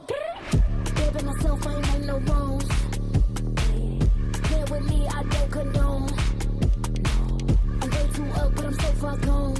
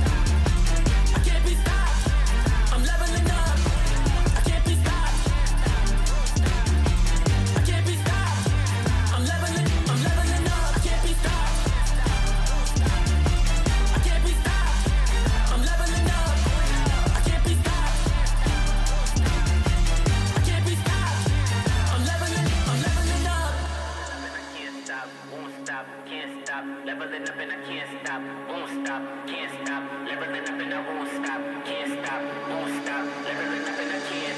I'm leveling up and I won't. I can't be stopped. I can't be stopped. I'm leveling up. I can't be stopped. I can't be stopped. I'm leveling up. I can't be stopped. I can't be stopped. I'm leveling up. I can't be stopped. I can't be stopped. I'm leveling up.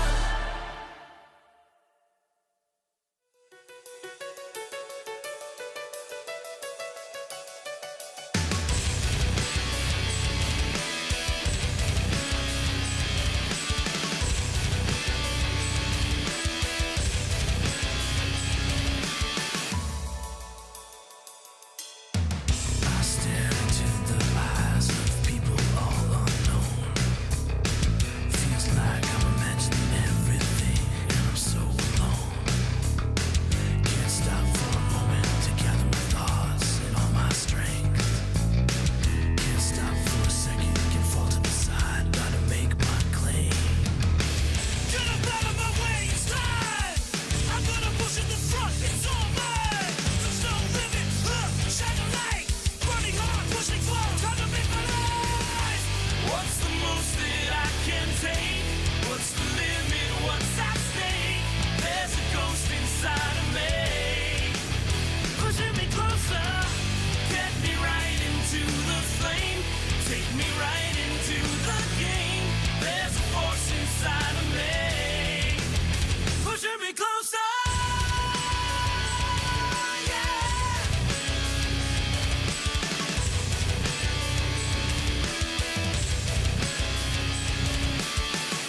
The day that I spend in line is another day of waste. Pushing the wagon for a faceless man in command of all my days. I choose to stop, I choose to rebel. It's the one thing I can do to make some meaning from the solitary life I live, a life in hell. Get up out of my way, it's time. I'm gonna push in the front, it's all mine. There's no limit, shine a light. Running hard, pushing forward, time to make my life. What's the most that I can take? What's the limit? What's at stake? There's a ghost inside of me, pushing me closer. Get me right into the flame. Take me right into the game. There's a force inside of me, pushing me closer.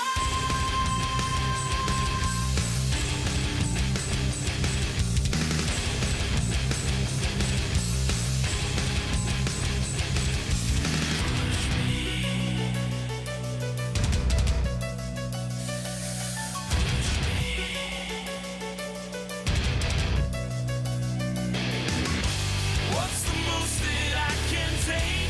What's the limit? What's at stake? There's a ghost inside of me, pushing me closer. Get me right into the flame. Take me right into the game. There's a force inside of me, pushing me closer. What's the most that I can take? What's the limit? What's at stake? There's a ghost inside of me, pushing me closer. Get me right into the flame. Take me right into the game. There's a force inside of me, pushing me closer.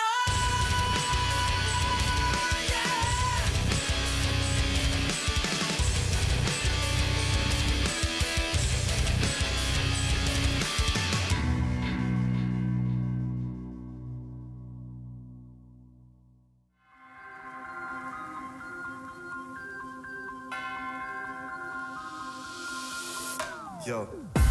One thing's for sure, you're gonna recognize me when I walk in the door. And the tactic to get the haters to give an applause. I can get an encore without giving them more. But wait, I'm giving them more. Every 7 days I'm giving them 24. You can't make the cut if you ain't gonna bore. These ones don't know about war. I grew up cold, hungry and poor. I wasn't grateful, I wanted more. I wanted women, I wanted tours. So I grinded and grinded some more. Woke up depressed, I had to fight more. So I burnt out, I couldn't do more. I had to put ascension on pause. Now I'm back like I wanna war.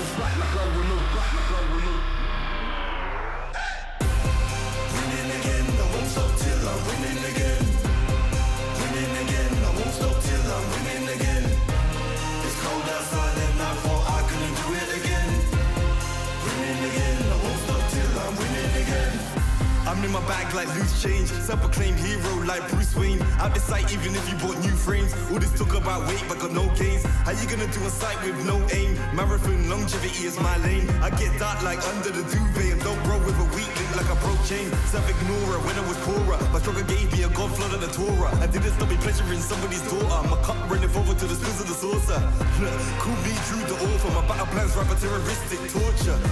These hands can bend water, boom boom explorer like Avatar Korra.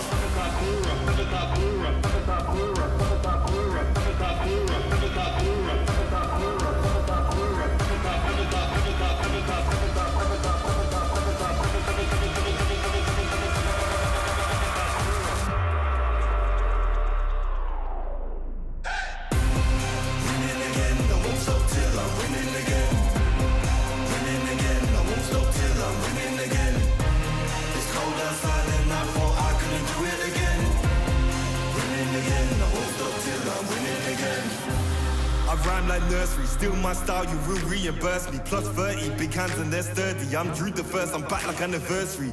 I came back worthy, like I swam in lava till it no longer burns me. I walked the desert for my ego's perjury, working for that zone where you can't outwork me. I'm a big man, but I ain't 32. I came to the front line with like 32. I'm a race, that's a shout out to 32. I'm a danger and I play 32. I'm just so 20, 32. Ahead of my time, so I'm hard like broom. Flows the bomb like I shook the room. I stay lit like Christmas and hot like June. Winning again, I won't stop till I'm winning again. Winning again, I won't stop till I win. It's cold outside and I thought I couldn't do it again. Winning again, I won't stop till I'm winning again. Winning again, I won't stop till I'm winning again. Winning again, I won't stop till I'm winning again. It's cold outside and I thought I couldn't do it again. Winning again, I won't stop till I'm winning again.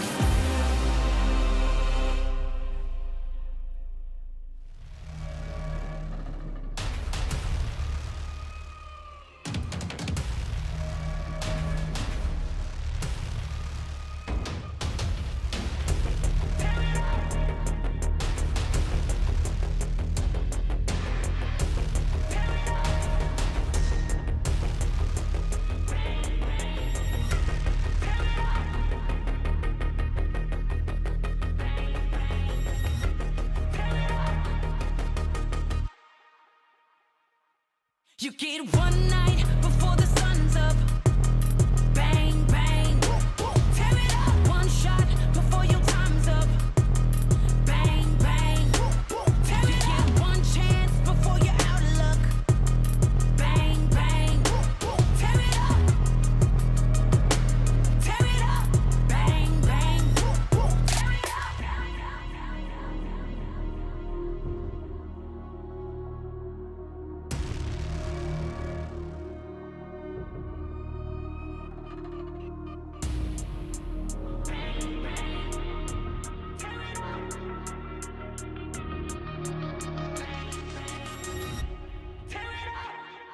You get one night before the sun's up.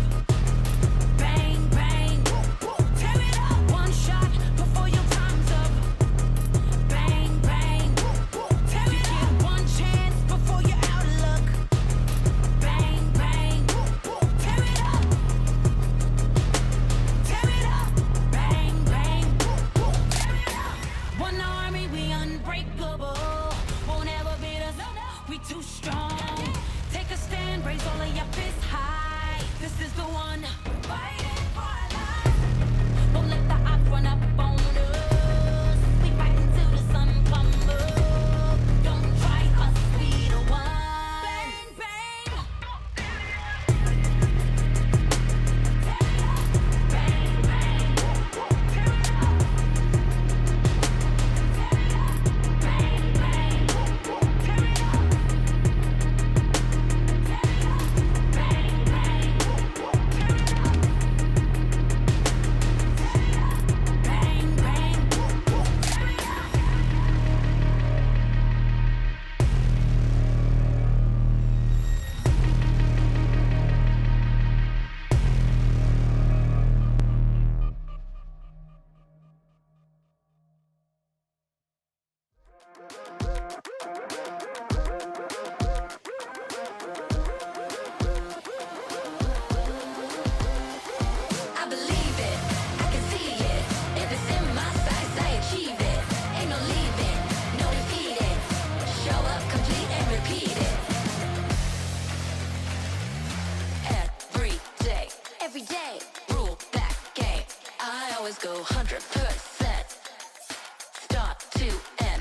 the end. Out or in, no between. You gotta go 100%. Click to win every single moment. Caught up in the motion. Got no use for caution. Hope you're ready for a fight. I believe it, I can see it. If it's in my sights, I achieve it. Ain't no leaving, no defeating. Show up, complete and repeat it. I believe it, I can see it. If it's in my sights, I achieve it. Ain't no leaving, no defeating. Show up, complete and repeat it. Every day, prove that game. I always go 100%. Start to end. Every single moment, caught up in the motion. Got no use for caution. Are you ready? Are you ready? Are you ready? Are you ready?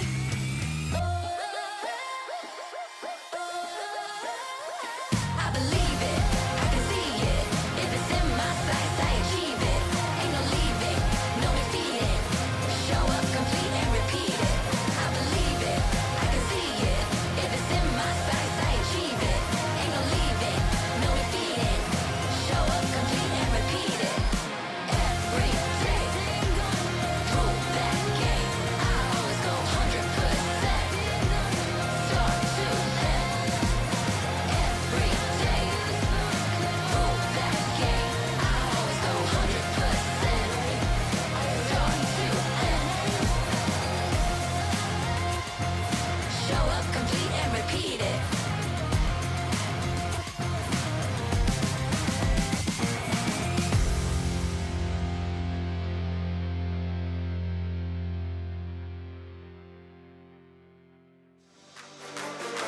We on the way. We came to play. We on the way. Showtime. Let the games begin. You can't stop us. I came to win. You can't stop us. It's only us in the end. You can't stop us. We the best in the world, and that's a promise. Let the games begin. You can't stop us. I came to win. You can't stop us. It's only us in the end. You can't stop us. We the best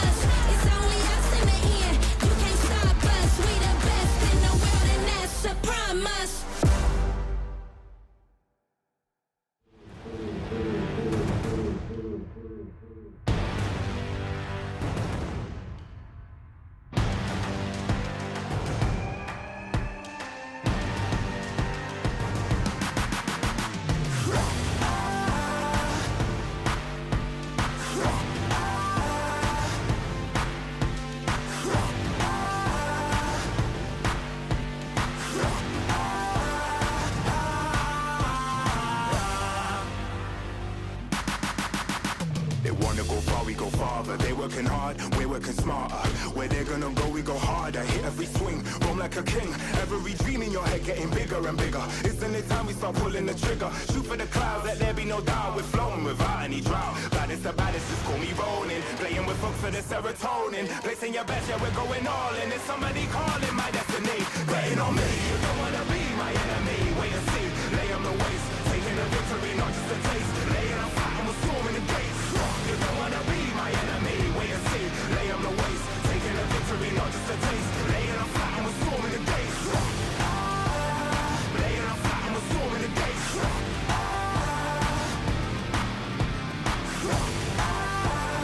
Laying on fire, I'm storming the gates.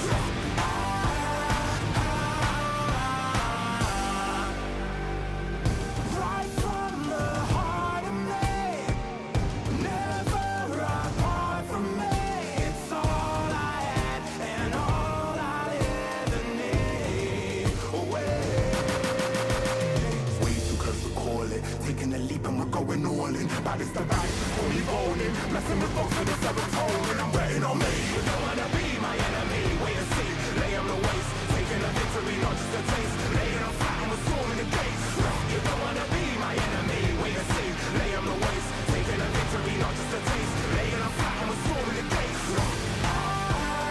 Laying on fire, I'm storming the gates. Laying on fire, I'm storming the gates.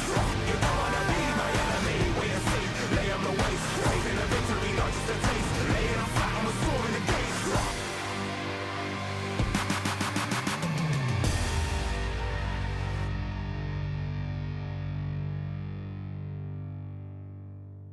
Guess who in the building?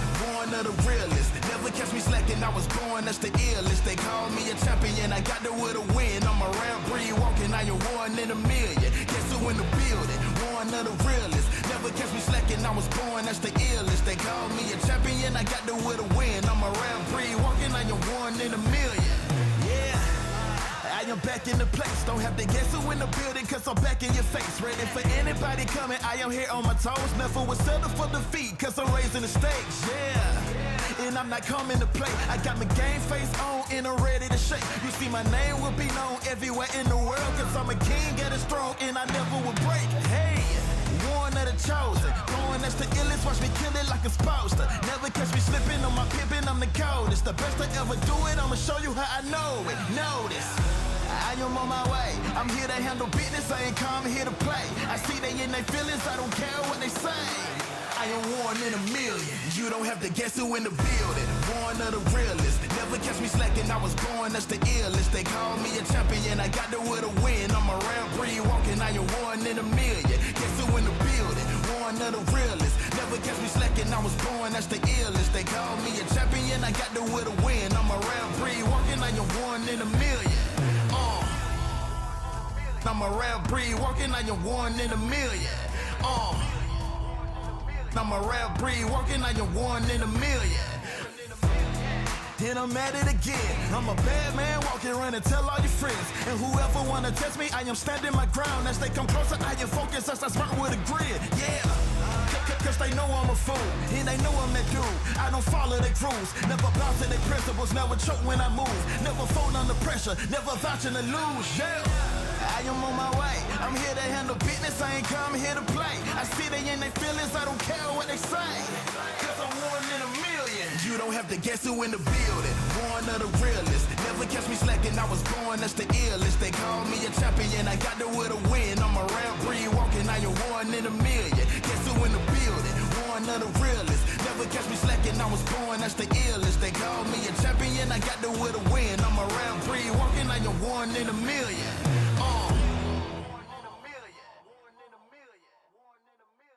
Let them know.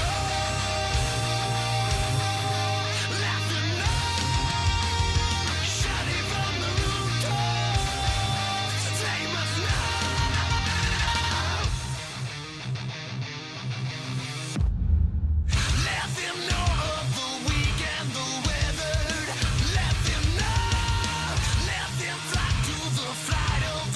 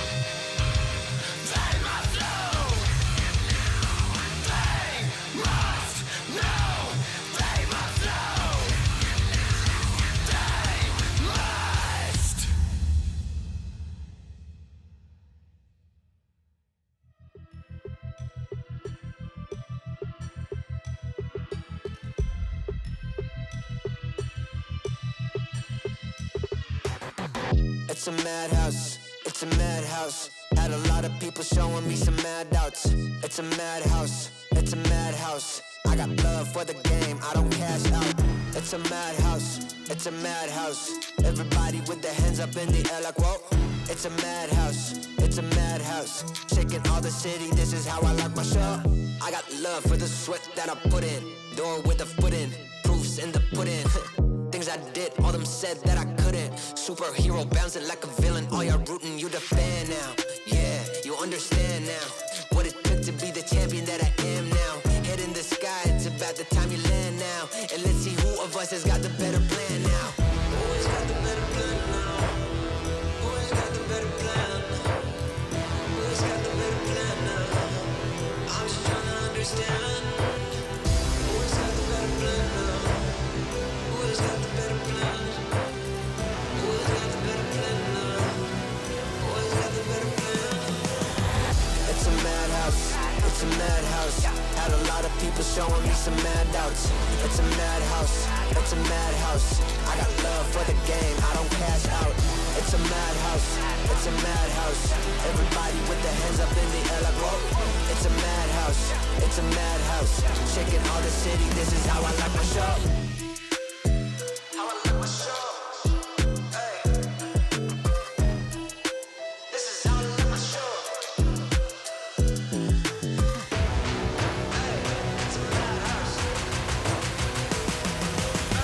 It's a madhouse, it's a madhouse. Had a lot of people showing me some mad doubts. It's a madhouse, it's a madhouse. I got love for the game, I don't cash out. It's a madhouse, it's a madhouse. Everybody with their hands up in the air like whoa. It's a madhouse, it's a madhouse. Shaking all the city, this is how I like my show.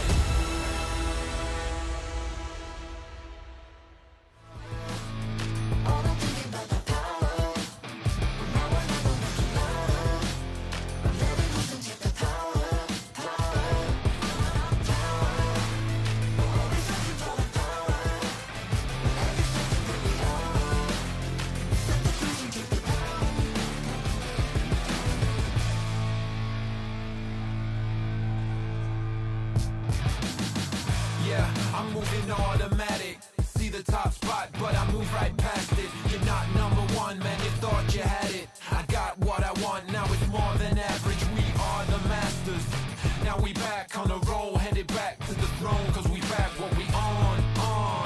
Now we here to set the tone, got the spirit, got the soul, never question the power. Yeah, we showing you the power.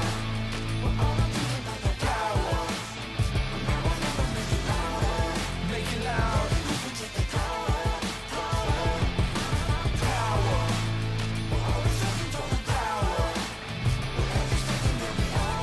Don't waste a minute.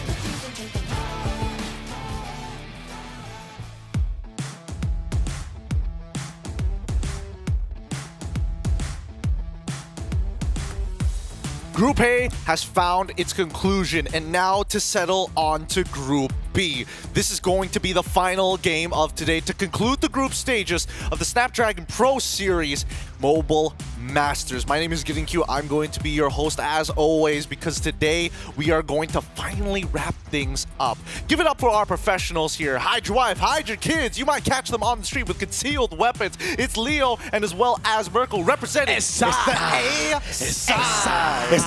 best stream you could ever get. The stream that everybody wishes they were. Boys, so far these games have been absolutely hectic, and with the conclusion of a Group A, we need to see the conclusion of Group B, because this is a high-stakes match between Team Falcons versus RRQ, who currently are on a perfect record. I'll tell you now, in the run of Mobile Masters group stage, this might be the hardest for me personally to predict. I've been so confident going, oh yeah, this team 2-0, this team 2-0. Spoiler alert, this one, I really took the time to figure out what I thought was going to happen. So we're going to see your answer later. Yeah, it's easy like that. Like I kind of put you on the edge. I'm just glad that you didn't come up with a forecast right before and post it up right before the show. That would have been interesting to see. But speaking of which, let us introduce our two competitors looking for that top spot to get a bye in the playoffs itself. It's going to be Team Falcons, all the way from the Philippines. Flap, TZ, Cal, TZ, Few, Ogwit, and Super Marco. given they're not flying as high or as clean and as smooth as RRQ, I think the peak of the altitudes of Team Falcons PH are yet to be seen in Mobile Masters. I think the meta is shaping up to be their playground. I think come the playoffs, again, this is what about for first place, right? About for top dog. I think after this, they're gonna evolve and spread their wings even wider. Yeah, I think we've seen that before. I mean, again, for Super Marco, I think in an interview, he also just said that as long as he's here, the PH dominance is not going to end. Well, fun fact here, if we're talking about the dominance, well, Team Falcons have defeated RRQ Hoshi in every meeting, including M2, Games of the Future 2024, SPS Season 6 APAC Challenge Finals, Group Stage itself. Every time they have seen each other, it has not gone well for the Kingdom, but not this iteration of the Kingdom. If we are talking about how high Team Falcons can soar, the real question is whether or not the grounded foundation of the Kingdom is going to be enough to make sure that, hey, doesn't matter if you're in the skies, our walls are still a little too high. Yeah, and it's crazy to see that, again, if you take a look at the Falcons roster that did beat RRQ at M2 at Games of the Future, SPS, it's always relatively been, the same three dudes, right? You still have few. Back in the day, it was obviously M2, Carl TZ, and you still have Flap. So it's few and Flap always. Meanwhile, you take a look at RRQ, it's a completely different lineup from the M2, even from GOTF. So we've had two completely new rosters for RRQ Hoshi, and this is another new one. Just last season, you said Season 6, they met up. It was with Skylar. Just in one different season, it was already just the departure of Skylar, and now the new entrance of Toy Plus. This amazing Sutsujin plus Hazel kind of combination that we're seeing for RRQ. I think either way, there are very valid arguments for both sides. As much as I do agree that right now Team Falcons haven't reached that, that big peak that we were looking for ever since, MSC 2024 and onwards. And then coming into the SPS, the snowball coming in from the MPL ID, current first place undefeated, and coming into the Mobile Masters undefeated RRQ. It's a really tough argument to say of, is it legacy? Is it the branding? Or more importantly, is it the momentum that they're bringing into the game? Yeah, both of these teams have a relative amount of momentum. Clearly more for RRQ. It's also begging for the question of history, right? Will RRQ take that weight, that luggage, that baggage of the, past 4 or 5 years that these two same dudes with, maybe a little changes around them, keep beating us. At some point, it's got to be a story in the gaming house. Like, hey, man, you see these dudes? They keep beating us. So that's got to, etch its way into their minds, and they have to take that out of their heads going into this matchup. That's where Cute comes in. Yeah, I don't think they're thinking about it now, right? I think in the past, with some of the same members from, obviously, the M2 loss, the GOTF loss, then we could see it. But here, for these new guns, for these young guns, it just feels like they're playing without pressure. In their first season, just last season, we did see Rins, Edok having to go through that rookie arc in MPL, as we have seen for a lot of different MPL players. But now, they're looking fresh, they're looking ready and confident. Speaking of fresh, ready, and looking extremely confident, let's give it up for RRQ. Let's pull up the lineup here in case you guys are just tuning in. It's going to be Dairen, Sutsujin, Rins, Edok, and Toy. We were talking about the lineups, but let's also talk about the brains behind the brawn. And I know, Leo, this might be putting you on the spot. You are all Kingdom. You are all Kingdom. I am so Kingdom. You are so Kingdom, but especially with the mastermind behind it, the Mr. I am Cute Vengeance. It's kind of hard to say because Trevor has faced off against this team, but obviously in an assistant coaching position. But he has some kind of patterns here. But Cute is coming in with a full plan. All right, I love that you pointed it out because that's where eventually we were going to end up either way, right? Bruce has such a clean drafting style, and of course his motivation, the way he reminds his players that hey, even if you just don't let it get you down, right? So I think that's the main difference. You're right. Mentioning Trevor is very important. Trevor sometimes has episodes of, I love you, coach, but sometimes he's like, what is that? What is this draft? We saw it in this very tournament, Snapdragon Pro Series, APAC Season 6. Like, why y'all forcing Uranus? I think all the way from when he was coaching Echo as well, we have seen, love-hate relationship from the fans, from the analysts as well for Trev. But I do have a fun fact here as well for you guys back at home. From MOBA Pro to MLBB coach. Cute actually learned MLBB through an emulator on the PC. He doesn't want to play it on the phone. He's used to playing like this. He continues to play MLBB like this. It's the second story is Dilar. Oh, really? Yep. All of them, just blue stacks all the way through, boys. it's tough. Hey, look, I don't know. It feels weird for me. It feels a little foreign if I'm not playing on a phone itself. But hey, these teams and especially these coaches have gone through hardships to get to the level that they're at. Obviously, Kesku has come from experience within the esports scene as a whole, coming in from other mobile titles into MLBB. But even for Trevor, like as you've mentioned, in his time during Echo, there's that love-hate relationships from the fan. We're looking from it on an outside perspective, but internally, it must have been difficult for him transitioning from org to org, but still making sure that the boys that are under his care is going to be enough. With that being said, we do have an interview coming from Team Falcons PH. It's going to be Ogwin on the line. Let's see what he has to say.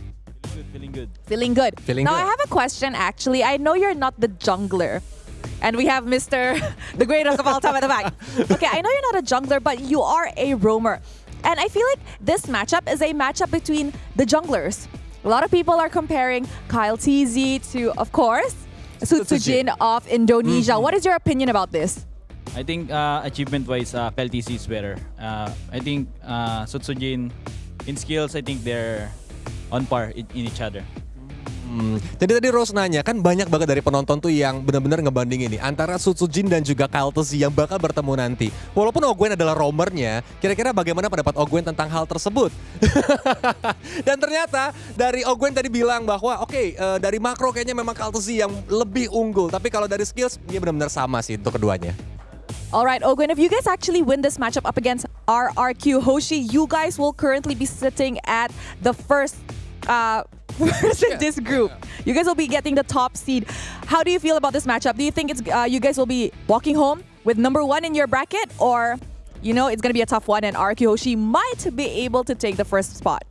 I think it's a tough one, but we are pretty confident that we can get this win. And as we all know, RRQ Hoshi is currently on a win streak, 2-0. They have yet to drop a single game. Do you feel pressured? No, not at all. Jadi kan tadi Rose juga nanya bahwa kalau seandainya mereka menang match ini dengan skor 2-0, mereka tuh bakal ada di top posisi grupnya dan mereka bakal ada masuk ke babak playoff lebih enak lagi karena udah di semifinal. Dan Ogwen itu tadi bilang, enggak, kita pede untuk ngalahin tim RRQ dan kita bakal ada di top positionnya. Katanya saat ini seperti itu. Do you have anything you want to say to RRQ Hoshi before you guys start this match? Good luck and have fun. Good luck and have fun tadi dari Ogwen. Alright, thank you very much, Ogwen. And with that, let us right back to the panel. Thanks, Rose and Colios. You heard it here first from Ogwin from Team Falcons PH. And obviously, I mean, we need to break out of the standard of like, good luck, have fun. We need to see a little bit more from that. These teams are too humble. I think Flap has the right idea. Just, what do you have to say? Cut to the camera. A-side. Just A side. Dude, if we can get Flap to go A-side or go throw out the signs or A-side, that would be so funny. I think it's very easy. We'll holler at him. All Leo needs to do is send him a DM. That's it. After tonight, we'll get him to say. Boys, or you get go on with it. the voice note. Yeah. Boys, get on it. We need to show and make sure that Stream A stays on top, just like our alphabet. Make it all the Southeast Asian parents proud with our grade. Spam it. Spam it in B and C. Now, speaking of which, there's also the matter of RRQ, right? Yes, it has been a very, very long time since they have actually accomplished a world championship. But at the same time, if we're talking about like raw chemistry, technically Falcons have been together much longer than this squad of RRQ. I think all the way from season 11, was it? Was it season 11? No, season 10. Season 10. It was still, I remember Super Marco in the gold lane, right? They had to swap here and there.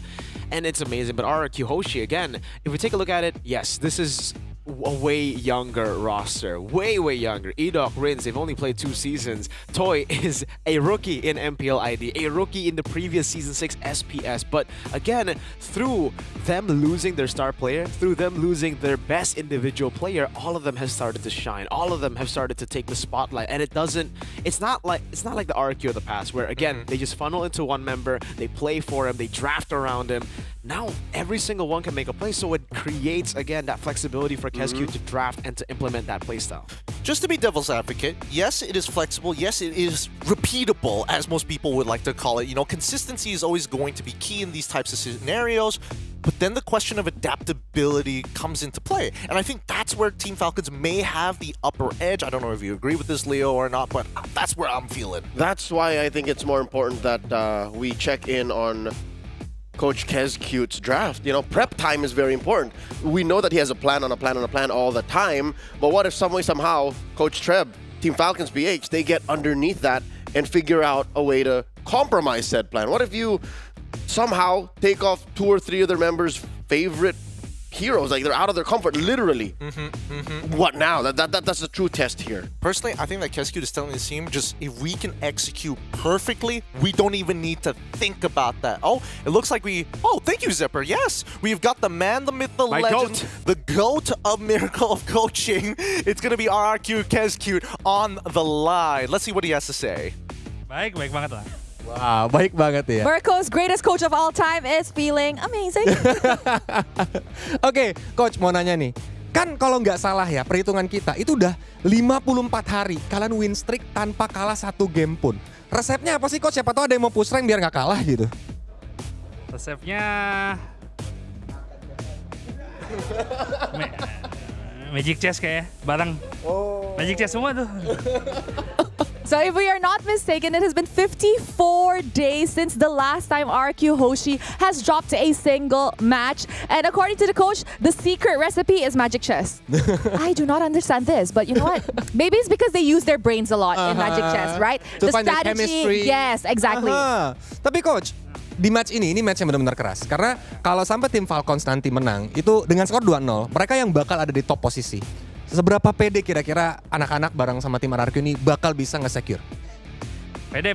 Nah, dari mulai awal turnamen ini ya kita udah main lepas sih. Beda sama yang waktu di Malaysia ya, agak tertekan dikit kali. Jadi ya 100% pede lah. So it seems like they are 100% confident leading up to this matchup up against Falcons Philippines, especially after the disappointing run in the Snapdragon Pro Series back in Johor Bahru just a few months ago. Oke, terakhir Coach. Ini sebagai coach, jadi gini, di penonton itu banyak banget yang bandingin antara Susujin sama Kyle Z. Katanya mereka tuh benar-benar kayak on par banget. Kalau dari pandangan coach sendiri gimana sih? Nggak tahu sih mirip dari mana. Enggak lah. Susujin unik. Beda sendiri dia. Yeah. All right, so like we've mentioned just now with Ogwin from the side of Falcons Philippines, there has been a public debate regarding the 2 junglers, which is Susujin and Kyle TZ. And according to coach, he finds Susujin quite unique. So maybe that's why, Susujin stands out to Mr. Greatest of all time, aka Mirko's favorite coach. Yes, but yeah, Susujin is more unique. From the side of Kyle TZ there, Ogwin said that Ogwin is better. So, Kyle TZ is better. So, we're gonna see in game later. Yep, we're gonna see it. So, itulah dia mungkin interviewnya. Jadi kita bakal lempar kembali ke para panelis. Well, interesting. It's great to hear from the man, the myth, the legend, Kescute, RQ Kescute himself, the coach of that team. But it's interesting to see. How do you get better? Better drafter? Just play some Magic Chess and apparently just treat the draft like an auto battler. No, what I took away from that is the debate between Sutsujin and Kyle TZ. Like, did I hear that right? He said he likes Sutsujin because he's unique. He's unique. He's unique jungler, right? I mean, from Ogwen, he said Kyle TZ has more experience. On skill level, they're on par, but he has more experience. Kescute says, my boy is unique, bruh. He's special like that. He's a little special. Face of a boy, voice of a man. Like, it's... I don't know if that's what they were referring to. Hey, I don't think so. We'll never know. Here's our predictions right now, but let's pull it up on the screen. Let's see how Kingdom you are, good sir. This is what I've been waiting for all day. That's not very Kingdom. That ain't very Kingdom. Oof, that's a tough one. Mr. AP is shaking. No, I said the tattoo offer still stands. But here I have to be a Filipino first before a member of the kingdom. All right, that's the first tattoo, Filipino first, and then our. That's gonna be a wild piece. No. I think this could go the distance, but somewhere in my heart, I think Falcons can serve up RRQ's first loss. I definitely think it's possible, and I think it reflects in both our predictions as well. You and me, Mirko, yes, we are leaning towards the Kingdom. Me personally, because of the momentum that they're bringing into the table and the level of polish they're walking in with, I do think my only concern is whether or not Team Falcons are able to kind of mess up the execution and then force them into that adaptation style, like 20 minutes sort of type of games. Yeah, that's the same reason I gave RRQ a 2-1 here. Although obviously I'm Indonesian, I'm part of the Kingdom because Mr. Kescu as well, my GOAT. Again, they have shown that a couple of times when it does get messy, they can drop games. I think a good example of this was Alter Ego in MPL Indonesia Season 15 up against RRQ. Their first game loss. It was a very chaotic, super fast-paced team, and I think Falcons have the capabilities of doing that, to create a chaotic atmosphere up against RRQ and to match Kescu in the draft with Trevor. We'll see. It's going to be the battle of the brains here, as it looks like the draft is about to begin very shortly. And honestly, let's see whether or not blue or red side is going to matter between these two top caliber teams. And I don't know. For those of you in chat, show your support. Who are you leaning into? Is it Team Falcons or is it going to be RRQ? Type in A if you're Team Falcons. Also type in lowercase a if you're RRQ, and do it into the stream Bs and stream Cs just in case. SI. Let's jump right into the draft here because it's already begun and things are spinning out of control very, very fast from what we are seeing on the other side of the screen. Hold up. Wait. Is this right? Is that a Harith? Yep. About to be flanked by a folks. You won't believe this. This is the first time I've seen this here in a while in first phase, like prio pick. It's about to come up. It's an Eve. Ooh. There it is. Harith and Eve. I want to ask you the question because when I was in MPL Indonesia, there was this big talk about like Eve players. Eve. Rins was on the lower side of that spectrum. Yes. Has that changed? It has changed. The way that he's been able to utilize the RWM, utilize the hero as well, it has really changed in the way where he can control his flicker now. Like in the previously, Rins was just known as the flicker guy. He would flicker forward on Farsa, he would flicker forward on Yves.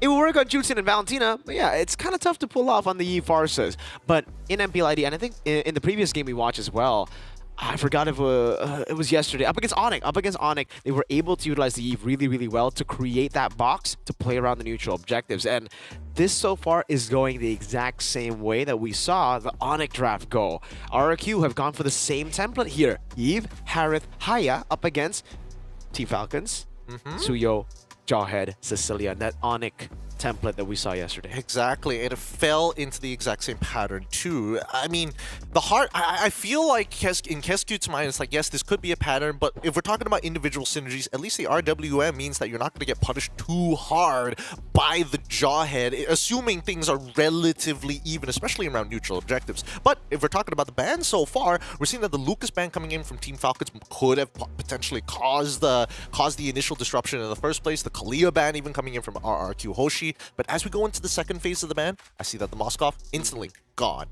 So where does this put Marco? There is no Granger either. You want to go Irithel here? You wanna pick up a Beatrix? You played a Beatrix.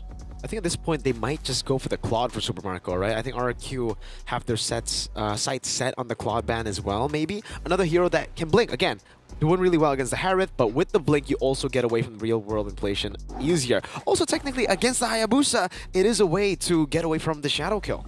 Also notice that, Matilda not touched at all in the bans. Neither of these teams even wanted to dabble in it. They're like, Matilda is a liability. Okay, Bruno, by the way, is the choice for RRQ. Set to ban out the Bruno. Team Falcons. Final ban. Do they take out a glue?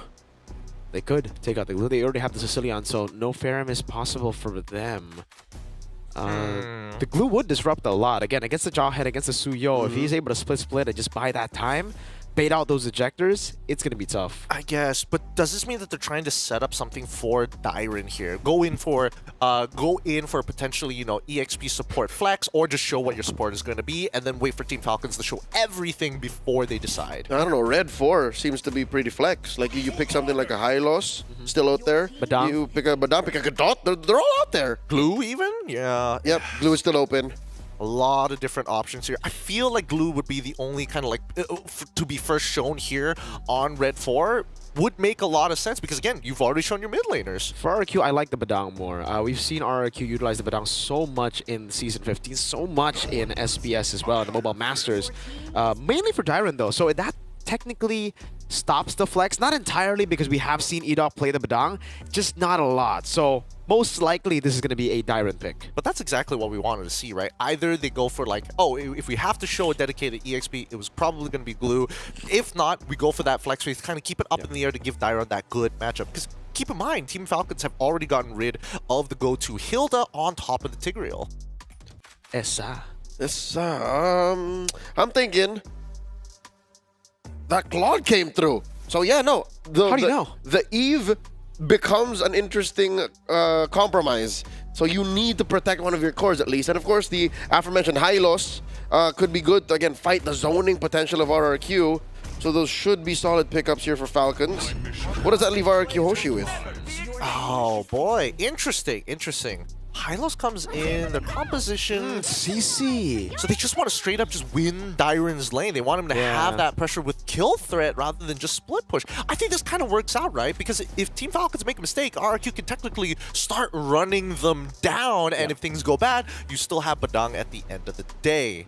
With that being said, though, that means the draft is going to come to its conclusion here. Team Falcons on the blue side, facing up against RRQ Hoshi on the red side. Remember, this is a stream. Show your support in the chat and on other streams here at Mobile Masters, as I'm passing the mic on over to both Leo and Mirko to take care of you guys in-game. The race for top seed in this group has come to a climax. Ladies and gentlemen, experience the best of three with us. And in just a few moments, we'll be landing into the battlefield as we watch glorious combat between Team Falcons and RRQ Hoshi. Mirko, I'll be honest with you. I don't know how to read RRQ's draft. I know they're very good. I know that at the end of the day, mobility is one of their key strengths. We've seen them engage, re-engage, but here, it looks like they're gonna live and die on zoning. It's all about zoning. It's all about poking as well, right before they get into that big team fight. So they have the poke through the CC, the Eve Edok, already at the start, actually going to be able to reset the purple buff just a bit to get him a bit low, forcing the purple. But now, whoa, Kyle Teasy decided to go back in. So again, Sutsujin able to steal it away up against the Jawhead. Oh. That's what we were talking about unique. He's so unique. Only he saw that angle. Ogwin didn't know what was up until it was too late. That is irreparable damage. Well played. Really well played. Again, it's the preparation, Leo, that we were talking about. It's prep time. The prep of Mr. Bruce Kescute Wayne. Yep, he said, yo, we might not win fights up front, given how good Team Falcons draft might come through. Go for the buff. Uh-oh, mid lane. Again, few. Maybe take it very low. Blade Surge coming out. Rins flickering out to safety. But Kyle Teasy still able to pick up first blood ejector flicker from Ogwen. Irreparable might not be the keyword. Instead, vengeance is the key. Team Falcons answering back with violence of a different brand. A 2 for none, punishing that orange buff steal. You know what, Mirko? I'd call it quits here. This is equal. If anything, slightly benefiting the Falcons. Yeah, definitely benefiting the Falcons, I feel. Kyle Teasy getting a kill and an assist is so good for the early game. We already know how impressive the Suyo Jawhead combination can be. Add in a kill onto it, and the early mishap of the orange buff being stolen kind of goes away. You can forget about it. Forget about it. Yeah, the thing is, at least Kyle Teasy did not commit to it. It was literally just Ogwen saying, dude, it's gone, go look for something else. Now, Falcons collapse onto the turtle and they're blitzing. All right, the pin down coming down as well. Diver's the one who steals it away with the curtain call. Kyle Teasy locked down RWM, trying to go for the chase. Sutsujin doing the same. Now Quad Shadow back. Now Few caught in the bad spot. Should be taken down. Shadow kill, and Rins takes him out. Team Falcons did not respect RRQ Hoshi's prowess in the paint. Like literally when it gets down to it, you get pinned up against that wall. Edok found the perfect crack and Rins kept y'all in it. I think they respected it too much, Leo. They tried to blitz it faster than RRQ's rotation over because they knew they could not take a fight early on without, the purple buff. Again, they knew Sutsujin was on purple. They respected it. They tried to blitz it. And they got punished for that. It was literally just a second more of freedom and Team Falcons would have gotten away with highway robbery, but instead, it's back to deadlock. Again, a turtle for RRQ Hoshi, a kill on the backswing, and that kill was I'd say, significant. It was Few. Now the crack on Ogwen. Ejector only landing towards Edok. It's going to be a kill over. Shadow kill with the real world manipulation. Blade Surge forward. Kyle Teasy looking for the kill over to Rins. Gets cut out of the way. Toy's going to walk up as well. Has the flicker. Decides not to use it. It is a 1-for-1. Both roamers. So that's a trade that Falcons were looking to get, again, for free. And now, Super Marco in trouble. He got Sutsujin on him. Whoa, takes the kill without the shadow kill. Shurikens, Quad Shadow, basic attack. Super Marco got read out. There was nothing Ogwen could do. This is an offensive-minded Jawhead. What was he gonna do? Hope for a flicker? Was ejector? Was he gonna try to do that? That would be a waste of resources. There you have it. Away pushed in, shoved in, denied away from Marco as Few soaks it in. A whole level lead in the gold lane, Leo.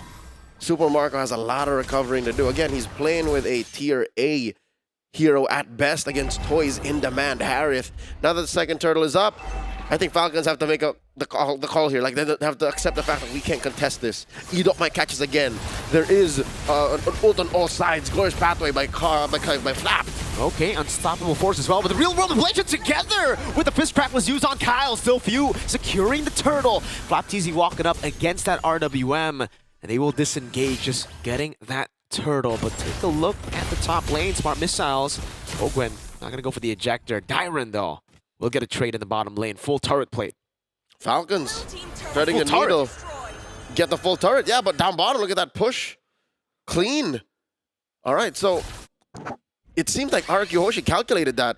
Yeah. They seem to have just said, yeah, take the turtle, but we'll get the permanent resource. Beautifully done. Now, further in the lead. It was an 800 gold lead earlier. Now it's 1,000. And it's because Vidok always able to find these picks. Few lockdown, pin down, force to flicker out. Good resource burnt out here as Edok gets poked a bit, but it's A-okay as in top lane. Toy again is just pulling from Marco. Glorious pathway used up. Ogwen unable to go for that pick. Maybe overkill to ensure the disengage. Kyle TZ walks into a brush here. Spot Sutsujin. Good damage. Very good patience on the Blade Surge too. Sutsujin was waiting for that to come out. Walks up, steals the Lethal Wanderer, and goes back to his jungle. That was worth it. Very efficient in their movements. The unique jungler in Sutsujin. Hey. Almost a solo. Super Marco needing Flap TZ to help him out up top. Now, still one level lead, but a free turret over to RRQ. Dear God. Falcons are out their breath here. RRQ Hoshi are just taking it slow, picking off the fights that they can for free. And now the Falcons has a double guess everything. They have to think twice. And those nanoseconds of hesitation result in major changes in the map. Turtle's definitely going to be in prio for RRQ this no point, doubt. right? Clock's too far behind. Few as well. They need to wait for mid-game at this point. Yep, it's all Kingdom right now. Dyron alone is controlling a quarter of the map here.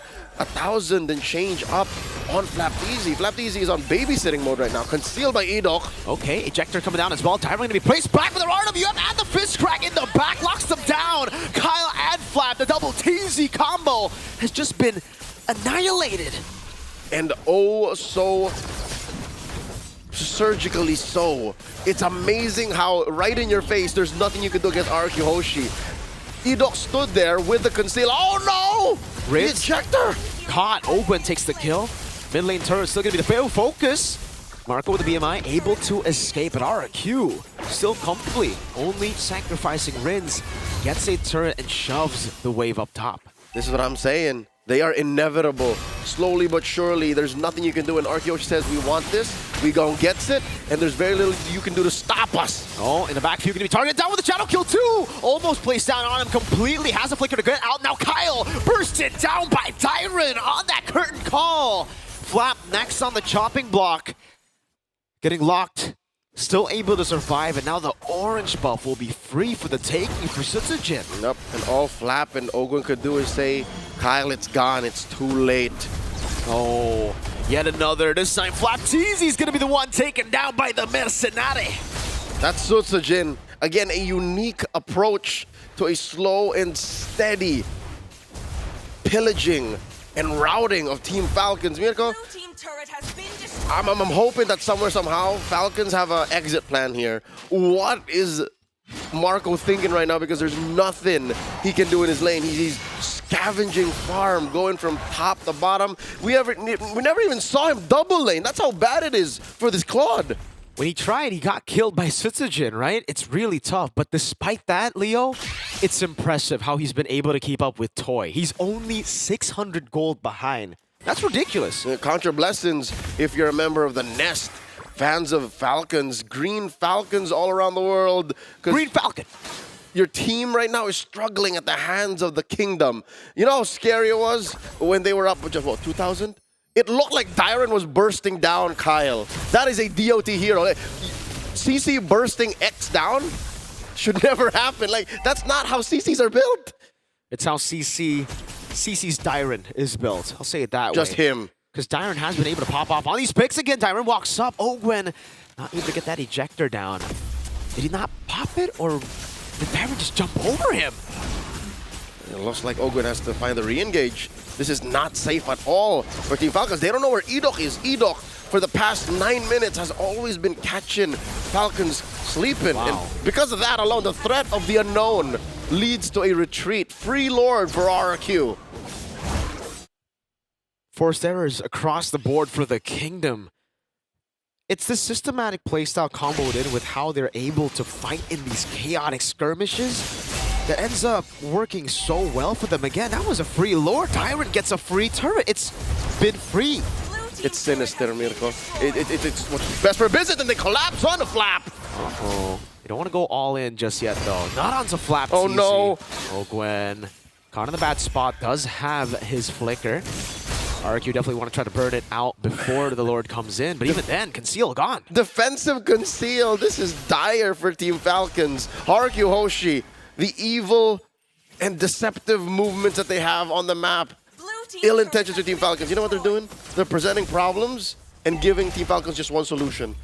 Just backing off. Well, you see the siege already from Tyrant. He's not only just bursting these heroes, he's bursting the turret as well. Edog! Into the back, finding the fist crack, but now it's going to be Sunsujin in the back as well with the shadow kills from Marco. Taken low and a bounce it out. Did he just get flapped on the quad shadow? In the base, too. RRQ Hoshi have cracked bottom, they cracked through mid, and they're not done. There's just 3 defenders left for Team Falcons. Kyle Teasy desperately trying to hold on. Now it's Toy. What is the bond force? Over to Super Marco. Gets stunned up, but now it's Kyle gets punished for it. Toy falls to the bad impact, but it's another hero taken down. Marco going for the chase over to Sunsujin. Shadow kill! BMI to get him out of it. Even there, it's Sunsujin with the win, taking the orange buff away. Rins. No. Okay. That's how you spell doom for Team Falcons. S-U-T-S-U-J-I-N.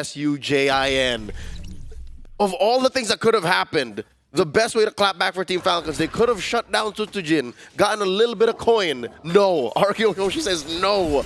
It's Toy who goes out and didn't even have a streak.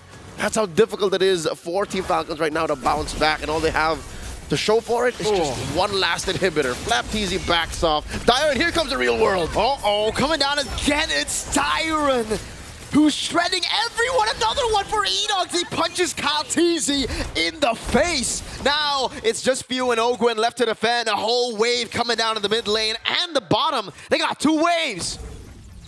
They have to think of ways to support this. An almost impossible defense.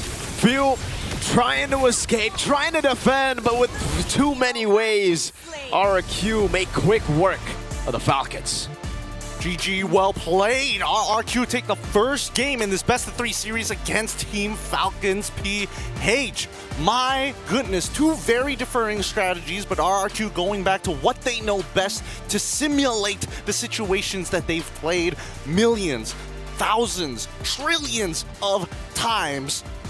But Team Falcons, on the other hand, they got some good ideas as well, but I think the draft is what really hurt them at the end. The power spike wasn't there, especially since they're so gold hungry. Yeah, it was too real how my inability to read the draft on RRQ bled into Falcons' reading of the map. Again, Edok hiding in almost every single bush that Falcons was trying to walk into or find a position nearby became the death of them. He was a ward that could punch people in the face.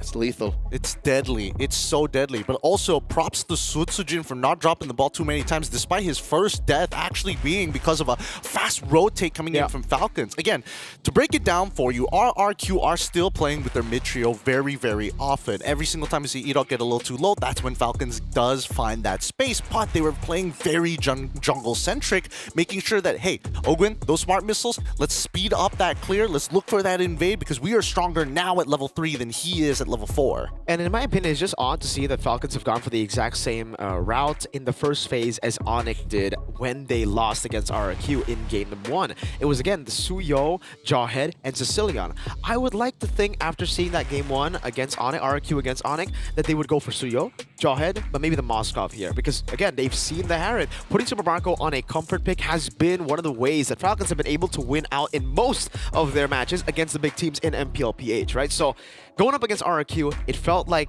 they just still wanted to stick to this, and RRQ clearly have made those adaptations already. That early rotation from Edok baiting Kyle to Kyle getting baited. Usually you take the purple, you run straight to orange when you have a Jawhead. He got baited. Sutsujin, Edok, they knew about that. They knew he was going to do that. It's crazy prep. It really is. It really is. And even from the drafting aspect here, some sacrifices had to be made for RRQ at the very least. Hey, you guys might have to be in a 4v5 scenario because Dyron is going to get that first turn on bot side, but the profits later down the line, the investment of unlocking him in that lane proved to be amazing for Toy. It was so amazing how Dyron controlled a quarter, nay, a third of the map. I think that was worth it. Because how was that possible, folks? Before even the highlights play, because I could have sworn Dyron was going to be the MVP. Because of how depraved the rest of Falcons were because of that low maintenance CC getting to the point that it was. Obviously, our MVP was Susujin, right? He was threatening everything from minute 1, getting this many kills, not getting shut down. The reason why is because Flapteezy was on babysitting mode. Flapteezy had to guard the backsides of Few and Super Marco constantly. Like, what was that? Minute 2, he just lived over there. Like, the point between Marco and Few is where Flap was always sitting. They had 2 losing lanes in the side lanes, right? It was a Claude up against a Harith. Going to have some troubles there, especially early on with the trades. We don't even need to talk about CC Hylos because that is a stomp of a lane, right? It's not a lane. Hylos basically tries to clear a wave and then rotates over, tries to rotate over faster. But Dyron is so quick. Not only is he winning the lane, he is also rotating quicker. If he doesn't rotate at all. He just stays in the bottom lane, taking the turret. Yep. I mean, I have to say, Sutsujin continues to impress me, right? Like, before, we were like, his Hayabusa was kind of like, eh. Today, his Hayabusa is looking impeccable. Immaculate, even. How do you deal with him? And honestly, why is he getting away with this so very often? There's not much of single target acquisition for Team Falcons. Sure, you have a Jawhead, sure you have a Hylos, but these two are super preoccupied. You have Edok, you have Dyron to deal with, and that's why Sutsujin, where you thought he would have gotten shut down, right? That's a lot of gold that we were expecting for Team Falcons to get in the punish. They couldn't get him. I think the majority of RRQ fans, majority of analysts as well in MPL Indonesia, after seeing Hazel's performance with RRQ, felt like Hazel was the better fit for RRQ. Just the way that they were able to dominate every single match. Sutsujin played 2 matches so far out of 5 in MPL ID. To go for the streak? Yeah. And now, we see him back in the lineup like nothing has changed. Hazel and Sutsujin match up each other so well now. Maybe, I don't know. It could be a good thing, could be a bad thing. It's tough to say from the outside because the Kingdom's walls are so high and looking in can be a bit of an issue. But I think that most people just have to kind of fix their sit. If they don't fix their sit, their backs are going to be really tired from trying to see the tops of these walls. But overall, with Game 1 going over to RRQ, it does beg the question what Team Falcons is going to do to kind of change that up, because so far RQ's red side has been impeccable. Like, what do you do against it? I think Mirko already mentioned a part of the solution here. One way to try and get to Game 3, Team Falcons has the number 1, watch their step. Don't fall for Kez Cute's tricks. He's got a utility belt, smoke bombs, caltrops, ninja stars. Anti-shark spray. Yeah, you already saw what they did to Onyx with the Adi opener, right? So avoid that. And number 2, get Marco comfy. That was a losing, again, an A-class marksman. I would say even B. B+. B+. Going up against a Harith, bro, people would give up so much for a Harith. So much. Truly, truly. With that being said, we're going to go on a short break, and when we come back, we're going to be witnessing game number 2 between these top caliber teams here at the Snapdragon Pro Series Mobile Masters right after this break.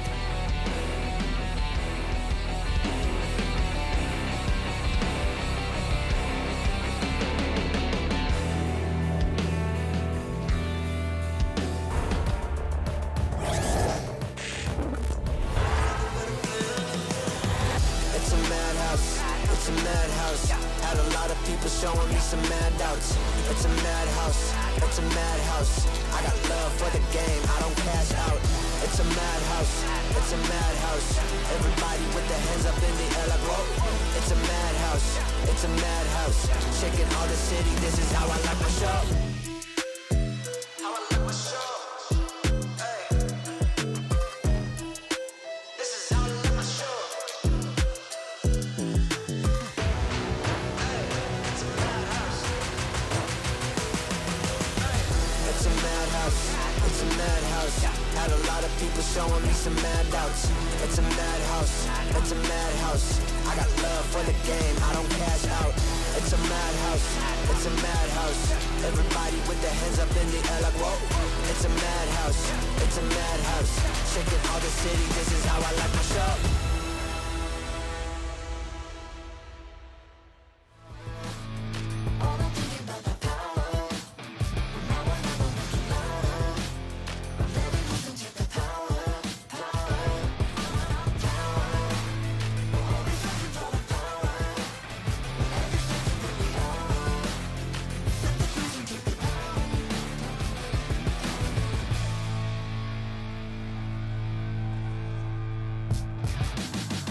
Yeah, I'm moving automatic. See the top spot, but I move right past it. You're not number one, man, you thought you had it. I got what I want, now it's more than average. We are the masters. Now we back on the roll, headed back to the throne, cause we back what we on. Now we here to set the tone, got the spirit, got the soul, never question the power. Yeah, we showing you the power. Power. Make it loud. Power. Power. Don't waste a minute.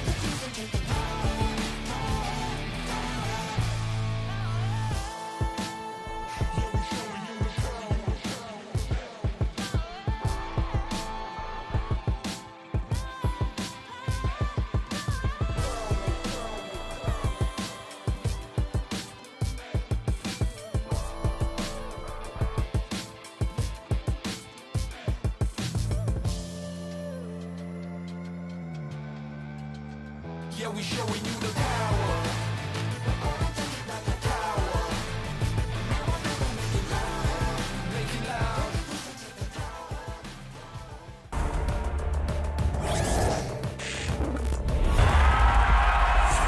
Here we go! The Snapdragon Pro Series is brought to you by Snapdragon Elite Gaming and DHL. As the sun begins to set here in Jakarta, the SBS group stage is about to come to its conclusion, if not an extension here between our top-tier teams here at the Mobile Masters. My name is Yin Q, and once again, back from the break, the adaptations have been set and are going to be in play. Of course, our professionals here at the desk in the set, it's going to be Leo and as well as Mirko to keep you guys accompanied for the match. Remember, you're watching the A side, the best stream, the best side amongst all three streams. And in case you're wondering, say hi to Chantel for me, all you Filipino fans, because I just saw her go live, and we might as well just bomb it with A side while we're at it. Yes, everybody go check out Chantel's live and go, Essa, what's going on? Aurora Turkey getting one over on it. Yo, this is an important match. Also, go over to stream scene and say A side while you're at it. Essa. This match here is going to predetermine who makes it into the playoffs. Wait, if Aurora sweep, Onyx out. Yeah.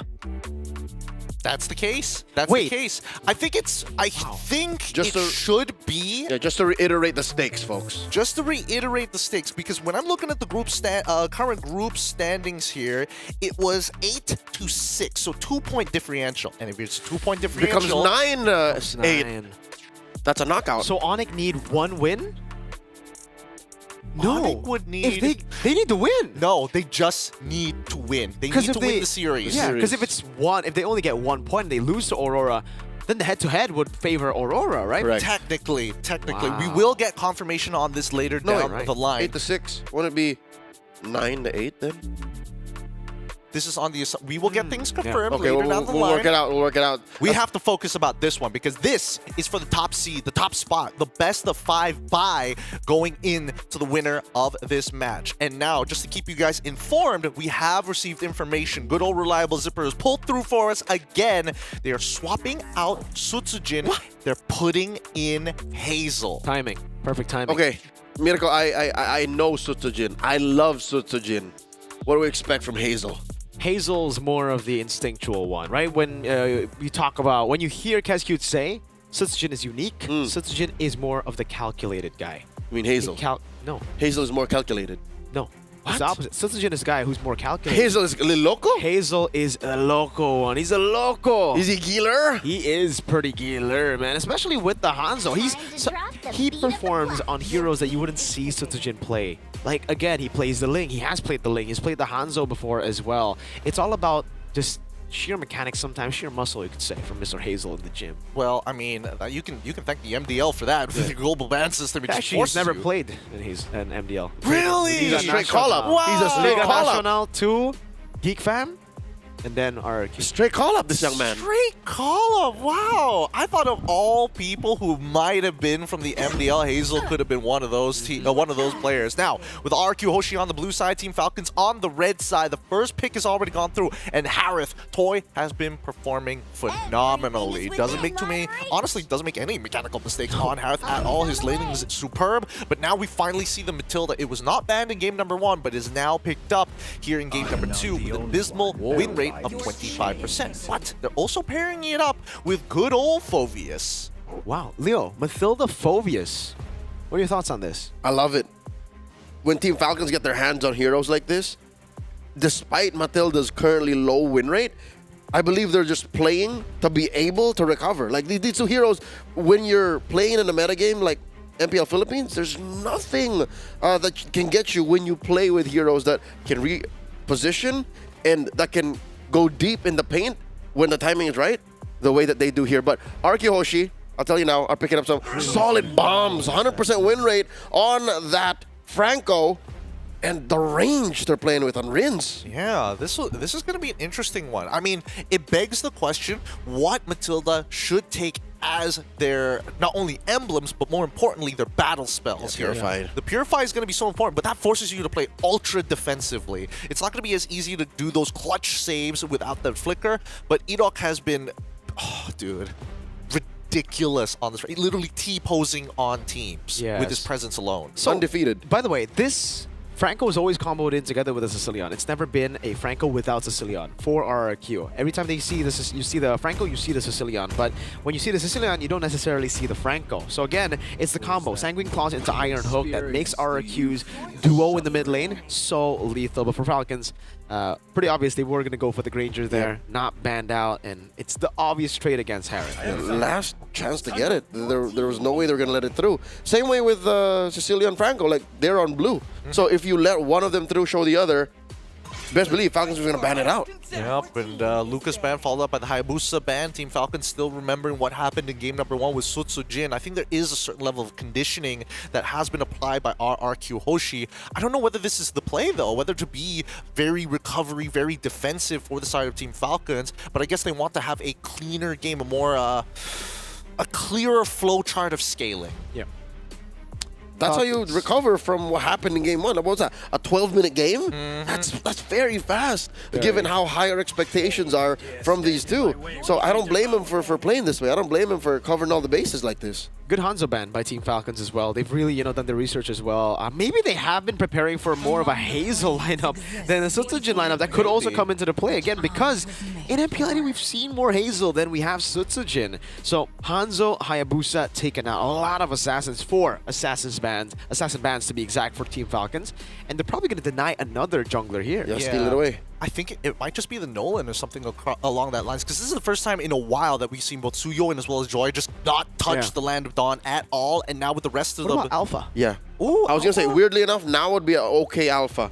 But if that's the case, maybe don't pick it at all. You see, don't pick it at all. Pick something else and see how far RQ Hoshi is going to be committing to give Hazel a good hero. I suppose.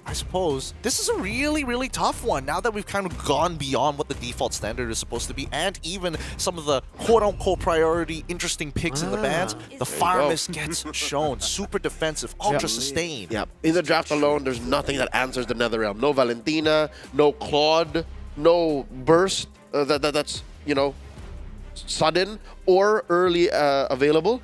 I think this is a good pick from Team Falcons, a very specific kind of Faramis. I'm not sure, because they're not going to be sticking close too much RRQ Hoshi, right? So, technically for Team Falcons, they're going to be lacking that damage, damage in general. They're only going to have physical damage with the Granger and the Phobias. We're thinking it's going to be a physical damage jungler to like an Alpha, right?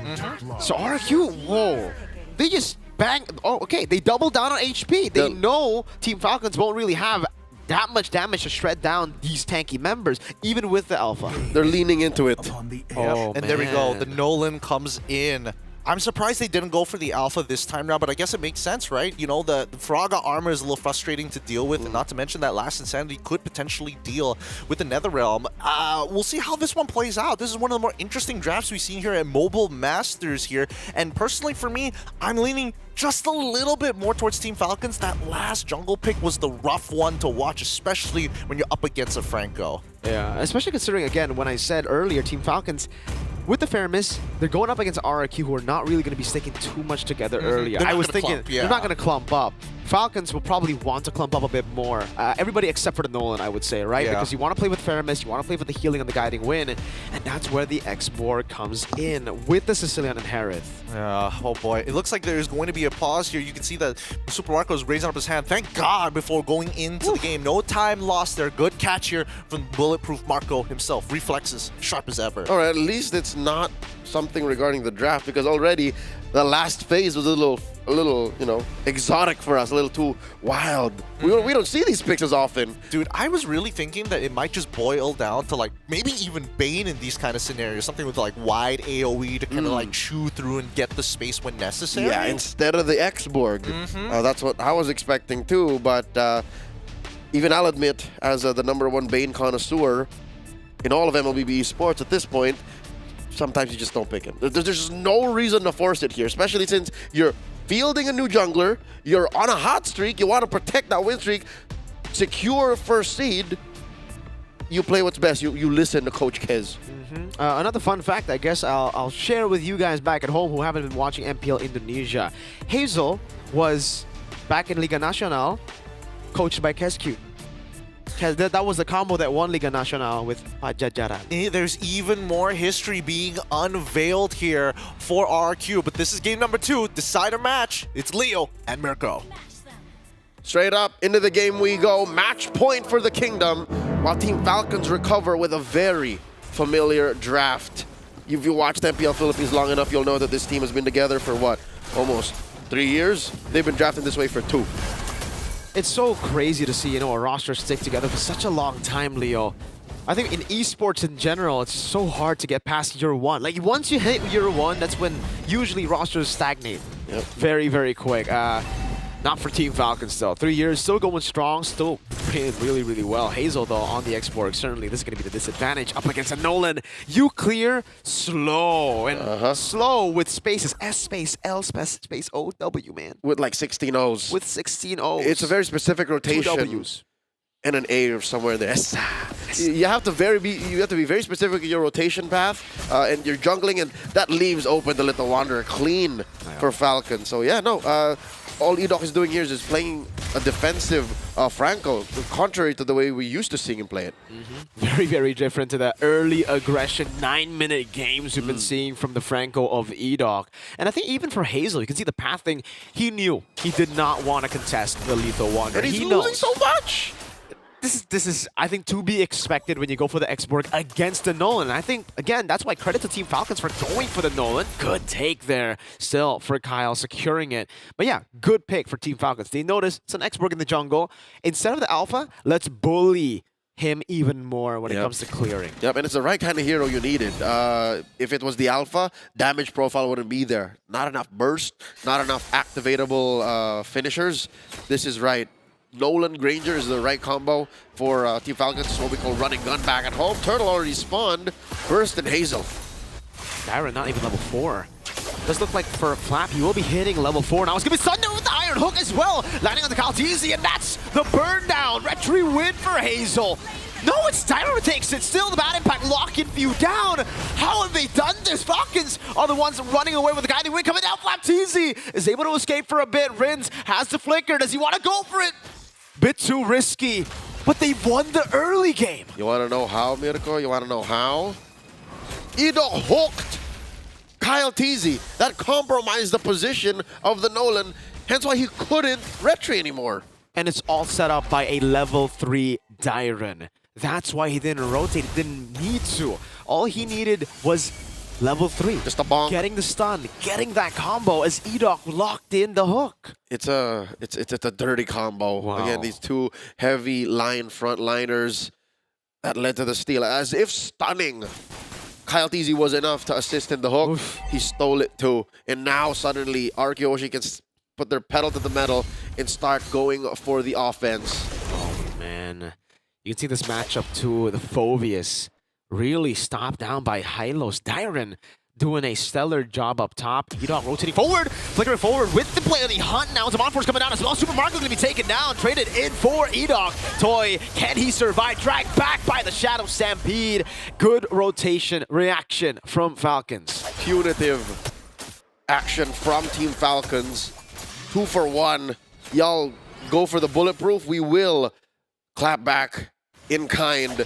And now we're waiting for how Team Falcons repair the situation up top. You mentioned how Flapteezy isn't exactly having the best time against Dyron. And now he sees Dyron's a little forward. Do I know what's up? He does see 2 of them. Sanguine Claw to Flapteezy, no flicker. He is done up top. Rins gets given the kill there as Hazel looks for the invade over to Kyle Teasy. Will be able to put down the pressure. And that's another whole wave Flapteezy will be missing out on. Turtle probably go for free. Glorious Pathway coming out, baiting out the Circling Eagle already. Kaltizi gonna be locked down by the Sanguine Claws too. Hazel still on a Turtle. Bad impact from Rins over to Kaltizi as Dyron gets locked and brought back by the Stampede. Hazel doesn't even need to retry. The 10 seconds that RQ Hoshi held the line that Dyron and Edok were ready to die for was enough to waste Kyle Teasy's time. And look, he's about to lose his purple. Another one. He didn't use the retribution earlier. Kyle doesn't have the retry. And the advantage that we would expect Kyle Teasy to have on the Nolan, the clear speed, has been neutralized through the fast rotations, through that CC lock. Wow. We knew that on a mechanical level, logic-wise, the Hylos was going to do work. No matter which assassin you put in front of this mythical centaur, they would have a hard time, but not like this. Not with how easy Dyron is making it look. Not 2,000 gold ahead, 5,000, 5 minutes in. Look how easy he can't even walk through his own jungle. And an Iron Hook lands with the Bloody Hunt. The Netherrealm comes in clutch, but still Ogwen, even with the flicker, won't be able to survive. He might have just banned a few in to give Toy a double in the mid lane. It just went from bad to worst as Marco can only hide behind tier 2, while 4-5 members of RQ Hoshi barrel forward. Tier 1 in mid goes. How have RQ done this? I'll tell you. Through Dyron confirming stuns, through Edok playing with range, and for Hazel to just make the right calls. Hazel, again, he's playing a hero that we haven't seen in a while in the jungle. He's picking his fights, man. He's picking his spots. And a hero doesn't have to be perfect to perform, but it has to be perfect for the situation. You're saying all this, Leo, as if, again, they didn't just swap their members. Edok going to be able to pop in the win the crown. Toy, Zaman Force coming down, and they're all going to be obliterated by that AoE. Still, Hazel has yet to pop the last Insanity. He's just burning Falcons alive. Ogwen next to the chopping block. There it goes. The last Insanity to blow Ogwen up. Kaltizi walks up for the kill, but Hazel's a bit too tanky. The Falcons walk away with nothing. That fight started when Arkeoshi collapsed on the few. Look, fellas, he never even got to use Netherrealm. That's how bad it was. That's how fast Arkeoshi can get these fights done. Oh. And Kyle Teasy tried. He really did. But the Kingdom says no. They're approaching a 4,000 gold lead 7 minutes in. Team Falcons, as good as a recovery lineup could get, gets denied just that. Phenomenal stuff from Araki Hoshi. Absolutely phenomenal. 9-3, 7 minutes in. And Leo, I was about to bring it up. Again, you're talking as if they didn't swap out a player. Because yes, they got the great drafts. They have this crazy synergy. But it's Hazel, not Sutsujin. Yet everything has stayed the same. Maybe even this game a bit more oppressive. Oh yeah, no doubt. I'll tell you now. Hazel is looking motivated. Araki Hoshi are looking all the more ready to play with a new jungler. And it's a new style.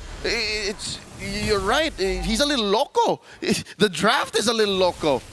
It's loco when you got Hazel. Kescute can get a little bit loco. He'll allow it. He'll allow it, but sometimes the good old calculation from Sutsujin might be better as well. And they have now 2 options that have synced with the team up top. Okay. I'll tell you now, how do you calculate 5,000 gold ahead at 8 minutes? All 3 turtles, 9-3. There's nothing to calculate. You are stomping your way through a mid-game power spike. You can do whatever you want. You would expect this composition again to have to wait for the mid game, like you said. Hazel on the export, Rins on a Sicilian. These ain't early game picks. Taking a look at the items, man. War Axe already, Brute Force Breastplate for Hazel. And he's keeping up with the farm of Nolan. Kyle TZ is only ahead by 200 gold. But Mirko, get this, that's the only thing Kyle TZ is doing. He's literally just farming. No. He couldn't even touch the turtle earlier. He tried, but, you know, came about this close. I'm holding my hand like 6 inches apart, but it's not close at all. And who can he really target is my question here. Rins, that's it, right? Because even Toy, he has ways to deal with the Nolan. Heck, I would say Toy would do better against the Nolan on the Harith. That's right. And now, Team Falcons can't even think of contesting the Lord. Wow. They push back any level of resistance. Ogwin had to dash out of there. Kyle is thankfully can touch his orange, at least. That's a 9-minute holy crystal for Toy. Toy's rocking. Wishing Lantern from Rins. Yep, Toy's rocking the Mage Gold Lane Trinity. Oh, man. Feather of Heaven, Starlim Scythe, Holy Crystal. Again, you're right. At this point, I'll agree with you. Kyle TZ would regret trying to pick a fight with Toy. Oh, Tyron gets pulled in. Oh! Iron Hook Flicker not able to land, but Few has been taken quite low. Forced to back away. Might be able to go for the Holy Defense. Again, baiting out Super Marco with the dash right there. Is that going to be Hazel? Lock time quite a bit. Ooh. Able to get out. Does pop the Holy Defense. Now does not have that Faraga armor. Lord charging down to the bottom lane. Able to get that charge down. Sanguine Claws and Iron Hook. Not landing. Glorious Pathways holding them away. Now it's also a full fight with a dive in, but it's Mew who gets obliterated. Still Toy free, hitting in the skirmish. Tyra in the front line. Toy getting a double, looking for another. Kyle forced back. No minions, no problem. The dive continues. Few and Ogwin popped their flickers. I was wondering, why not the Purify? Again, hindsight is 2020, but a Purify would have been very much in order here in a matchup like this. That's why it's so hard for Team Falcons to pick these fights. That's why it's so hard for Team Falcons to even respond when Araki Hoshi says it's go time. I honestly cannot blame him here, Leo. They thought they would be the ones ahead in the early game with a Nolan farming 2 times faster than an X-Borg, with a Phoveus Mathilda and a Faramis. They really have set themselves up for winning the neutral objective, at least Turtle 1, right? And by then, if they did win Turtle 1, maybe they would be able to get a snowball, and then they would be able to just flicker in before RQ do all this, poke them down, go for picks.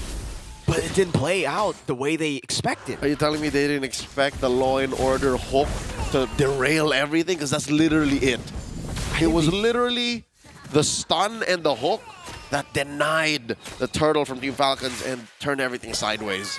But even then, right, it was the guy who couldn't go for Purify, who got stunned, hooked over. So, yikes! It's a difficulty in recovery. Yeah. And Team Falcons aren't armed for that. Again, the Purify sure, the Flicker sure will reposition you, but when RQ Hoshi move forward, they really have no way back. Again, they're not the ones playing with the Matilda. It's Team Falcons playing with the Matilda. Now they're approaching a 9K gold lead. And Rins and Toy are ready to go. All right, let's check what Team Falcons are building here. Not a single one is ready to take on that kind of magic damage. No. And not a single one of them can really hurt the front line of RRQ Hoshi at this time. RRQ have built themselves up so well, these frontliners, to Hazel. What is he sitting on now? Immortality. Oh, make that 3 now health bars that you're going to have to deal with against Hazel. And he already has a Dreadnought armor. What happened to Kaltizi? That's going to be a kill back. Edoff finally taken down. Super Marco picks up the kill. Finds the Melfic Roar, Sanguine Claws landing. Ogwen with the flicker around, glorious pathway and a flicker forward from Rins. This is a 2v4 and they're taking it. Rins gonna be jumped on now, but Toy in the back line is dismantling everyone. Ogwen now still up there, triple kill taken out. Super Marco falling under that base turret too. And now Few has to do damage control. Gotta clean up the Falcons' nest because there's waves crashing through, a base left standing, and 2 members of the Kingdom knocking on your door, plus a Lord. It's GG. Few can only just watch as the Lord of the Kingdom slices and dices, cracks that base open.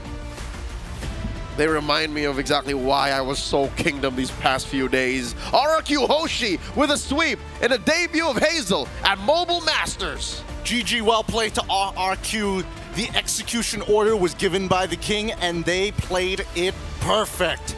Oh my goodness, I have not seen the Kingdom, or not many teams, can put Team Falcons into a vulnerable, submissive position like that. They were on their back foot since the first turtle. And it seemed so simple, but again, as Mirko says, you can't blame them. Falcons played to win. And when they were denied that avenue, they were left with alms. They played through their win cons, right? This draft was supposed to, again, win on the early game at least through having the level lead against Hazel. Having the rotation advantage in the early parts of the game through the Mathilda plus the Phobius winning out early on in the lane. RRQ didn't care. Dyron was level 3. He just walked in, stunned Kyle, sets up for the Iron Hook. I hate to say it, but full circle. We always talk about how Coach Kescute has prep time, right? We've seen a lineup like this from MPL Philippines. They've done it at least a couple of times in Season 15 alone. This is run and gun. Coach Kescute found the answer to stop run and gun. It was in the folder. Man, I don't know what to say, because again, when I was looking at RQ's draft, I'm like, yeah, they're eventually going to scale. They've got a really good mid game, and then I was watching how the early game was starting to play out, and I'm like, okay, Falcons just need to hold that tempo, hold that momentum. I didn't expect it to break so early on, and I think, you know, the real, when you know that the game is about to come to its end, it's when Rins is able to level 3 bat impact say, your Netherrealm doesn't mean anything. I break your temp HP in 1 bat impact. That's how crazy it was. This Sicilian is always comboed together with the Franco of Edoc. We didn't get to see those combos. Actually, we got to see a different combo. Dyron and the Hylos being the one to set up for those Iron Hooks. Or just Edoc landing it flat on anyone from Falcons, because again, they didn't play defensively. They didn't play for those Purifies. They didn't want to go mid-game. Being behind. They wanted to play to win, as you said. I have to ask, Hazel as a player, he's bringing something else to RRQ, and it's not a matter of, oh, is Sutsujin better mechanically or is Hazel better mechanically? It feels like he brings something outside of the game, and it synergizes well with the shot calls from Commander Rins. He's way more aggressive as a player. Like I said, he's the instinctual one. He's the guy who would feel like it's the right call and go in. He wouldn't think about it much, and sometimes you need this kind of player. Sutsujin is home RRQ. Yep. Hazel is away RRQ. He's the invading force. Yeah, he changed the game. You basically turned the katana the other way, and now it's a sharp edge. Oh boy, look at that. A 13-minute game and so many trades occurring. The biggest and cleanest fights coming roughly between the 5th and 10th minute. I'm guessing rather around 7 to 8, where we saw the big differential start to add up for RRQ. They really took that power spike extremely hard. Small synergies, but most importantly, a composition that's heavily around, hey, you get some space, you get some map control, we can force you to do what we want. Give it up for our MVP, Dyron here, 2-0 and 11 with an 81 kill participation. All right. in game 1, clearly it was Sutsujin game. He was MVP there. But then alone, Dyron was planting the seeds for his MVP shout out, you know? And here, finally, from that minute 2 stunt to set up the hook, and then all the way to just depraving Kyle Teasy of farm and just denying the rest of Falcons from getting into, again, serve up Guiding Wind, serve up Circling Eagles, serve up Netherrealms. Dyron was there for all of that. He really was. And I mean, he literally went into his jungle and told him, hey, put him up.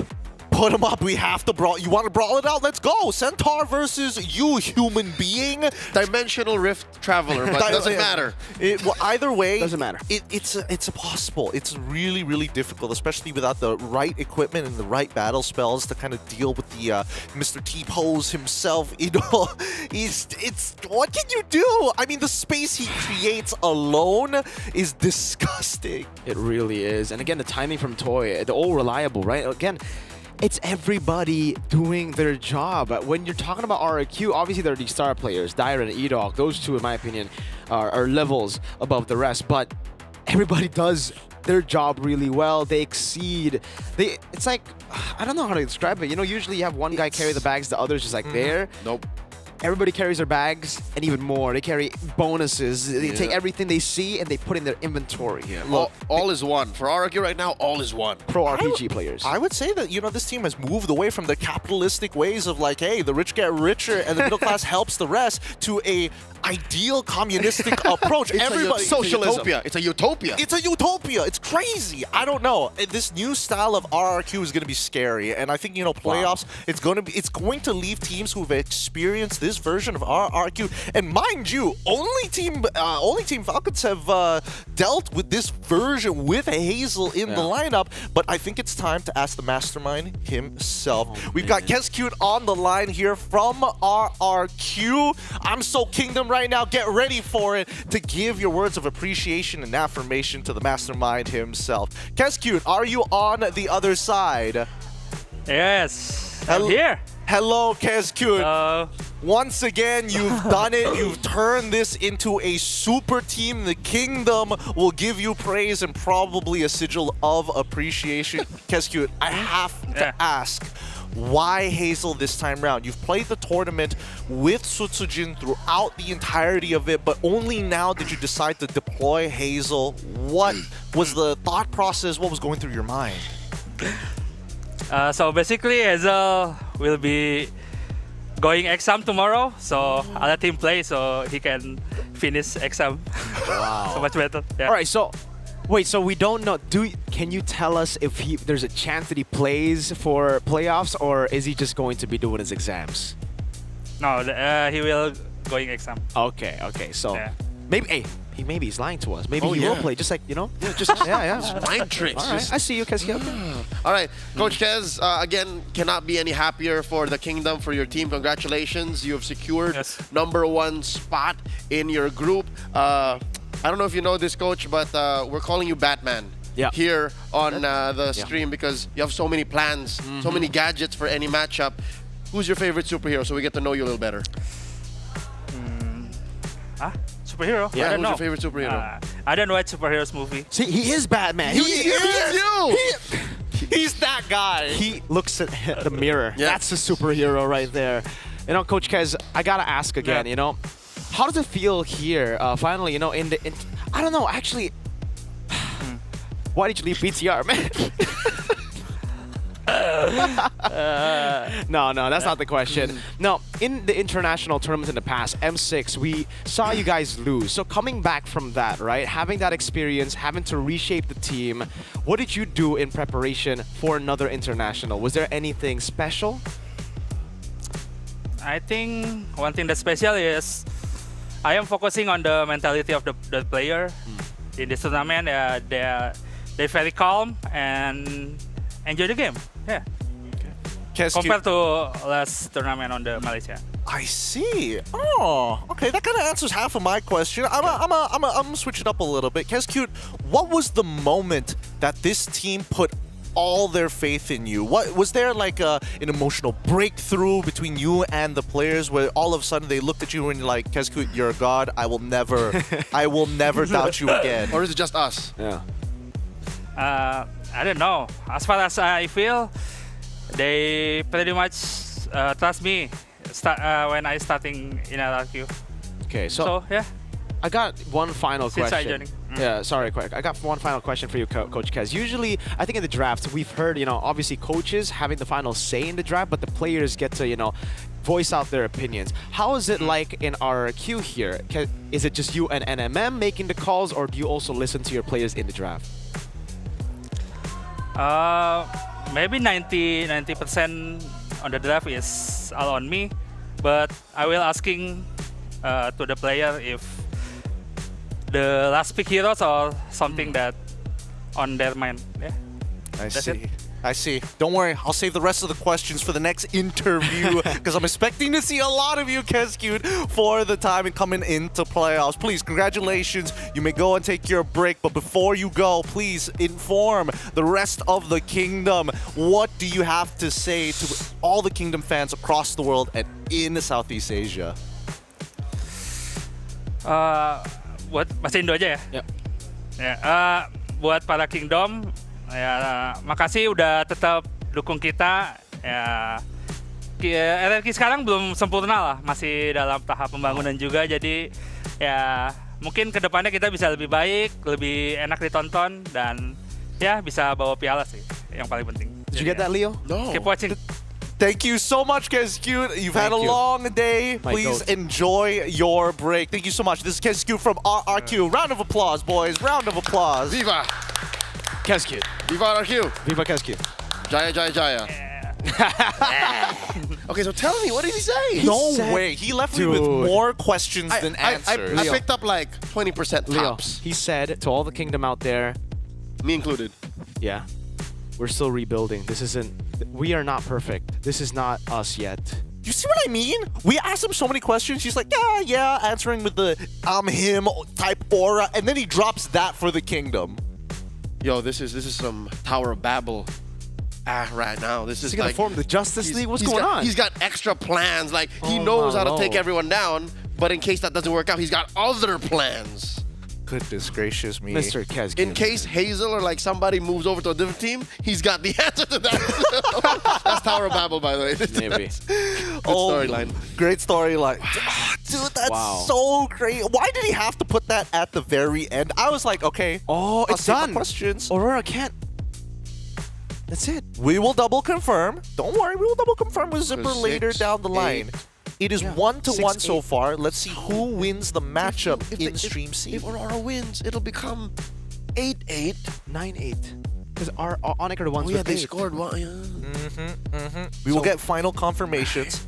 But for the time being, Stream A is complete. This is our very final series from the A side stream. Let the other streams know who's on top here, because we are trying to give you the best of the best, and we caught the best of the best in terms of action from RRQ, from every team who has come onto the stream. Thank you so much to everybody out there for watching. This has been quite an enjoyable time. Boys, this gives us a little bit of time to kind of talk about and kind of sum up the entirety of the group stage. What are your, what are your thorns? What are your buds? Thorns being something that you have grievance with, buds being the best part, and what are the fragrances, the part that you will walk away thinking, yeah, I'll remember that. May I begin? Yes, you may. It is a single coin that is two-sided. One, I betrayed the kingdom. I predicted against my family. No, the other side is Falcons. What was that, right? There's so many nitpicks. I hate to be that guy, but especially in that recovery game, game 2. So it's 2-in-1. Like that's a current thorn I'm dealing with. It's like, how did I get that prediction wrong so bad? And like, what's up with Falcons? Like, is it a single game problem? Is it a single series problem? But luckily, they can deal with it. They're still in the playoffs. It's just, missed out on first seed. All right. To paraphrase Eterna, coins have sides. Yeah. They've got a bunch of sides. It's the same coin with the two sides. Yeah. Yeah. That's how she opened up that our match together. I shall just use the two sides then. Yep. No, not the added sides. I'll, to keep it in same thing. Coins. First side. My goats lost against Influence Rage 2-0. Nobody was surprised. My goats lost to Onyx PH. That was more of an an upset. Same side? probably. Are we the same side? That's the same side All right, still. cool, just one side. But on the other side, my goat is a draft god and is making this other team really good. We're still talking Thorns. Your Thorns and your trophies. What's the other thing? He's jumping straight into the buds. He's Okay, jumping your straight buds. into the buds very I very did this. fast here. Okay. I He did flipped this, it bro. over. So Flipped Leo, it what over. was your bud? What was Oh. one of the moments in this group stage that was like, yeah, that was good? No, my bud is my my coming of age to become so Kingdom. Like, it feels so good to be a fan of a team that is rebuilding and not perfect yet still, but performing out of their minds, like wowing the MLBB universe. But also another bud of mine is, I guess you could extend that to all the teams. Like Liquid ID, they're so much better now than they were in the opening weeks of season 15. Are you sure about that? Oh, season 15, yes. Yeah. Okay. They're also there's also Onyx PH, who's doing so much better now, and I guess I'm just happy for teams that are happy to be here. Like teams that are farming experience that we might see again in 6-8 months. Who's your favorite farming experience team? Say it in 3. 2. 1, 2, 3. Falcons Mana. Yo! SI! Hey, y'all got some synergy. I was sitting in my brain and I was just like, A7. It's a space. It's a space. Whoa, you were right. We were wrong. They farm they farm so much Yeah, experience. Falcons Meta experience. They farm more experience, yo. You only lose if you don't learn. Yes! Woo! I'll take it. I'll take something, man. I'll take something. I was not ready for that to be so on the ball. And it was a sweeping series as well. But that does mean that is the conclusion of sorry, not group, but Koba. B as well. So well done to Stream B. Hopefully Tangerine they're Robert. having Tangerine Rob. Hey, you can't be calling him that, man. Tangerine Robert will remember this.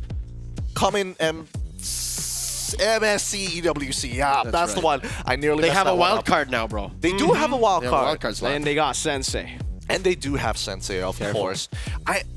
The way that I see it, the one takeaway, I'm gonna save mine because there's one matchup which I think will change everybody's opinions. This one, the one we're waiting for. The one that we're waiting for? Well, yes, that. But obviously in the playoffs, two of these teams, they top their groups. I want them to battle it out In the finals.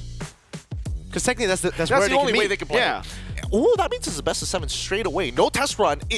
We have to. That's right. Yeah, that's right. Oh my God. Single elimination. So it's confirmed, right? Onyx PH and RRQ both top their group. At this point, yeah. Yep. We're just waiting for whatever happens. But yeah, no. So that's the only time ever in this universe's version of Mobile Masters that the Super Fam can meet the Kingdom. Well, with that being said, if you guys are curious about what's going on with the brackets, I'm not sure what's happening, go over to Stream C and make sure you let them know that A-Side sent you guys. Spam the A's in the chat, in caps, oh, actually, they could just put a bunch of ats as well. You know what? Do that as well. Capitals, non-capitals, and ats in the chat on Stream C if you're heading over to go check out what those results are, because this is going to be the wrap-up of Stream A, and I think that's going to be my fragrance, man. You guys have made it such a great time here, and don't forget, you guys can also participate in improving the streams to help B and C catch up to how swaggy and cool we are in Stream A on A side. Scan the QR code and please give us your feedback. We'll take anything. We'll take anything. But also, don't forget to follow ESL on their own social medias. If you're wondering where they are, you can find them at XD Everything app, ESL MLBB. You can also find them on Instagram as well as Facebook. Same thing, ESL MLBB, all consistent on the way through. Any final words before we close out for the group stage here, Mirko and Leo? Have a blast watching the playoffs later on. What about you? This is the peak of mobile gaming.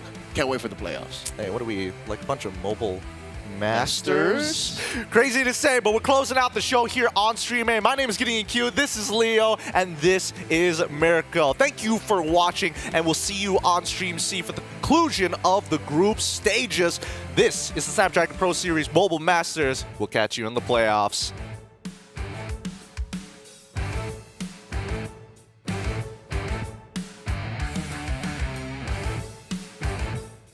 The Snapdragon Pro Series is brought to you by Snapdragon Elite Gaming and DHL.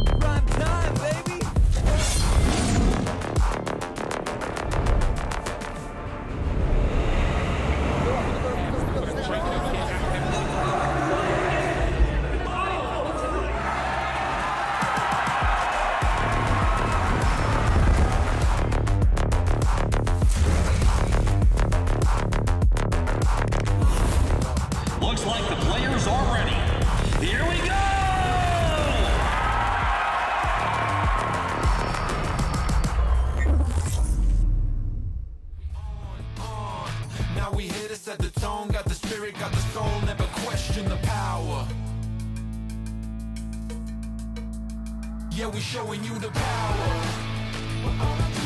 Power. Make it loud. Power. Power.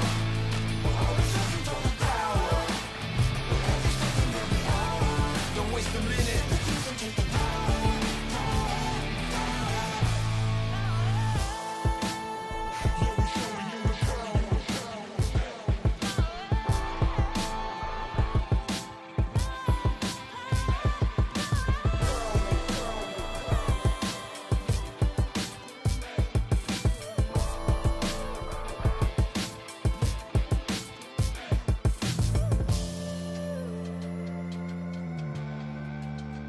Yeah, we showing you the power. Power. Make it loud. Power.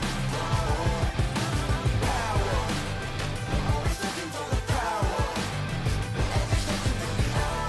Don't waste a minute. Yeah, I'm moving automatic. See the top spot, but I move right past it. You're not number one, man, you thought you had it. I got what I want, now it's more than average. We are the masters. Now we back on the roll, headed back to the throne, cause we back what we on. Now we here to set the tone, got the spirit, got the soul, never question the power.